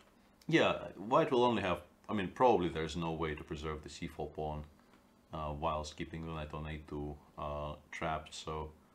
Looks winning, huh? Yeah, but it still has to be winning. There's 2 pawns still alive on the king side, and they will be very, very difficult to even attack them. Yeah, just bishop c1, king b3, as the machine suggests. And, you know, people don't resign, and people occasionally do actually save these, but objectively has to be very, very bad for black. And, yeah, Lucas is much better against Maksudlu, as mentioned. Probably close to winning, I would guess. Yeah, just a bad position for black. Where's Lucas? He's having a decent tournament. 50%, yeah, can't complain. Yeah, if he wins... So that's rating gains, yeah, 7 up already. If he wins today, he'll be like 14 up. And Maksudlu is having a nightmare, yeah? An absolute nightmare, because he's somewhere down... Whoa. Well, he's 50%, which is not what he was dreaming of. But yeah, losing 9 rating points. Ah, okay, because somebody is losing everything apart from Kaip. Yeah, we know Kaip is not doing very well, but somebody else is on huge minus, I guess. Dinara is... yeah, Dinara is on a huge minus. That's it. Yeah, because Maksudlu is currently in our table in 11th place on 50%, which is not something you normally see in a 14-man field. And Kovalev drew today against somebody. It's a bit further below. Yeah, Kovalev drew against Bareyev. Chigayev is actually probably winning against Pates, so Chigayev will be on +2 and cruising. Half a point behind. No, maybe even tied for first with Kovalev. I got lost there a little bit. Then again, maybe he is not winning. Maybe I'm just overstating the advantage here. And yeah, Pragnananda won a very, very comfortable game with White against Kuipers. Yeah. Yeah, this we've seen. How's Pragnananda doing? He was, what, +1? 50%, I think, after this victory. So less well than I thought. But yeah, still a very still respectable. Picking up rating. Yeah. Yeah, for rating points. Can't complain too much. Yeah, so his time will come. This is the situation in the Masters, and Challengers. I think sorry, challengers. And I think Magnus just makes a draw now by playing Rook G1. I think you can just pick this pawn up and not lose, right? Maybe that's TARP. King E5, Rook G4, F5, or F5, Rook G4, King E5, something. And it's still like a dead draw after Rook A4, right? Or even keeping it on G4 and removing the H-pawn from the board and saying, do your worst. It's kind of a good way to go about things here. Yeah, that is also a draw. And I'm just reading out the comp line here. yeah. Yeah. Rook G1 played. This will be a draw. Not the end of the world for Magnus, who stays at +2, as do Anish Giri and Ding Liren. Yep. While Jan Nepomniachtchi is still working, trying to get the sole lead back by defeating Jan Krzysztof who, however, went for this very, what's the word that Kramnik taught us? Conscientiously? Consciously? Consciously. Consciently? And I'm not sure of the appropriate Kramnikism. no, he used some term saying, I'm aware I'm overstepping boundaries and taking too many risks, but I do it absolutely Consciously, yeah. conscientiously. Consciously. I honestly don't know what the correct word is. Ah, okay, consciously is the correct word. Can you say conscientiously? Yeah. I'm not gonna after you've done whatever it is that you've done to that word on three consecutive occasions. I'm not going to try to pronounce it because I'm now going to be doing it the same as you. But yeah, that word also exists. I don't think I got that wrong. Conscientiously. Yeah, if you give me 5 minutes to reset my brain, I can pronounce it properly, but not right now. There is a mistake in there. Conscientiously? Yes. Oh my god. Anyway, yeah, this is the position in Vish's game. He can go rook a8 now and start. Repeating moves. Rook g3 back.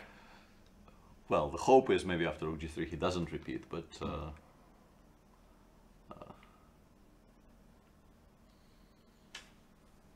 who knows? That's what I said, conscientiously.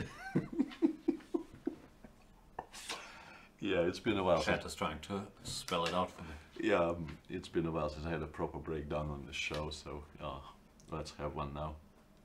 And Magnus showing he knows how to hold this position, and this is the sort of the prescribed stance. If you don't get the Philidor position, black still holds, just pushing this rook behind the f pawn on f4.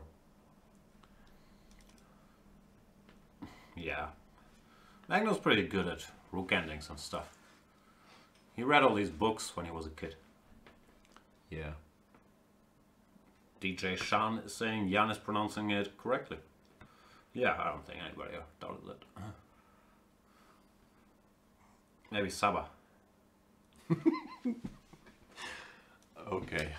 Yeah, f6 is the easy of the lot because you just go check and down. But the bigger point is if white plays king f6, you just go rook f1, rook d8 check, king h7, and that is also a draw.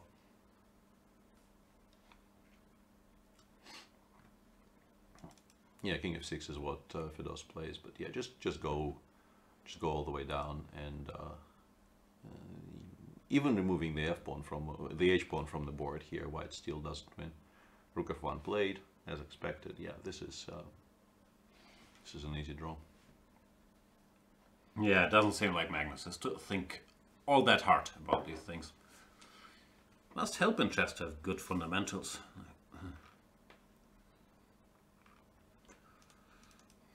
I'm upset about this game, and sorry for my bias, all credit to Sam and so on. But come on, Jordan. By the way, if you still want to follow him on Twitter, at JordanV4Raced, I think for a limited time he's still accepting new followers, so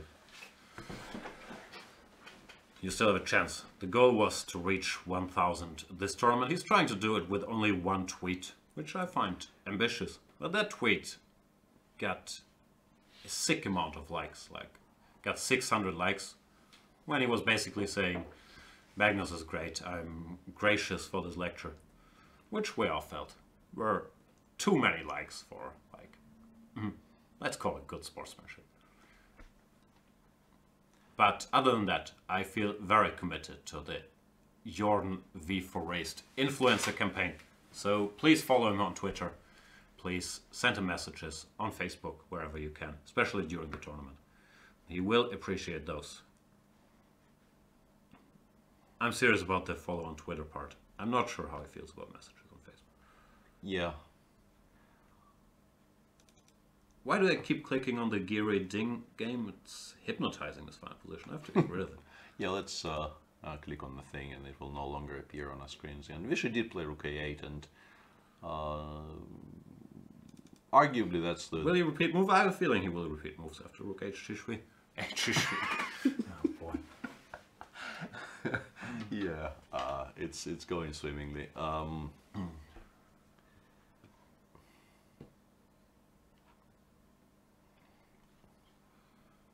Shahar is asking, would Jan score a 140 IQ? What do you mean by score? Do I have to have it myself, or do we use the other definition of score that people use in chess circles? I don't think I can get to 140. I'm not that smart. Yeah. Who is? Well, a lot of people, I would guess. Yeah, I don't think it's actually that large a number. But anyway, yeah, some shuffling is continuing in the Nepomniachtchi game. The question is whether white can actually generate a threat somehow. And somewhat surprisingly to me, the machine now suggests, well, no longer suggests that, or at least disappeared as our first line. But it was saying f5, f4 was a good idea. And to my eyes, if there's no threat, why would you change the structure here as black? Now I have to take a screenshot because there is a complaint. By screenshot, I mean taking a picture of the screen, because that's how I take screenshots. Because Danger Mao number 5 is correctly complaining that Jordan has 25 tweets. I struggle to keep up. I'll tell him to slow down a little bit. Yeah, and Rook G3 played. So can we? Is this the same situation entirely? Can you just go a4 now and win, sort of? In the Where's that game? Has it disappeared? Yeah, no. Come on, Vichy, play for a win. Yeah, a4 more or less wins here. Rook H5, you're also much better. I just feel so strongly the way he's approached this whole game. He's saying, you know what, Vladdy?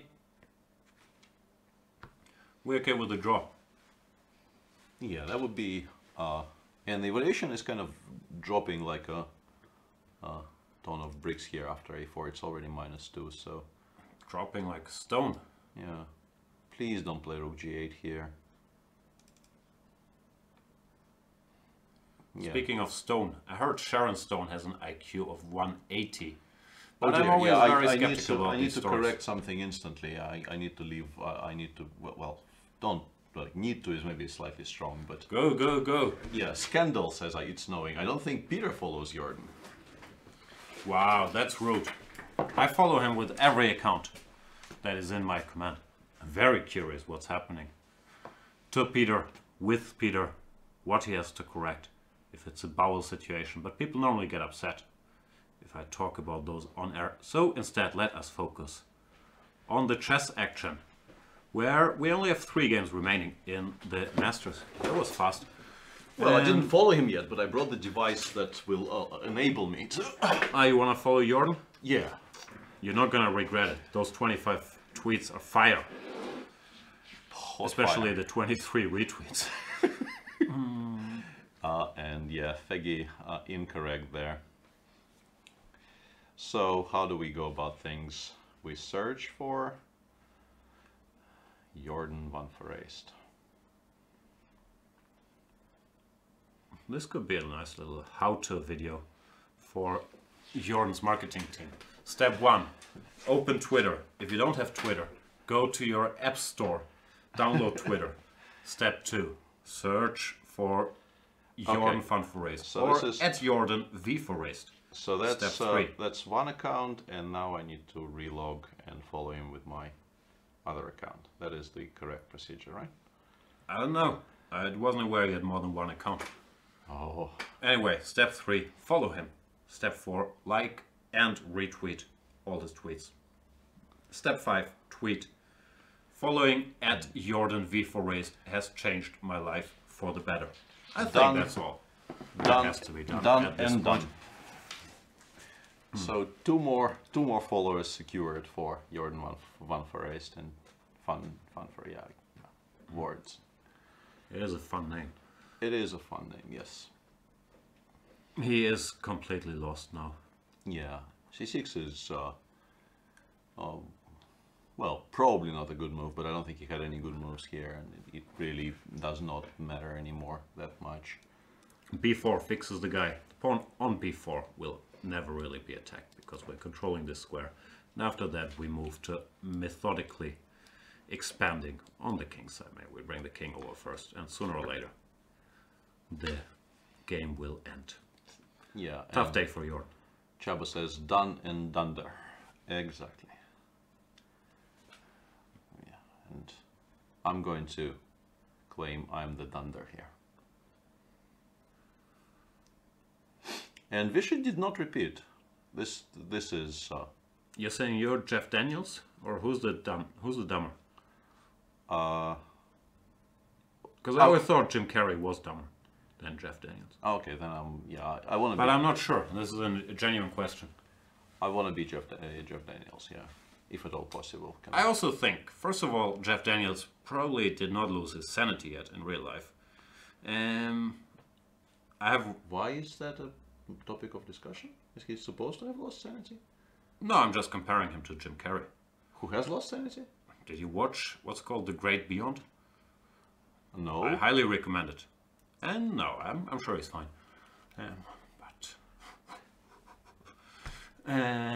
Love Jim Carrey. And secondly, I had something clever to say. I think controversial. Jeff Daniels' better movie career. So versatile, like he can play anything. He's in The Martian. He's playing the head of NASA or whoever's in charge there. See, I'm very educated. You are exceeding. He's the bad guy in one of these Clint Eastwood movies. He's all over the place. He's in this other show, Looming Towers. Yeah. I'm a Jeff Daniels head. Arif D is with me. Jack Daniels is a lot smarter. Oh, maybe he's not with me. We're talking Jeff Daniels. Sachin Roy is saying Jim Carrey is loopy these days. And I will change topics. And go back because Vishy actually did. He did not play A4. He did not repeat moves either. Shout out to Vishy. I apologize that I doubted you. Okay, and yeah, what Dodgy says is definitely a contradiction in terms.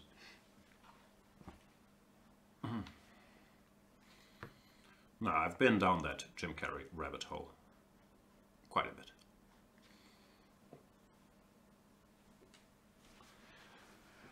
Alrighty, so A4 was winninger than Rook takes H5, but this is still exceedingly strong.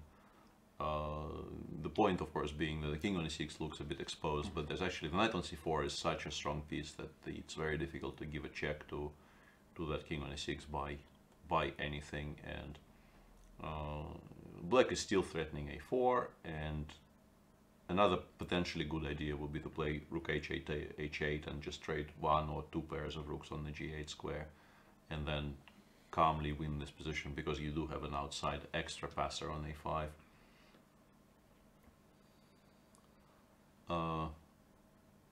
Yeah. This could be close to winning, no? It doesn't look like because you have the two bishops, but this guy is not doing that much. It's being sort of dominated by the c4 horse. Maybe Kramnik will get his wish. Yeah, and it did seem like Kramnik tried exceedingly hard today to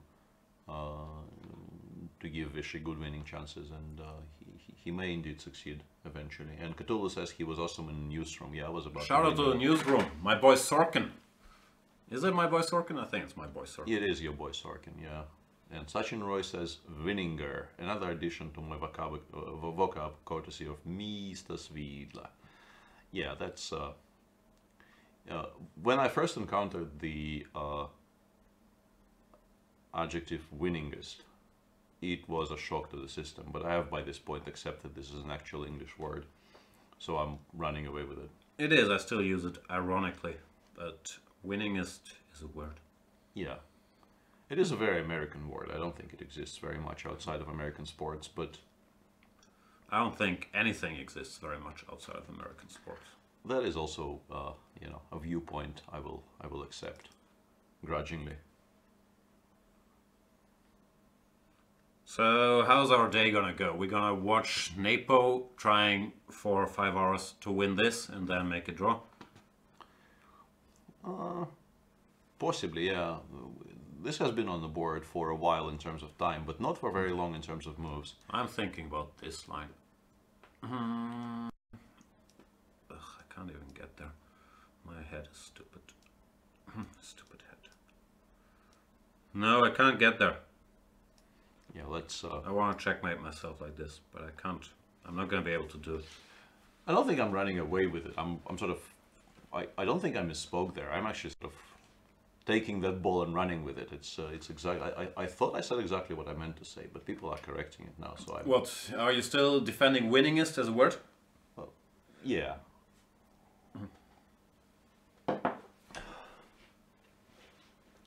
Did you ever read Winnie the Pooh? Yes. He's a very funny guy. Yes. I mean it. Great comedian, Winnie the Pooh. Yeah, and it's obviously a great source of grief to the Russians that the Russian version of that animated movie is Vladdy the Pooh? completely unknown in the West because, like, I will take it over the Disney version any day of the week. I tried getting some converts to that point of view, but not sure I will succeed. I'm not gonna stand for you throwing my man Christopher Robin under the bus like that. Wasn't doing that.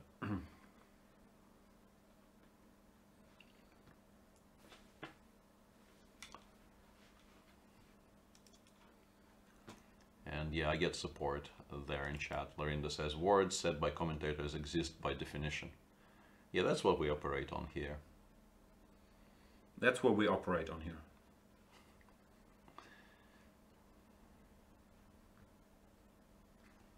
What's the time situation here? My best guess is Kramnik has 33 minutes and Vichy has almost 43. We never know for sure, but I think that PGNs we're getting out of Vike are fairly accurate in these matters.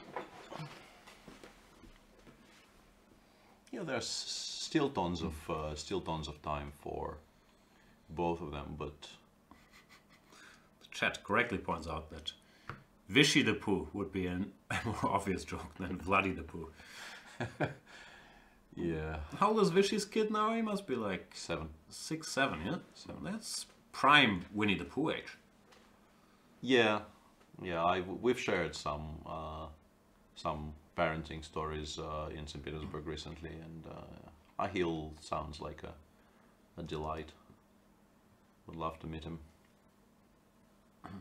I don't know if Vichy would subscribe to the inverse of that. He has met my sons, and he pretended to enjoy it, but I don't know how sincere he was. They are, by this point, fully fledged teenagers. It's not everybody's cup of tea. I don't know what to say that's not gonna sound creepy. Yeah. So many possibilities. Yeah. I'm still upset looking at this game. I'm not going to look at it until Jordan makes a miracle comeback by playing knight g6 and knight takes h4 in one move, and then saying, I did nothing wrong. Check the score sheet. I went knight g6. You passed. I took on h4. Yeah. I can prove it. Lorinda is saying, Krzysztofer Robin would have wrecked bedtime everywhere. Yeah. That's a very good point. That is. Jan Krzysztofer. Yeah, corpsing really hard here for some reason, and it's not as if today is going sort of significantly different from how any normal day would go in this studio, but I am struggling. And I think, That's the goal. yeah, the question Fedorovich asked is, it has been discussed by smart people I trust on Twitter recently. The question, can you use the word literally in a non-literal way? And there is this school of thought which says that it's one of the highest crimes in... And that school has lost, no? Like, Yeah, pretty much. if everyone starts doing it, then I think we can literally get away with it. Yeah, first of all the jokes, and secondly, apparently it has been used in that way by, you know, people starting with Dickens and throughout sort of proper English literature. It's not a modern thing. It's not only done by quote-unquote dumb people who don't know how to speak English. And I still think everybody that uses literally, non-literally, is a Dickens, personally. I kind of felt it was coming, but... You know, I can't resist the poo-poo humor. yeah, so... Yeah, Alright, so what's the verdict? We can use literally as figuratively and still be accepted members of the Twitter family? yeah, I think that's the conclusion I'm coming around to. And Dodgy says the new school should be literally burned down. Yeah, I'm not surprised Dodgy is one of the sort of the purist brigade on this, but So you think he literally does want to burn that school down? I don't know. I mean, he lives in this socialist paradise. I don't know how much burning down is actually happening in his neck of the woods. I heard, after what happened in Sweden, there's all kinds of trouble. The government shutdown is finally over, Dodgy. The riots are ending. How long was the shutdown? 130 days? Was it? I think so. No one talked about it because they fought for a valid cause, the wall to Norway. So I think everybody was behind it. Yeah. But I could be wrong. Please let us know, Mr. Dodgy. Alright, as in chess, yeah, Vichy's better. Jan Krzysztof has to suffer, but I think he should make a draw. And Sam Shankland should win, getting back to 50% and getting JV for raised. Jordan V for raised. Probably back to the bottom of the table. Maybe together with Kramnik, because if Kramnik loses, he would share the -3 spot with Jordan.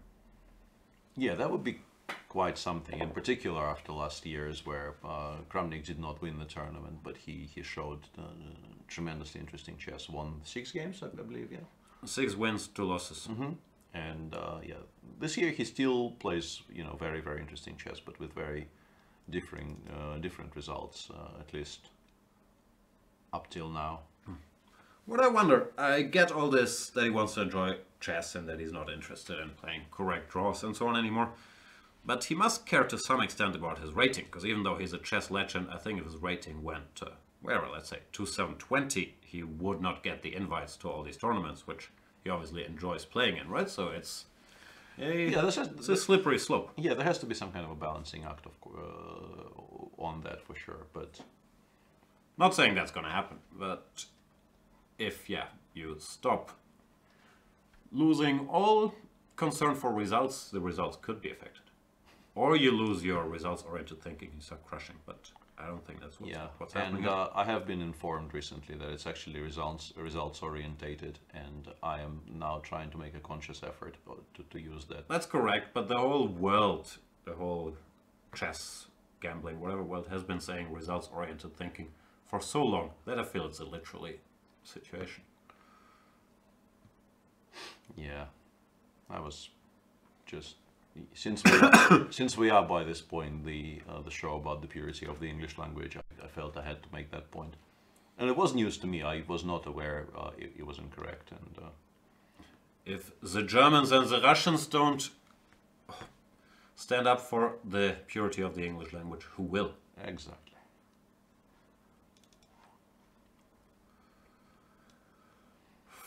Yeah, G5, H5 was probably a mistake, but you can start with this, and then you're not giving up this. This might give the Foresters some hope. Yeah.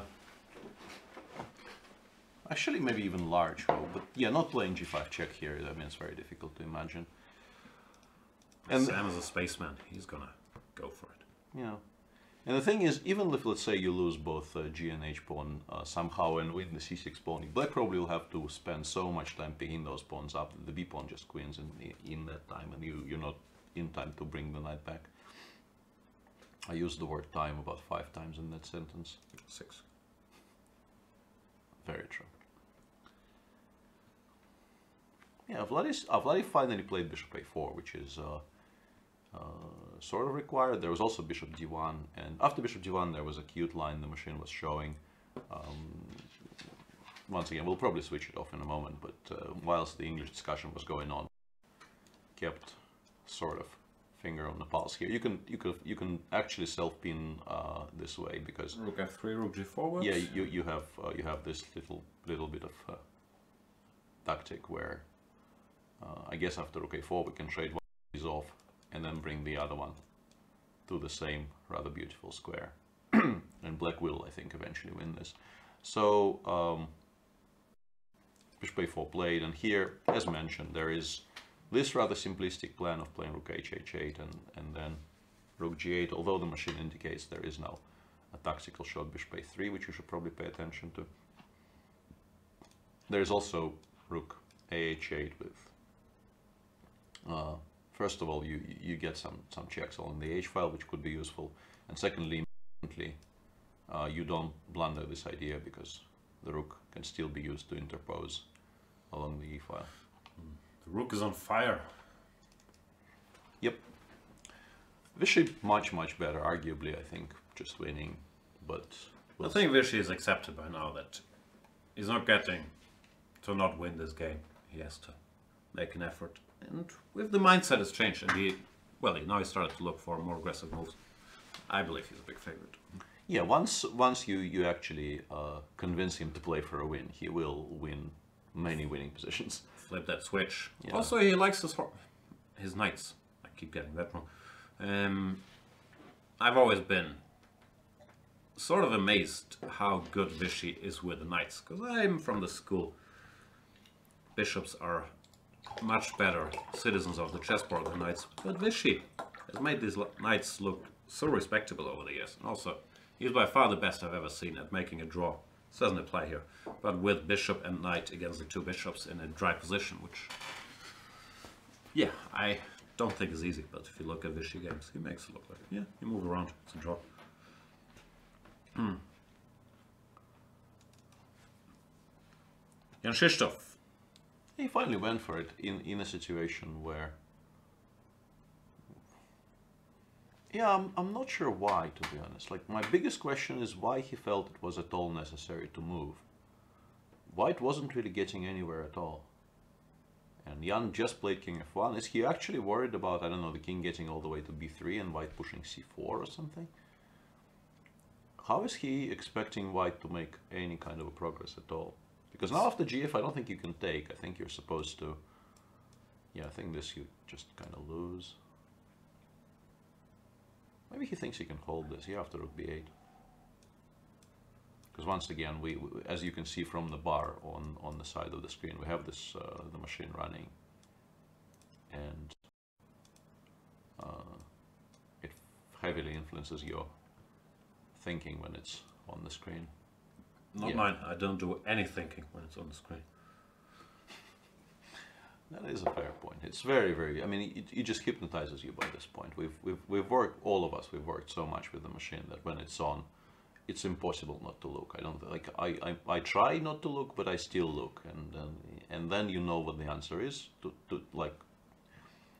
the given value of answer, because obviously, once again, disclaimer: this is not the strongest engine in the world, and yeah, you feel like a bit of a fraud saying what it says without having worked it out first. Yep, it's been a big moral dilemma for me over the years. I feel the same way about Terrace House, by the way. I try not to look, but it's impossible. About what? Terrace House. Ah, yeah. That's what I thought you meant. Krunks is saying, Jan, has Carlsen lost some interest in chess? I don't really think so. I can't really put myself in his shoes after being at the top for 10 years and having won everything there is. I do believe that it's very tough, at least this is from sort of personal experience, if you start feeling that you're playing weaker than you used to be. And I do think that would bother him greatly. But I don't think he's there. I do believe that he's very interested and motivated. Maybe not in the beauty and purity of chess itself, but in crushing people. I think he's a sportsman first and foremost. And it will have bothered him the last 2 years that he has not really dominated classical chess the way he used to. So I believe that will provide him extra motivation and he'll be back stronger. But I'm also somewhat biased, as we all know, on the topic. But no, I don't think he's bored by chess. I think he gets frustrated by not having the results he used to have. Yeah, rook ah8 finally played by Vishy, and yeah, he's been playing this quite well. Once also maybe a slightly unspoken part of what was going on, and I kind of failed to pay attention to it at all.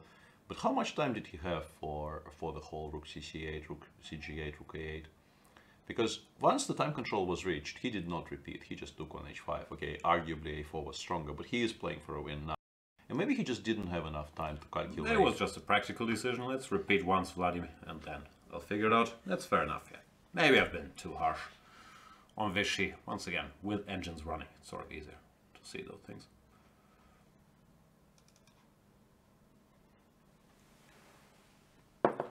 And Patsarov says, is Kramnik just evolving because now +4 or +5 is needed to win a tournament and draw with black is no longer enough? No, I think that's, you know, trying to rationalize something which on a very basic level is an emotional decision. It's much harder to get to +5 from -2 than from +1. I think in terms of pure EV, he is still much better off playing the way he played his entire life. I just, like, I don't think winning tournaments, he likes winning tournaments, everybody likes winning tournaments, but I think the process actually started kind of dominating for him over the results.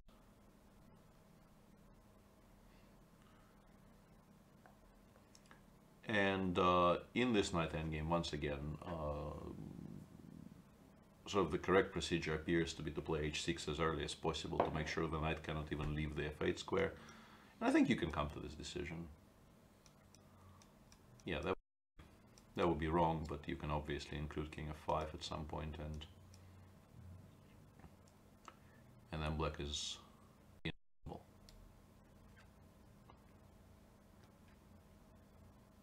Actually, like, I still don't quite understand this. King d4 check, king g4, king f8. Why is this so horrible? Because it goes knight e5, knight b3, g6, I'm pretty sure, and you have to calculate. Like, there's always, in these endgames, there always comes a time where you will be forced to calculate a line somewhere. God, I hate that moment. Yeah, g6, hg, and king g5, and white actually promotes this this pawn because the knight is so far away. And it's not difficult to calculate, but still, giving up on b3, it has to occur to you, and then you will figure it out. I believe, as usual, Mr. Dodgy has a point. He says Kramnik doesn't really have anything left to win, but he might still play the beautifulest game ever, and that certainly does seem to be the goal of his. Yeah, I think that is exactly it. It doesn't apply to him to the extent, let's say, that it applied to Kasparov when he quit, because Kasparov really did win everything 5 times over. But he is very, very close to that state. He won the World Championship match a number of times. He won, I'm guessing, every single tournament known to man at least once. Did he ever win Vike? Must have, but... I think once, yeah. He hasn't won many Vikes, but I think he won one. His name is not... yeah, it wasn't everywhere on that list. Probably I should add chess to my Googling.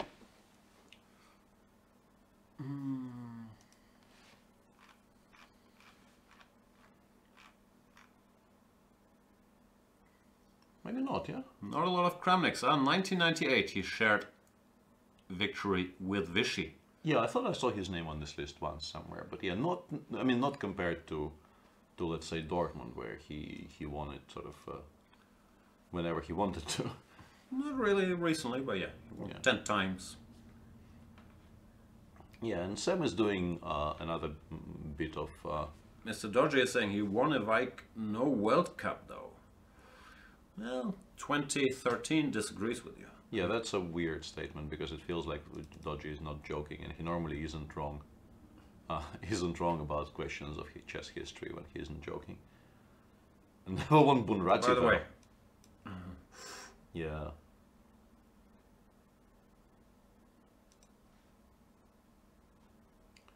And Joe Breaker says he has no Rapid Blitz titles. I think he's actually kind of gotten to peace with that, because he hasn't played the last couple of them at all. Just didn't show up. Didn't show up in St. Petersburg, I think. Didn't show up in Saudi either. He got a bronze in the Blitz in, where was it, Berlin? I could be wrong. It was the Rapid. Yeah, he got some medals. Yeah, he definitely played Berlin, but and did okay, but didn't win it. But in general, I think he stays somewhat away from those tournaments. Doesn't feel like it's his cup of tea to play 30, whatever it is. 30. I think he likes Blitz, but I talked to him about this, that it's a bit of a grind to play, whatever, 36. this Yeah, amount of Blitz games in a row. yeah. You play 36 games of chess in over 5 days, and it is very, very physically and mentally challenging. So yeah, he just no longer feels he absolutely has to show up. Has Vladi won Linares and Mainz? Yeah, I'm sure he has. At There's least. one Linares. Mainz is a rapid tournament, right? That I'm not sure about. But he probably won one of those in the old days. I'm not sure. I have a feeling he has. Yeah, I'd be surprised if he hasn't. Let's have a look at the night end game because yeah, it's another one of those calculations where knight g7, king g4, king takes c6 has to be refuted, but probably not very difficult. Yeah, h6, knight e8, g6 Win wins. the pawn. Yeah, g6, hg, king g5, and it's a queen. Not particularly hard. Poor Jordan. I felt bad for him after this Veded game. Somehow today I feel even worse, even though I guess it was never a dead draw or anything. But it just feels like he shouldn't have lost that position. Yeah. Yeah, that feels unnecessary, and yeah, Vishy now obviously has 5 separate people indicated in chat. He can go for glorious knight f5 here, but I don't think he will.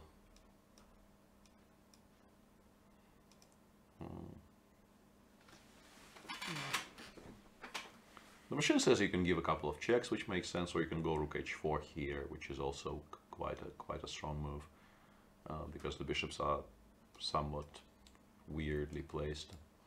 Skewered. You can force to trade one of them off, and This would, at least I think, make things less fun for Kramnik.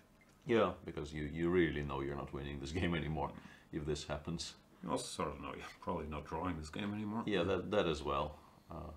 But mainly they're not winning. Yeah, exactly. The not winning has to weigh on his mind a lot more. Do we set the results thingy? Kind Yeah. of, but not much has changed other than that Rajabov finished his game and Jordan's will soon be finished, I'm afraid. Oops, I scrolled. The old scrolling mistake. The Fedos Carlsen game has officially ended in a draw, by the way. Which Yeah, we probably should have informed people of. Yeah, but It was. we sort of did. Yeah, that was a draw. Mamedjarov rapport was yeah, somewhat weird opening. We still don't know if King f1 was an off-the-cuff decision or if it's something that Shah and his people thought was worth trying. Goes very much against the grain of everything that Jan believes in, but that's how life is. And we just see that Anish got back to his room and tweeted, "Welcome back," by which I mean that he has now made 4 draws in a row. No, not 4. What am I saying? He has a ton of decisive results here. It's one of those black games, so it's going to be very hard to make 4 draws in a row. Yeah. But I'm guessing that he's gotten some of the Twitter abuse that he's used to whenever he makes a draw, especially a draw that doesn't last 100 moves. So maybe he felt at home again. Yeah, I'm sure that's the point he's trying to make there. I still feel like it works very poorly with his results because, I mean, you just kind of shoot yourself in the foot there by playing very exciting chess and winning many games. Like if he, But that's just results-orientated thinking. well played.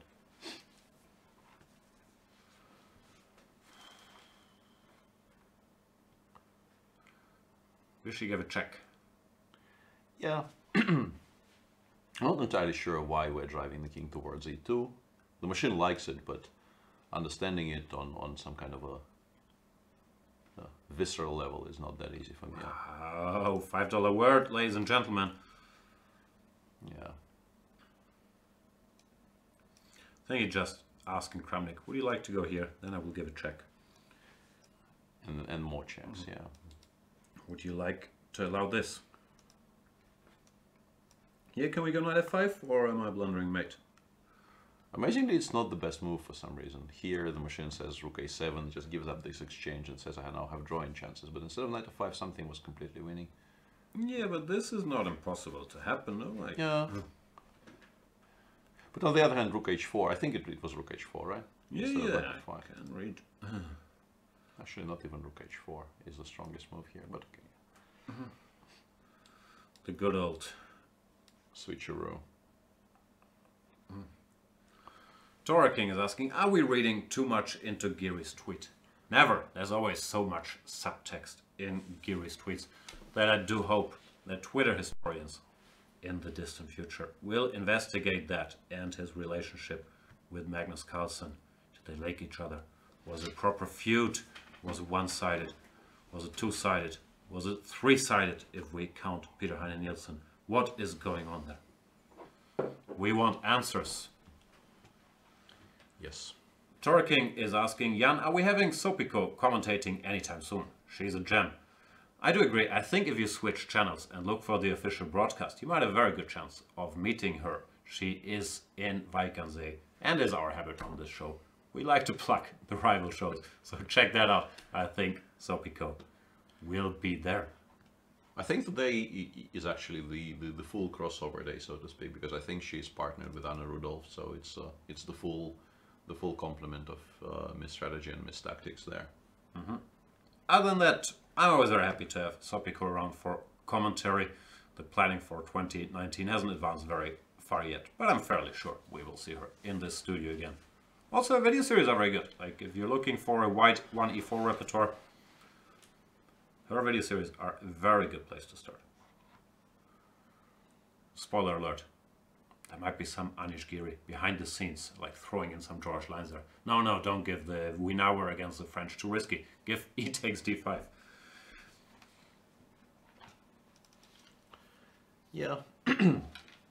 And we managed to sort of talk away a chunk of time there, because Vlad is now down to 18 minutes for 15 moves. In the position you suspect he is not enjoying all that much anymore. He plays king f1. I guess you give another check after that, right? Like if you played rook h2 check, you might as well give another one.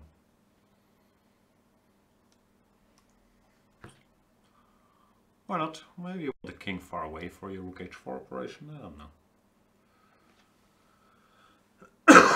I think one of the reasons for the whole rook h2, rook h1 thing is that if the king goes somewhere again, you might want the option of playing rook a1, at least in some positions. I'm not entirely sold on this, but I feel like this might be one of the ideas behind the whole thing. And rook h1 has been played, so we'll see what Vlad does.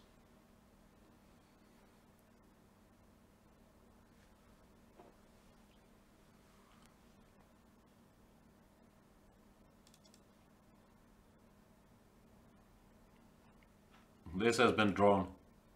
This has been drawn. This has been drawn. This will not be drawn. Yeah, king g5, This might be the last move of the game. Yeah, not a very difficult move to make here. Yeah, g7 is not bad. G8, I suspect, is also not that horrible, to be honest. Yeah. And Sputry makes an artifact-related joke there, saying viciously or viscosely. Yeah, that's honestly not following. I'm trying to. Yeah. Mispronouncing the word viscous on artifact streams is a thing to do. But okay, I'll abandon this whole topic. Please don't. What are artifact streams? Yeah, I apologize. I'm asking a question. It's a stream of the game Artifact, where people mispronounce words. Is that like a video game or a card game, or what is it? Both of those, yes. What's happening in the... It's like Pokemon? Very much like Pokemon. I get it. What's happening in the Challengers? Because I think we've sort of established what's happening here. Yeah, Barham actually got himself out of... Back in business. Yeah, out of his difficulties somehow. You're not losing this. Probably not winning either because you're pawn down, but bishops are enough compensation for the pawn here. Yeah, queen takes d5, bishop c6, very comfortable equality for black now. Is Dinara winning? Erwin is a big endgame guru, by the way, so even if he's in trouble, I'm not writing him off just yet, but he does seem to be in trouble, no? Why are you playing bishop f6 here? I'm just reading the screen. Yeah, it does look lost. Yeah, he played king g6, at least trying to activate something, but the feeling has to be pawn just kind of promotes here, right? Yeah, now this dude, no?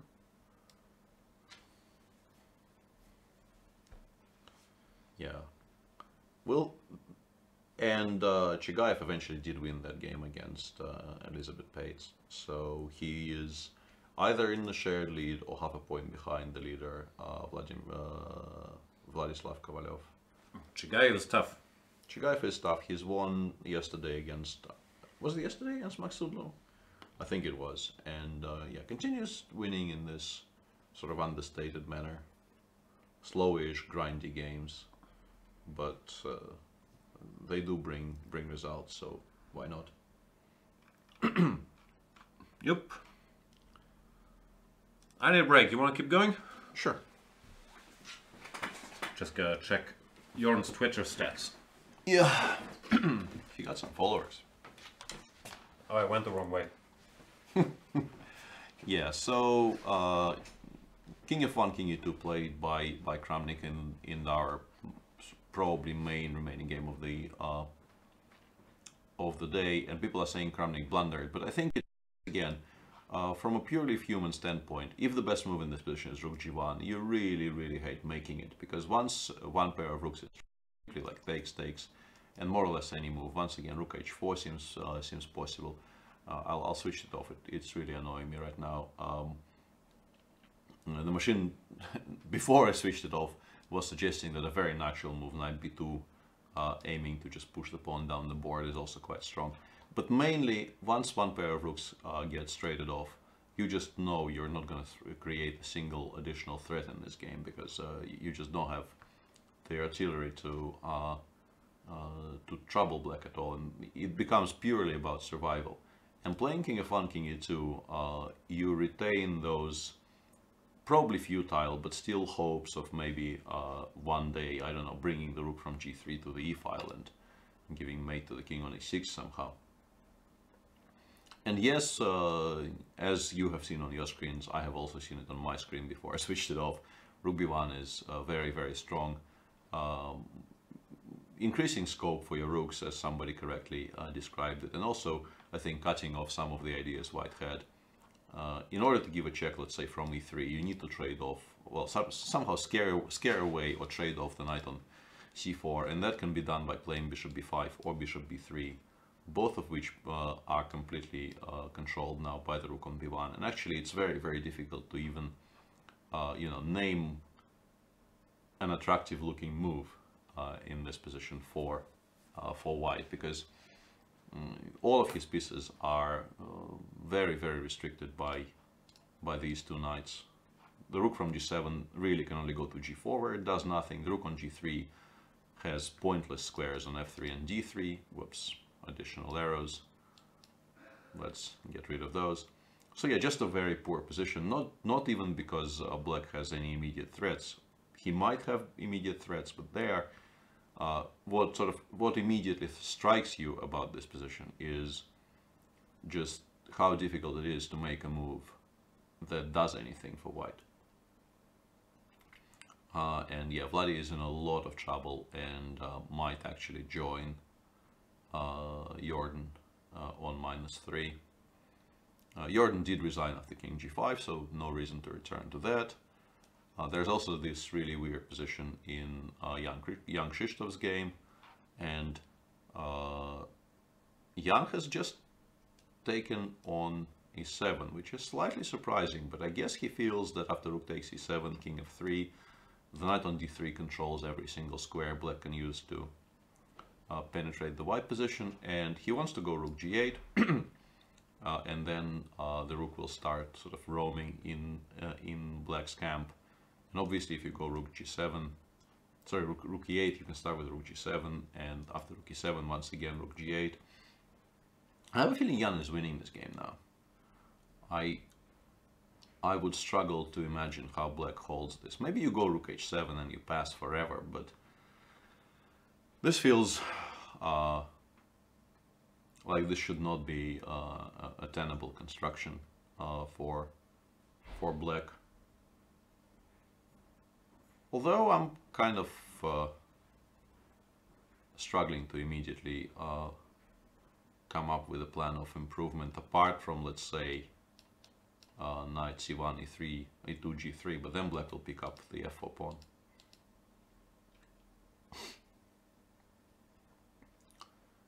So, feels like this is the way black should be approaching this in the current position. Just put a rook on h7, which is kind of important because if you want to show what happens in this position when you don't put the rook on h7, well, one obvious thing that will happen is white will play rook h8 and then f5 check, and you will either have to play king g7, after which white probably doesn't take because the rook kind of gets trapped, but white will play rook c8 or wherever, and he's made great progress because the king is now locked in on g7 and the pawn progressed one step further. And if you do take on f5, the rook actually gets out, and now white, instead of this doubled extra pawn on f4, not really going anywhere, he has an actual extra pawn on the outside, which will at some point start moving. And Vishy did not play rook b1, he played rook a1, which is, I think, not as heavily favored by the machine. And you see the the inevitable as expected no rook b1 comments in chat, and I do feel people are too harshly critical of how Vishy is playing. First of all, I would be surprised if he still wasn't better here, and secondly, you are allowed to make some inaccuracies. Do you want a beverage? No, I think I'm all done for beverages drinking today. Yeah, I'll drink my water and stick with that. Haven't both Vlad and Vishy missed a lot in this game, says Fabelhaft. If you state it like this, yeah, I think it's true. It's just that all the smiley face look at another mistake by Vishy, those comments do irk me a little bit. It's been a complicated game and a long one as well. So, how's Vishy doing? well, he didn't play rook b1. After rook b1, at least the machine was suggesting he's more or less completely winning, and you can sort of see why, because it's just very difficult to make a move for white. And rook a1 specifically allows bishop b5, where there is now a threat of takes and rook e3 check, and you have to at least address this. So rook b1 definitely was stronger than rook a1. I think he's still better though. Knight f5, bishop d7, checkmate is still a bit of a problem. Yeah, well, you can play knight d5. Maybe creating the threat of knight f5. But that's awkward. Now you must have missed this bishop b5 move. Not pleasant. Well, what did he expect would happen, honestly, after rook a1? Yeah, or maybe the threat, I don't know. And Fabelhaft says rook a2 now is supernatural and still wins. Yeah, for sure. Could be. I mean, I say for sure because I assume that when people state something so unequivocally, they have consulted the eye. How's this go? King f3. No, maybe just knight e5 check, and there's the huge threat of rook f8 check and the end of that variation. And here I think I win with knight g5, knight f5. Now we are covering d7. Yeah.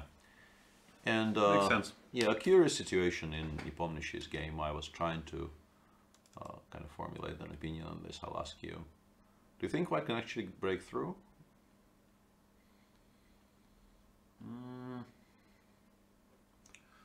Deep thought. Deep thought.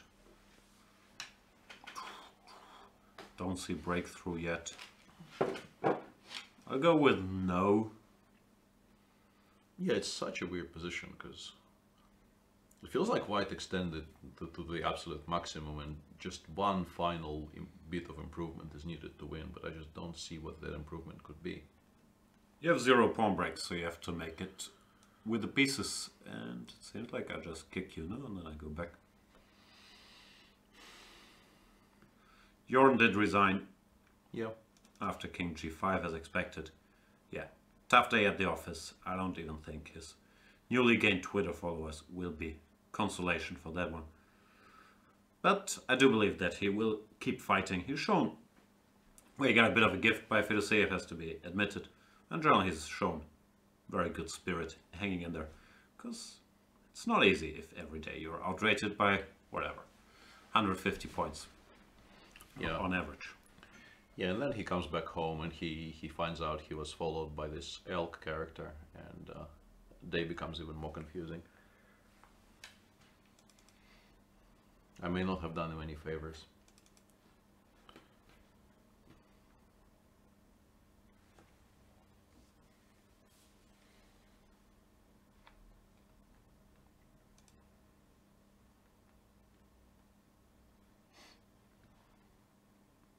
Yeah, if this still holds, there's really such tremendous leeway in these types of positions, because it felt very, very unnecessary to allow any of this for young Krzysztof, and he still appears to be okay. I mean, I can do knight c1, bishop f4, knight e2, bishop d6, knight g3 check, but I guess black isn't even obliged to take in that position.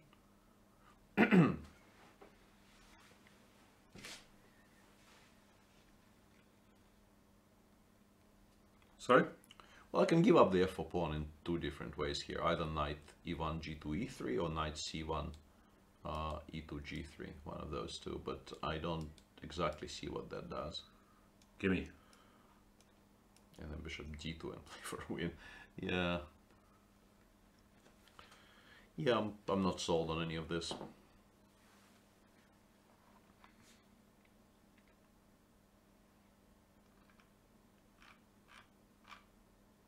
Mr. Dodgy is saying Jorn is only losing 1 rating point, shouldn't be too depressing.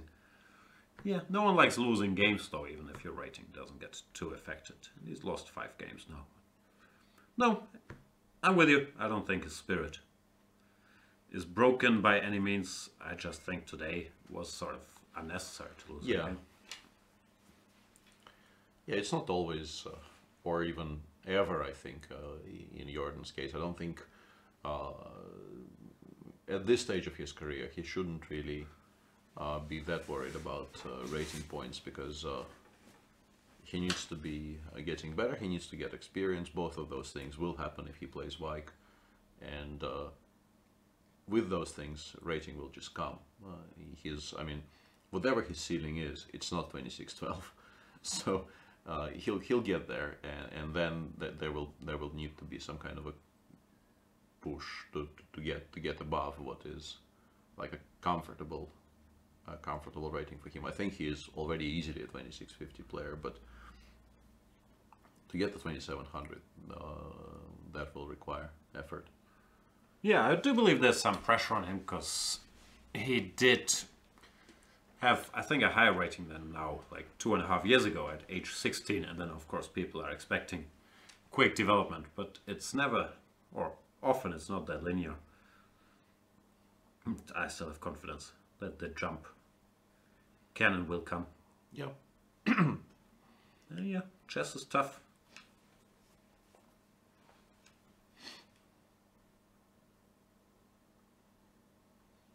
We've run out of things to say. Is this the time? I mean, the time always comes, but I don't know if it's the time yet. Once again, chat helps us with you know, useful lines to discuss, and apparently giving a check from h1 and then returning to a1 here is sensible. You can sort of understand why that would be, because as we keep on mentioning, trading one pair of rooks would be very useful for black. And that check rook a1 idea it creates a threat of rook g, no, the other one. Okay. Yeah. Obviously the point is you can give a check from g1 with either rook and then trade one pair. So the move you want to make here is king f3 to stop that. But once again, 95 check comes to mind, and there might be even other ideas as well. No, you also don't have a check on e3, so I can ask this bishop a question, for example. Yeah, it could be very sensible.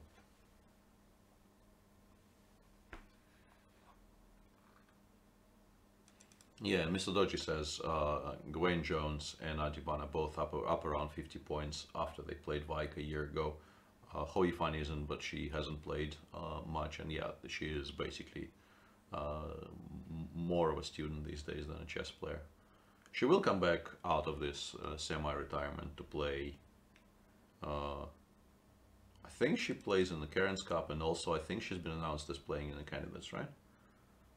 I do not know. I think I've seen, yeah, exactly, because some people were very upset that Dvorkovich misspelled her name in the tweet announcing she will play in the Candidates. That's how I know.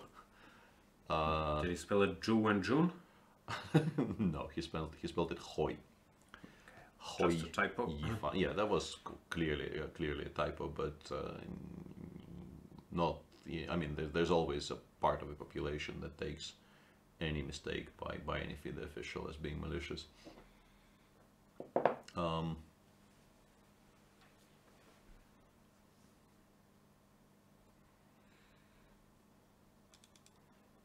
Yeah, Rook C8 is a clever move, though. We should have mentioned that there are like fake Zugzwangs available. It's not exactly a Zugzwang, but by playing Rook C8 with the bishop on D6, you force black, more or less completely force black to play bishop C7, and now it's your move. What's the problem? Well, maybe you can go knight C5, bishop F4 and start sacking stuff. If I go back... Well, here in particular, I will play knight A6. Ah, okay, that's the point. Got it. Yeah. No, if you give me this much of an invitation, maybe I lose here after bishop F4 and rook That's another C7. question, Yeah, maybe. How happy are you? Maybe I just lose. So, but at least it gives me something to calculate. And yeah, Jan wasn't very impressed. He already played. Okay, he has not played rook B8, but yeah, well, the board corrected itself. It showed rook B8 there for a second, which was very, very unlikely. Maybe he does it this way. Because bishop C7 once again is kind of forced. You cannot allow rook H8. You cannot allow any of those things. And now maybe I can go knight, but you take on F4. You don't even play bishop D6. Oh no, then I go rook A7. Yeah. Yeah, then I go rook A7. I probably win. So you have to play bishop D6 here. And maybe I can start by taking on A6. Just take here. Yeah, probably bringing it to B7 is not stupid at all. Yeah. Feels like, no? It allows bishop takes B4. Like it allows one more option of trying to make an immediate draw for black, which I'm kind of disliking. This could be just a draw, actually. Yeah, I think take a bunch of pawns. I think it is just a draw. So let's try the pure version of taking on A6 and taking on A6. But I guess once again, like rook C7, B5, CB5 is a draw, and if I can't play B5, I'm not winning this position. Yeah, who's better and why? Yeah, exactly. I'm lucky if I do make it. I guess I do make a draw here with white. Not that scared. So yeah, Duda basically has bishop d6, bishop c7 against everything, but it's difficult to shift him from this stance. I don't see it, at least not right now. The Awful Hangover mentions what I think is a good point that Chet is discussing. Why is no one as dominant as Kasparov and Karpov in the old days? The Awful Hangover was saying comps make it impossible to be superior in opening. Big difference, which I sort of agree with. Like, you can still be superior in opening when it comes to being smart, to choosing and so on, but we won't see it again. That we have a player like Kasparov that just wins game out of the opening with both colors, or puts so much pressure with both colors, because it's just not going to happen against the Petrov, Berlin. No, we still see it occasionally, but like once a tournament or twice a tournament. And I mean regularly. Yeah, but he was doing it game in, game out, and yeah, that's not going to reappear.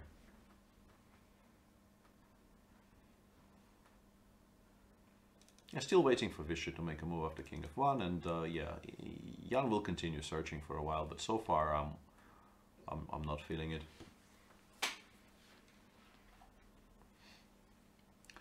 Hang on a second. Weird question of the day time.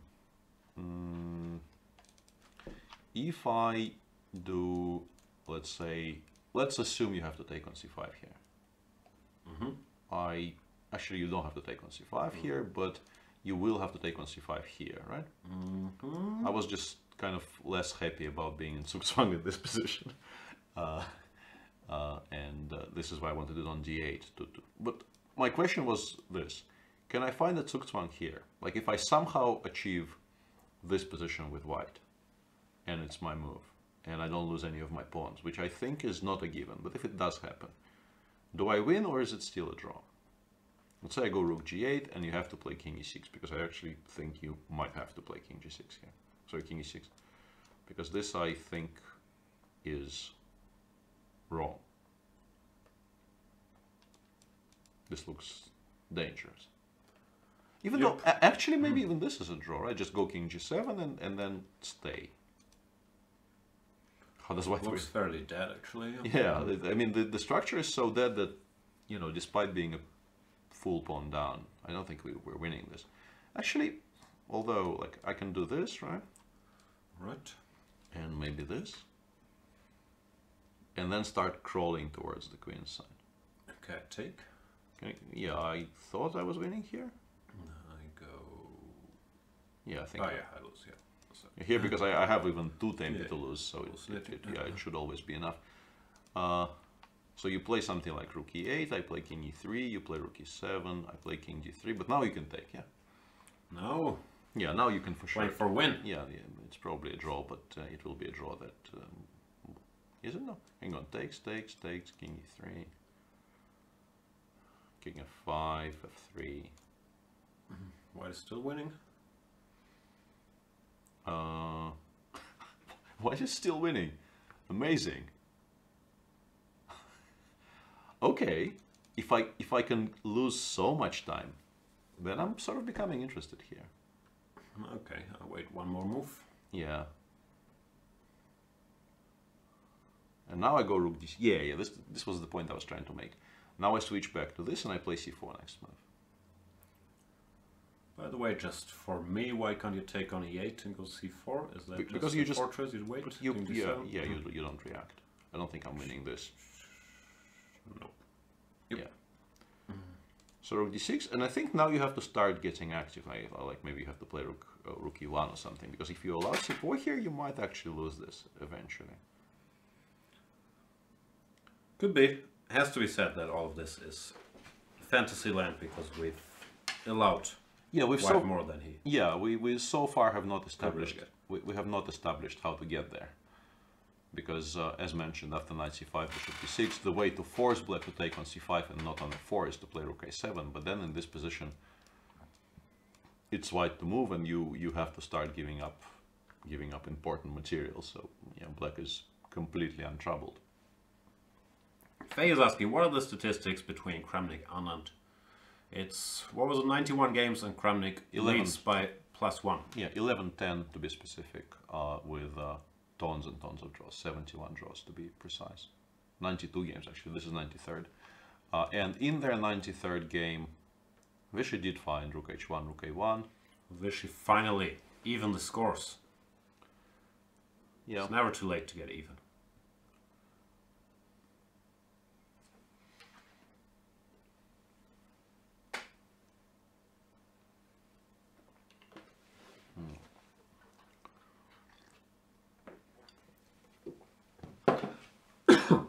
Apologies.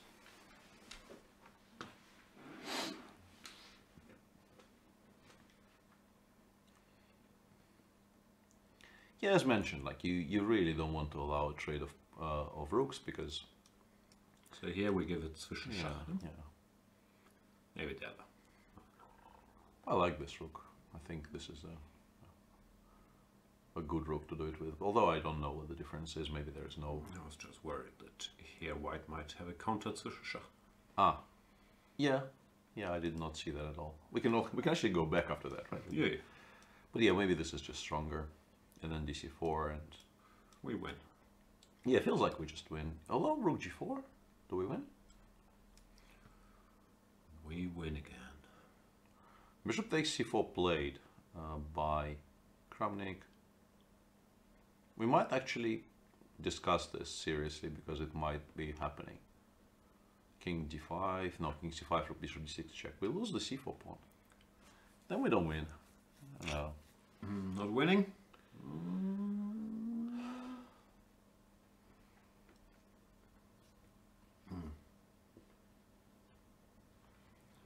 Alright, so back to square one. What was all forced? No. Seemed incredibly forced. Takes Yeah. rook g4, yeah. Yeah, I don't see how to. Let's look the.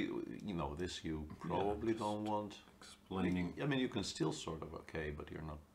Yeah, rook g7. You're just not winning this. Yeah. Ah, okay. The computer says you have to play knight f5 now. Yeah, good luck. Oh, Yeah. death threaten checkmate, which makes it a bit easier. Oh yeah. Whoa, knight f5 played. Yeah. Vishy. Vishy knows how to horse around. Yeah, Vishy finally, as we keep on mentioning, like if you keep on forcing him to play chess, he will eventually punish you for it. Funny self-made study I want to show you. Bishop d5 check, rook d7 check, and if you go king e4 here, white actually has mate in 3. But you don't have to play king e4.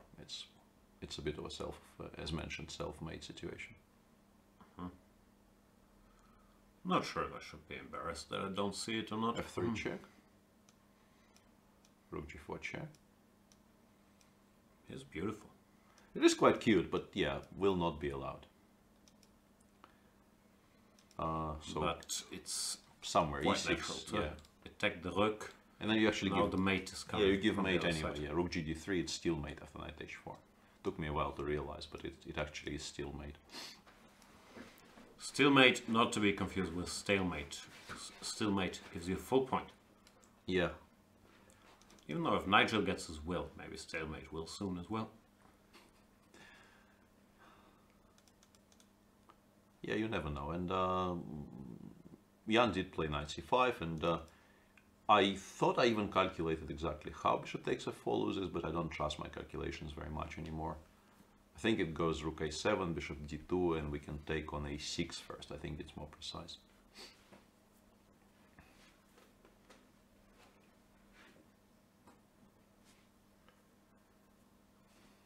Ah, that might be a very good point by Lim Jo-ren. Rook g7 might be a solution to this, though. In that position after bishop d6, rook a7, right now. Yeah. Bishop d6, rook a7, bishop c5, bc, rook e7, rook a8, rook e4. White does have a move king g3, which after rook f4, it f3. takes f3. Yeah, but I think maybe because of that, it's smarter to go rook g7 instead, because then we can always take the h4 pawn.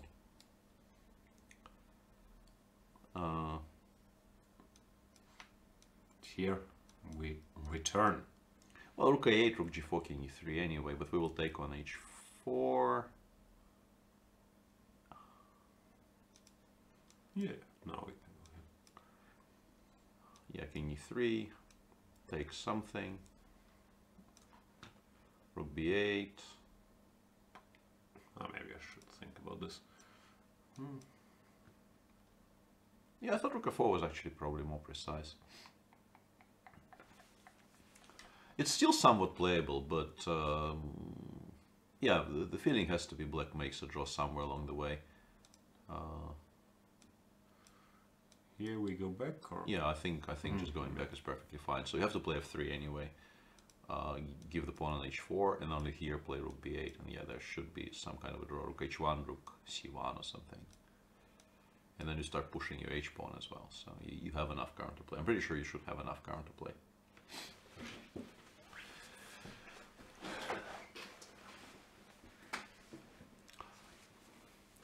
And just to show what I meant in the other line, because Duda is still thinking, and he's down to 10 minutes for the remaining 3 moves. If he takes on f4, I think white wins by playing rook a7, bishop d2, and here, if you take on b7, I'm not sure you're winning, but I think this wins. Knight a6, using the pin, bishop takes c3, knight c5, and regardless of which pawn you pick up, I take on b7 and I protect the pawn. Like for instance in this line, I think the a pawn is basically just queening here.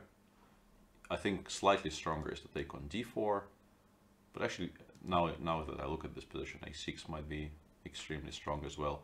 But even if I take on b7 first, I have a feeling I have very, very good winning chances with white here. Although maybe you can play this with black. But it's extremely risky, and since we don't really understand how bishop d6 loses, I don't understand why black should be subjecting himself to this. Bishop takes d5 played. In the other game, Vishy will not make a mistake in this position. Yeah, and this is actually, I had this conversation with the arbiters in St. Petersburg.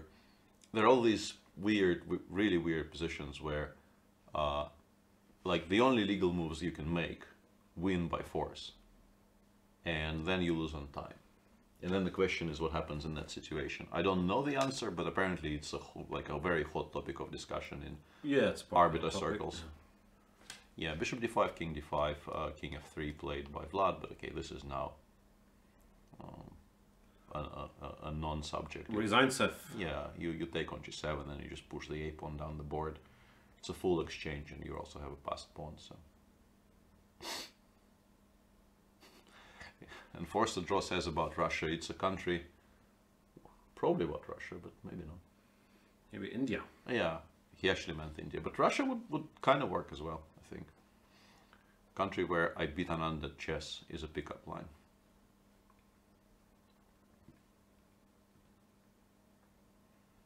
Yeah, Vishy hasn't taken on g7 yet, which means that he is now like very, very much enjoying what's happening. You can play a4 first, I guess. Doesn't spoil very much. Van Onzen is saying it's a draw according to my arbiter circle. That sounds like the worst solution, no? So Solomonic. Somebody win. Yeah. Is Solomonic a word? Should be a word. Yeah, if it isn't, we will just tell those people they're wrong. And Ikara says, a bit sad Kramnik loses this game after Vishy being unambitious and inaccurate the whole game. But Kramnik can only blame himself for not playing the mundane 36 c4. I think though, he won't blame himself. I kind of strongly disagree with the, well, not strongly, but I definitely disagree with the first part of the statement, and clearly agree with the second one, because yeah, I think here it's time to stop with the silliness and just, you know, win the pawn back. I mean, come on, you're one down. Just re-establish the material equality. It's not a bad idea. But yeah, we've seen this before, and undoubtedly we'll see it again. Actually, Patsarov's explanation why it's a draw makes some sort of sense to me. Because yeah, it's also a draw if we lose on time while we have mate in 3. So yeah, what other reply makes sense to? Yeah. Sounds sensible. What other result I was trying to say? Yeah, and Leonard says, Peter, what are some other chess-related pickup lines from around the world? You're asking a very, very wrong person. Yeah, I am as far away from the wonderful, wonderful world of pickup as it is possible to be while still breathing.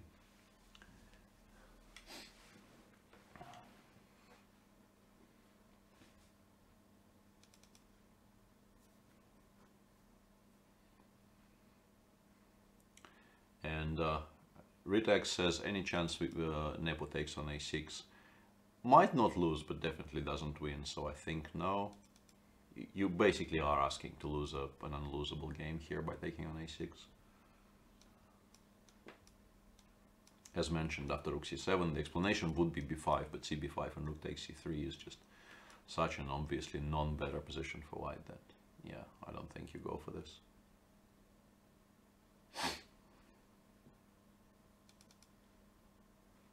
Tipanchimi says, my best line is, hey baby, what's your sign? Hoping for that answer, or which answer are you hoping for there? I don't know if that worked with the inverse screen, but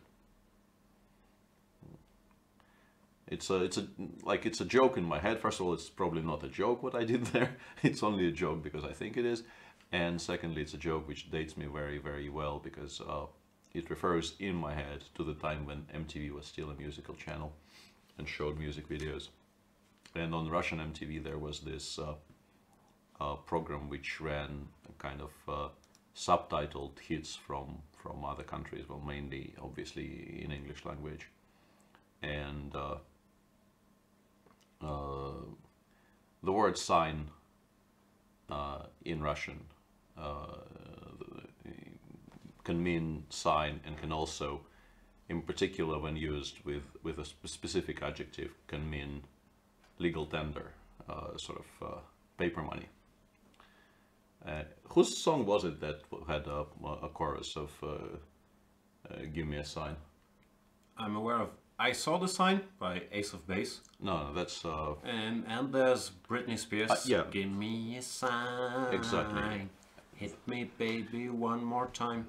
Not to be taken literally. She had to clarify that because of all the people trying to hit her. So yeah, that song was translated into Russian as "Give me those signs," many of them immediately, and it's not a very sophisticated joke, but I still chuckle whenever I remember.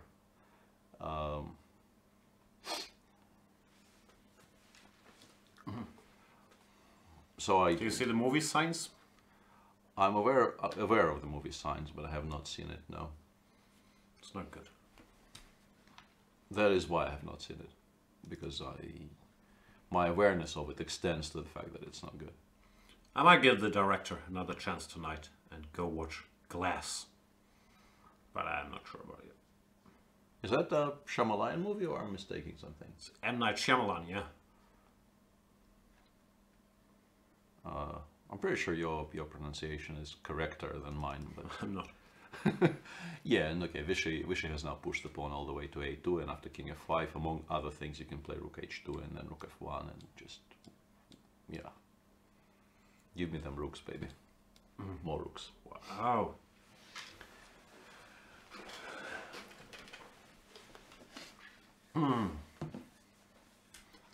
Mr. Dodgy wants more love for some fat penguin joke he made, but I missed the joke.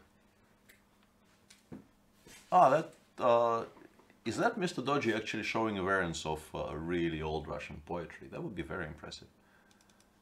But we are not going to scroll for it. And rook h2 played, and yeah, game is over. Game has been over for a while. Once Vishy found bishop c4, knight f5, game has been effectively over. But now I think it actually is over. And Danger Mouse says, Young sings Britney, end of days. Do not disagree. I think if Britney made it through 2008, you guys can make it through this program. Was it 2008 where she shaved her head? Somewhere around that time, but I'm not as familiar with the Britney timeline to be able to date that.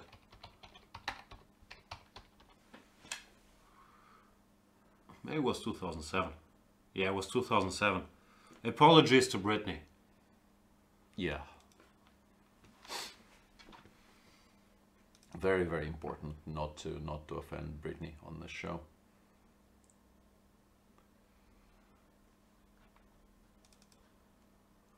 So yeah, it seems like this game is the only one running. Yeah, Kramnik just resigned after rook h2 because yeah, that plan is very efficient. You just move the rook away from a1 and then queen the a pawn.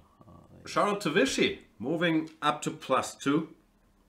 I've been mildly critical of his, I thought, too conservative style today, but he's 49 years old and he's at +2 with all these young kids. Ding is what, 24, Giri is what, 24, Carlsen's what, 28, and that is absolutely amazing. Shout out to Vishy. Yeah. Where are we rooting from? Yeah, and eventually, well, I kind of hesitate to call it a good game because I think that there has been a great number of mistakes. But once Vishy kind of got the slight shakes out of the system. I think his conversion from move 41 onwards was Knight exemplary. f5 was very nice. Yeah, and spotting knight f5 was...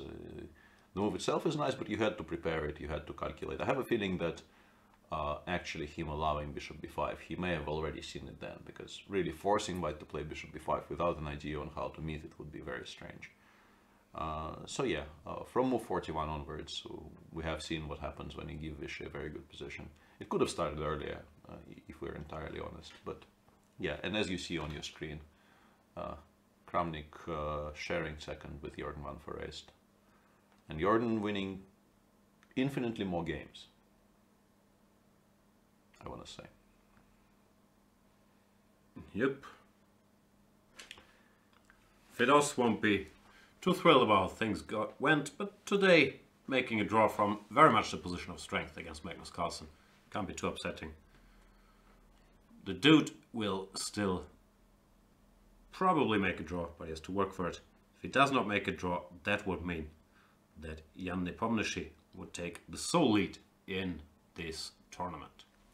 Yeah, let's have a brief look at what's happening in the challengers and maybe speak a bit about round 8. There is not much still alive in the challengers apart from the Ervin's game. I think Ervin's game is actually the only one still running, and this is not as bad as what I thought his position would be by this point, but still feels like white should be converting this, or not anymore. Threatening e5? I think we are threatening e5 regardless of what move. Even let's say after bishop g3, I think we're threatening e5, right? And knight e5 h2 is a, I assume, is a draw. I mean, you still kind of play on here with king d5, but I think there should be enough checks, right? Although, like, it's touch and go here. Knight c2, c6 now is a draw because I do get knight c4, knight d5, but yeah, these positions sometimes are tricky. Maybe not this one though. Isn't Yeah, this, stop the pawn. yeah, once you stop it getting to c6, c7, you should have enough time to bring the king over. So is there some immediate better tactical solution which doesn't allow this? No. I don't see a move.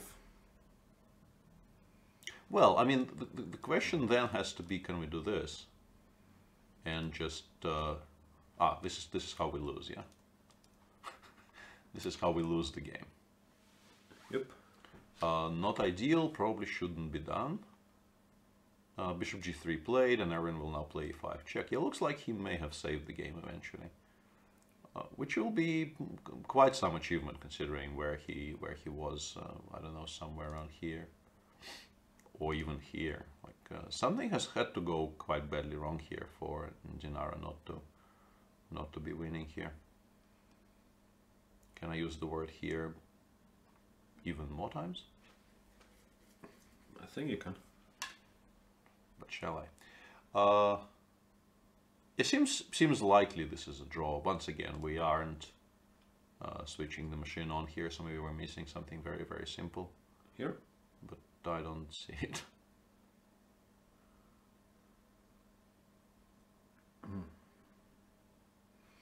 Yeah, okay, if we want to play knight h2, we need to go to c3, I guess, right? To be in the square for the e-pawn. Like e4, knight h2. Maybe this is still very strong.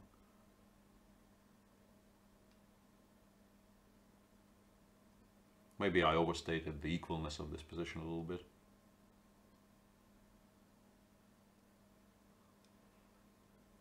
One second after the king. c3, we don't have any other. Well, king e4. Trickery. Oh no, then I even e4, knight g5. Yeah. Okay. Abort. No arrows. Say no to arrows. At least when I'm drawing them. Yeah, it seems like king c3 is still very strong, and black is facing a very uphill task here. What should do? Knight h2, I guess. And now king e4, and yeah, this is a better setup, but bishop f2 would be a way to lose.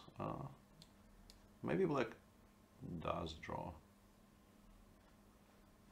Although I'm not sure what is threatened after, let's say, king b4 here and start pushing. Because that setup on the other side is extremely stable now.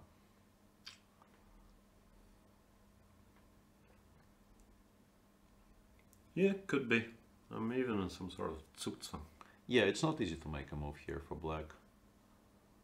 But we'll see. Also, time could become a bit of an issue, although she doesn't have much time, but she also doesn't have to make too many more moves. This is move 56, so... And king c3 played. Once she plays king c3, I think it's a lot easier to reach the time control.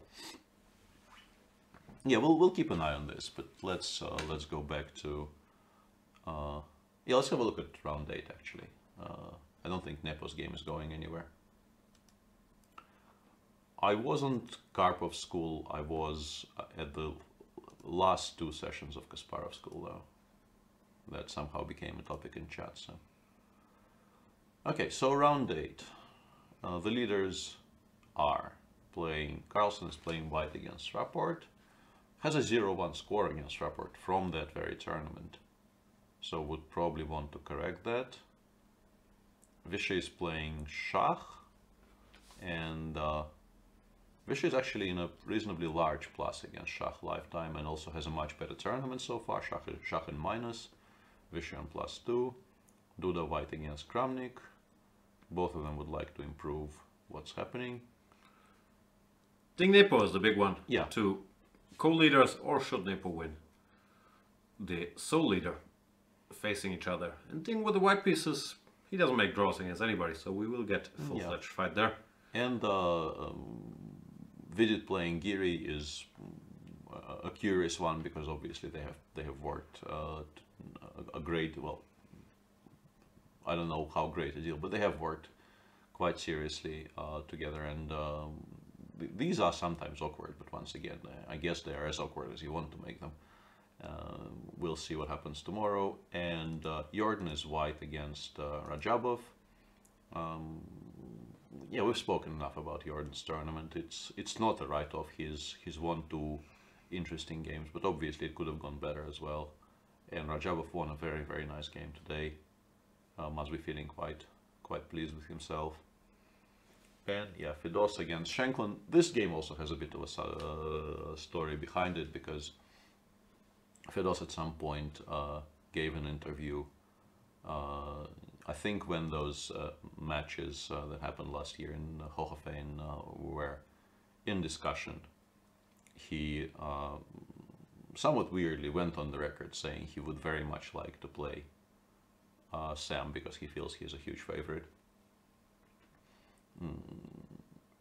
I don't mean weirdly in that I disagree with him entirely and think he is hopeless in this matchup. It just felt that it's a bit of a strong and unnecessary statement to make when you know, there is seemingly no beef and you are creating beef out of nowhere. But maybe I'm just old school and or just old and don't really understand the proper rules of beef creation. I tried to adjust the lighting, but I might have overdone it a little bit, not sure. Let's see. And we're back. This is a bit too bright, yeah, or do you think it's okay? I think this is okay. We were a bit too bright before, which I've often been accused of. Yeah, but we are now just too bright. None too bright anymore, yeah. And they have played, I think, 1 game so far. Oh no, actually 2 games. And Sam is in plus. Sam, I think, has beaten him in the Danju tournament, if I'm not lying. And there was also 1 draw. You've been very silent for a while. I was saving my energy for the finale grande, because I can't wait to delve into the subtleties of this Nepomniachtchi Jan Krzysztof. I think Jan Krzysztof, even though it's his real name, is still a better nickname than the dude. So we'll call him Jan Krzysztof from now on. Yeah. Who should be making a draw here. And frankly, the onus is on Nepo to try anything. Stop wasting our time, Jan. And I don't mean you, Jan Krzysztof. And I don't mean me, Jan. But I mean the potential tournament leader. Put up or draw up? Yeah, I think drawing up is very likely here, and they have reached move 60. This is the... They will not, thankfully, get any more time in this game, so... some sort of a conclusion is probably forthcoming at some point. He played rook a8. Rook has been on a8 already. It's not a new maneuver, but I'm not entirely sure what he means. And Jan Krzysztof has already shown that he understands. He only has 2 legal moves in this position, and he is not afraid to make them time and time again. We're being told some interesting data. I like calling it data, not data. Fabelhaft is saying, May 2017, Radjav was more than 100 elo behind Kramnik. Today he is ahead. Yep. Then there is a discussion if a 50-year-old was ever in the top 10, which I guess we have to take very literally, because if not, we could count Botvinnik, who was world champion at 52, Korchnoi, who was, whatever, playing all these matches in his 50s. But other than that, I don't know. No, I think Korchnoi you can actually take, because Elo was very much in force by the point. Botvinnik, no. Botvinnik, we know the answer would be yes if there was any official ranking system at the time, but there wasn't. But Korchnoi already lived through the yellow the yellow system, so Korchnoi would be the obvious answer, and probably that's it. My guess would be. And Karpov? Was he Karpov was 50? Karpov was born in 51, so from 2001, I have a feeling he wasn't in the top 10 anymore. Yeah, Vishy will be. No, that's the point. He's 49. Yeah. That's what people are talking about. Yeah. Vishy after today, what is he? Number 6 in the world? Let me check. Good old 2700chess.com. As I said the dot, I put it there. Yeah, up to number 7, but is it with half a point behind MVO. Is it with today's game included? I assume, yeah. So yeah, doing exceedingly well, close to 2780. Yeah, Vishy is awesome. Not much more needs to be said on the topic. Yeah, Kramnik has been overtaken by Radjabov and Yu Young-Yi as mentioned. Yeah, it's a problem if things go wrong with his new style. 2 out of 7, of course, will be quite costly in this field.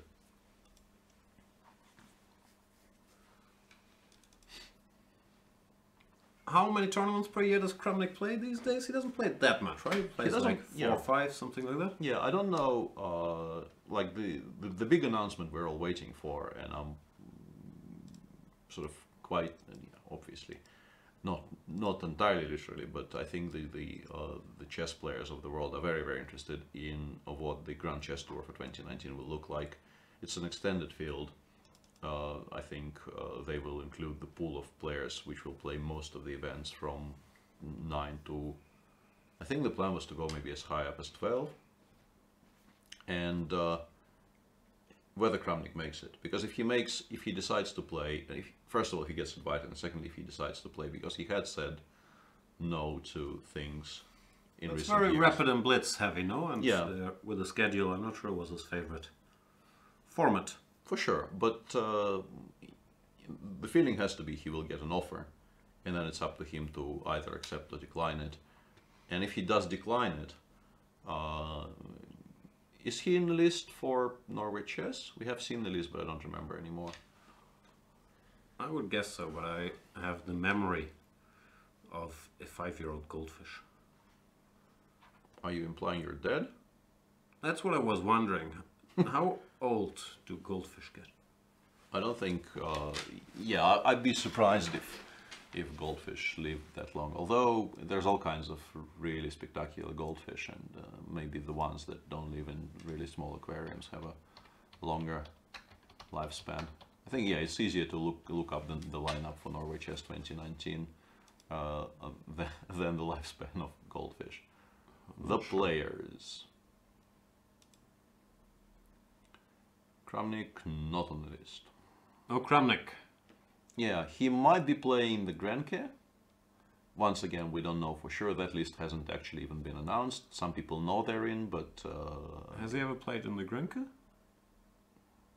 Well, I mean, it doesn't mean he never will play in the Grenke, so... No, fair enough. But I mean, if you don't play the GCT, the calendar actually gets a lot narrower. You get Dortmund, you get Grand K, you get some Chinese tournaments, which I think he probably will not play because I think he is in the energy conservation business quite seriously these days. There might be Biel, but once again, he hasn't shown. Well, he plays Dortmund traditionally, Yeah. which normally clashes or is very, very close to Biel, so hard to play both. Yeah, so it's Dortmund and then the official FIDE events if he chooses to play them, like the World Cup, which I'm pretty sure he will play because I think it's very, very difficult to find rational explanations for why you wouldn't. Yeah, I guess Russian team championship, European championship, Yeah. team championship. Although Few things. although he hasn't played the previous year because there were some issues, I think, with the financial support for the Siberia team. Siberia team hasn't actually played the 2018. But if he wants to play chess, he'll find a team in the Russian league, I guess. Yeah, for sure. But although he generally he won't play for a team which isn't fighting for. I'm pretty sure he won't play for a team which isn't very seriously fighting for gold, and that market has shrunk a little bit in recent years. The tournament has shrunk. Is this an elaborate recruitment pitch for your St. Petersburg BoJack Horseman team? No, we probably. You mainly have St. Petersburgers, no? It's not even about the local grown talent. Although our club is sort of far and away, I think the best in terms of encouraging local growth among the clubs that have done something in Europe. We won the European twice, including last year with a team where, in most cases, like when the Dominguez played, okay, Dominguez has no connection to St. Petersburg, but apart from Lenier, generally the team, almost everybody has very close ties to the city. But mainly we just can't. You could get Anish. Yeah, but returning to Kramnik, I just don't think we can afford him. Fair enough. And we are being informed that the average lifespan of a pet goldfish is 5 to 10 years. There you go. 5-year goldfish, middle-aged. Okay. Start forgetting things. And you only have like a 15-second memory anyway, so that really doesn't help. Which game we're still going? Well, this and the Dinara game with the extra piece, we can actually probably click the button and remove all the... Go away! Erwin also just went away. Does that mean he lost? Go away button. No, I think he probably drew because I think knight f1 draws in that position. Did I lose the challenges now with all my go away action? I can bring the challenges back. Oh, I should hide this complicated process. Nope. This will do interesting things to the challengers, or Yeah, what is purported to be the Only challengers. a while.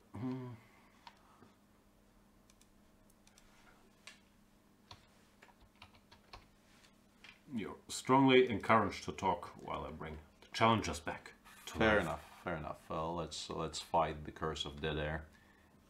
Yeah, judging by what I've seen on my screen of the final position in Irvin's game, it has been a draw, and that is very, very good defending by Irvin. You have to suspect he had to be close to completely lost at some point, and the only game still running will be the Nepomniachtchi game where. Yeah, I don't see how to make progress, and seemingly neither does Jan, but that will not stop him from trying. If he could just scrounge up one idea, that would be very useful. Here, yeah, knight f1 on knight g4 is just an immediate draw. How did he do it? He went knight e3 and she went bishop h2, not knight h2. On knight h2, I think, has to be played here. Although, yeah, the machine says king e4 still draws. Curious. You're just active enough. Yeah, machine just suggests there's enough counterplay. All right. Yeah, so that leaves us with the fortress, and somewhat scaringly, Jan just went rook g1, which implies he will go, I don't know, rook c1, c4 or whatever. How do you reply to rook e7 though? I guess after rook e7 there's no threat, so you can continue wasting time. He's just fishing. Yeah, but my point is, I'm not sure you can leave the g file for too long, because yeah, eventually black will start going rook e4 here.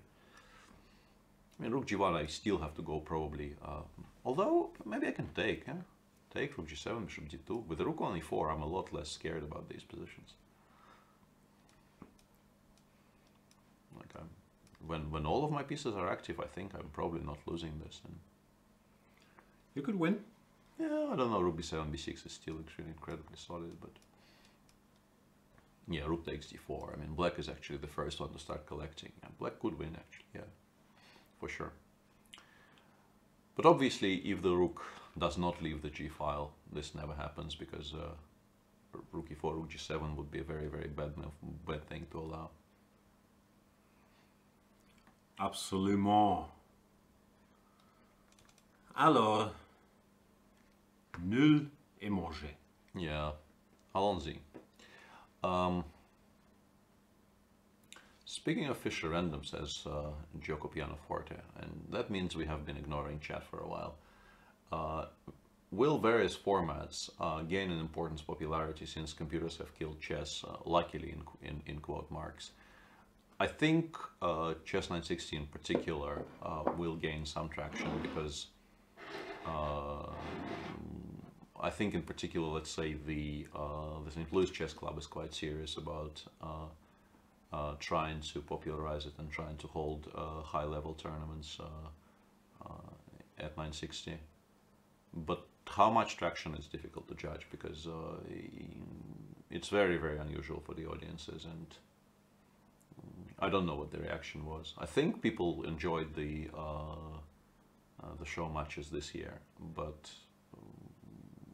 I can't really judge the popular reaction very well. I think that you call them show matches is telling. My point is, it was a good show and I enjoyed watching it, but I have a feeling that it will still take a very long time until players take it seriously. Or do you think that's off? No, players I think took it really... No, I don't mean you don't compete, obviously, but it's not the same tension like a classical chess tournament. No. I could be wrong. No, but then again, like, Magnus is very much on record saying that he feels, I don't know if first and foremost is the correct sort of mansplaining on what he said, but he did say that Explaining. Chess has to be about, you know, enjoyment, and there's a lot of enjoyment in playing 960. It's fun, it's very new, and I mean, there's really very, very little not to like in playing 960, so it definitely fits the criteria on that point. It's just that there aren't really enough events for people to get acclimatized to it yet, and I really am not, like, it's very difficult for me to judge what the attitude of an amateur who would like to watch some chess and stumbles upon a chess 960 tournament by accident with good commentary. Without good commentary, it's completely, like, you can't do it, because it will just be completely, like, it's foreign to everybody. But with good commentary, how attractive that is to somebody who knows chess on some basic level, but hasn't played 960, for instance, ever in his life. Yeah, we'll see how that goes. Mr. Nepomniachtchi has put his rook back to g8. Is this repeating the position? Must be. Actually, yeah. One way or another. No, maybe not quite. Okay, hang on a second. This is one.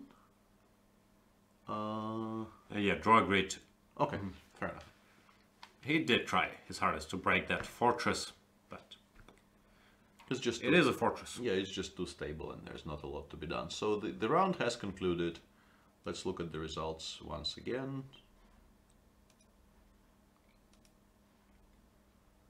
There they are. We have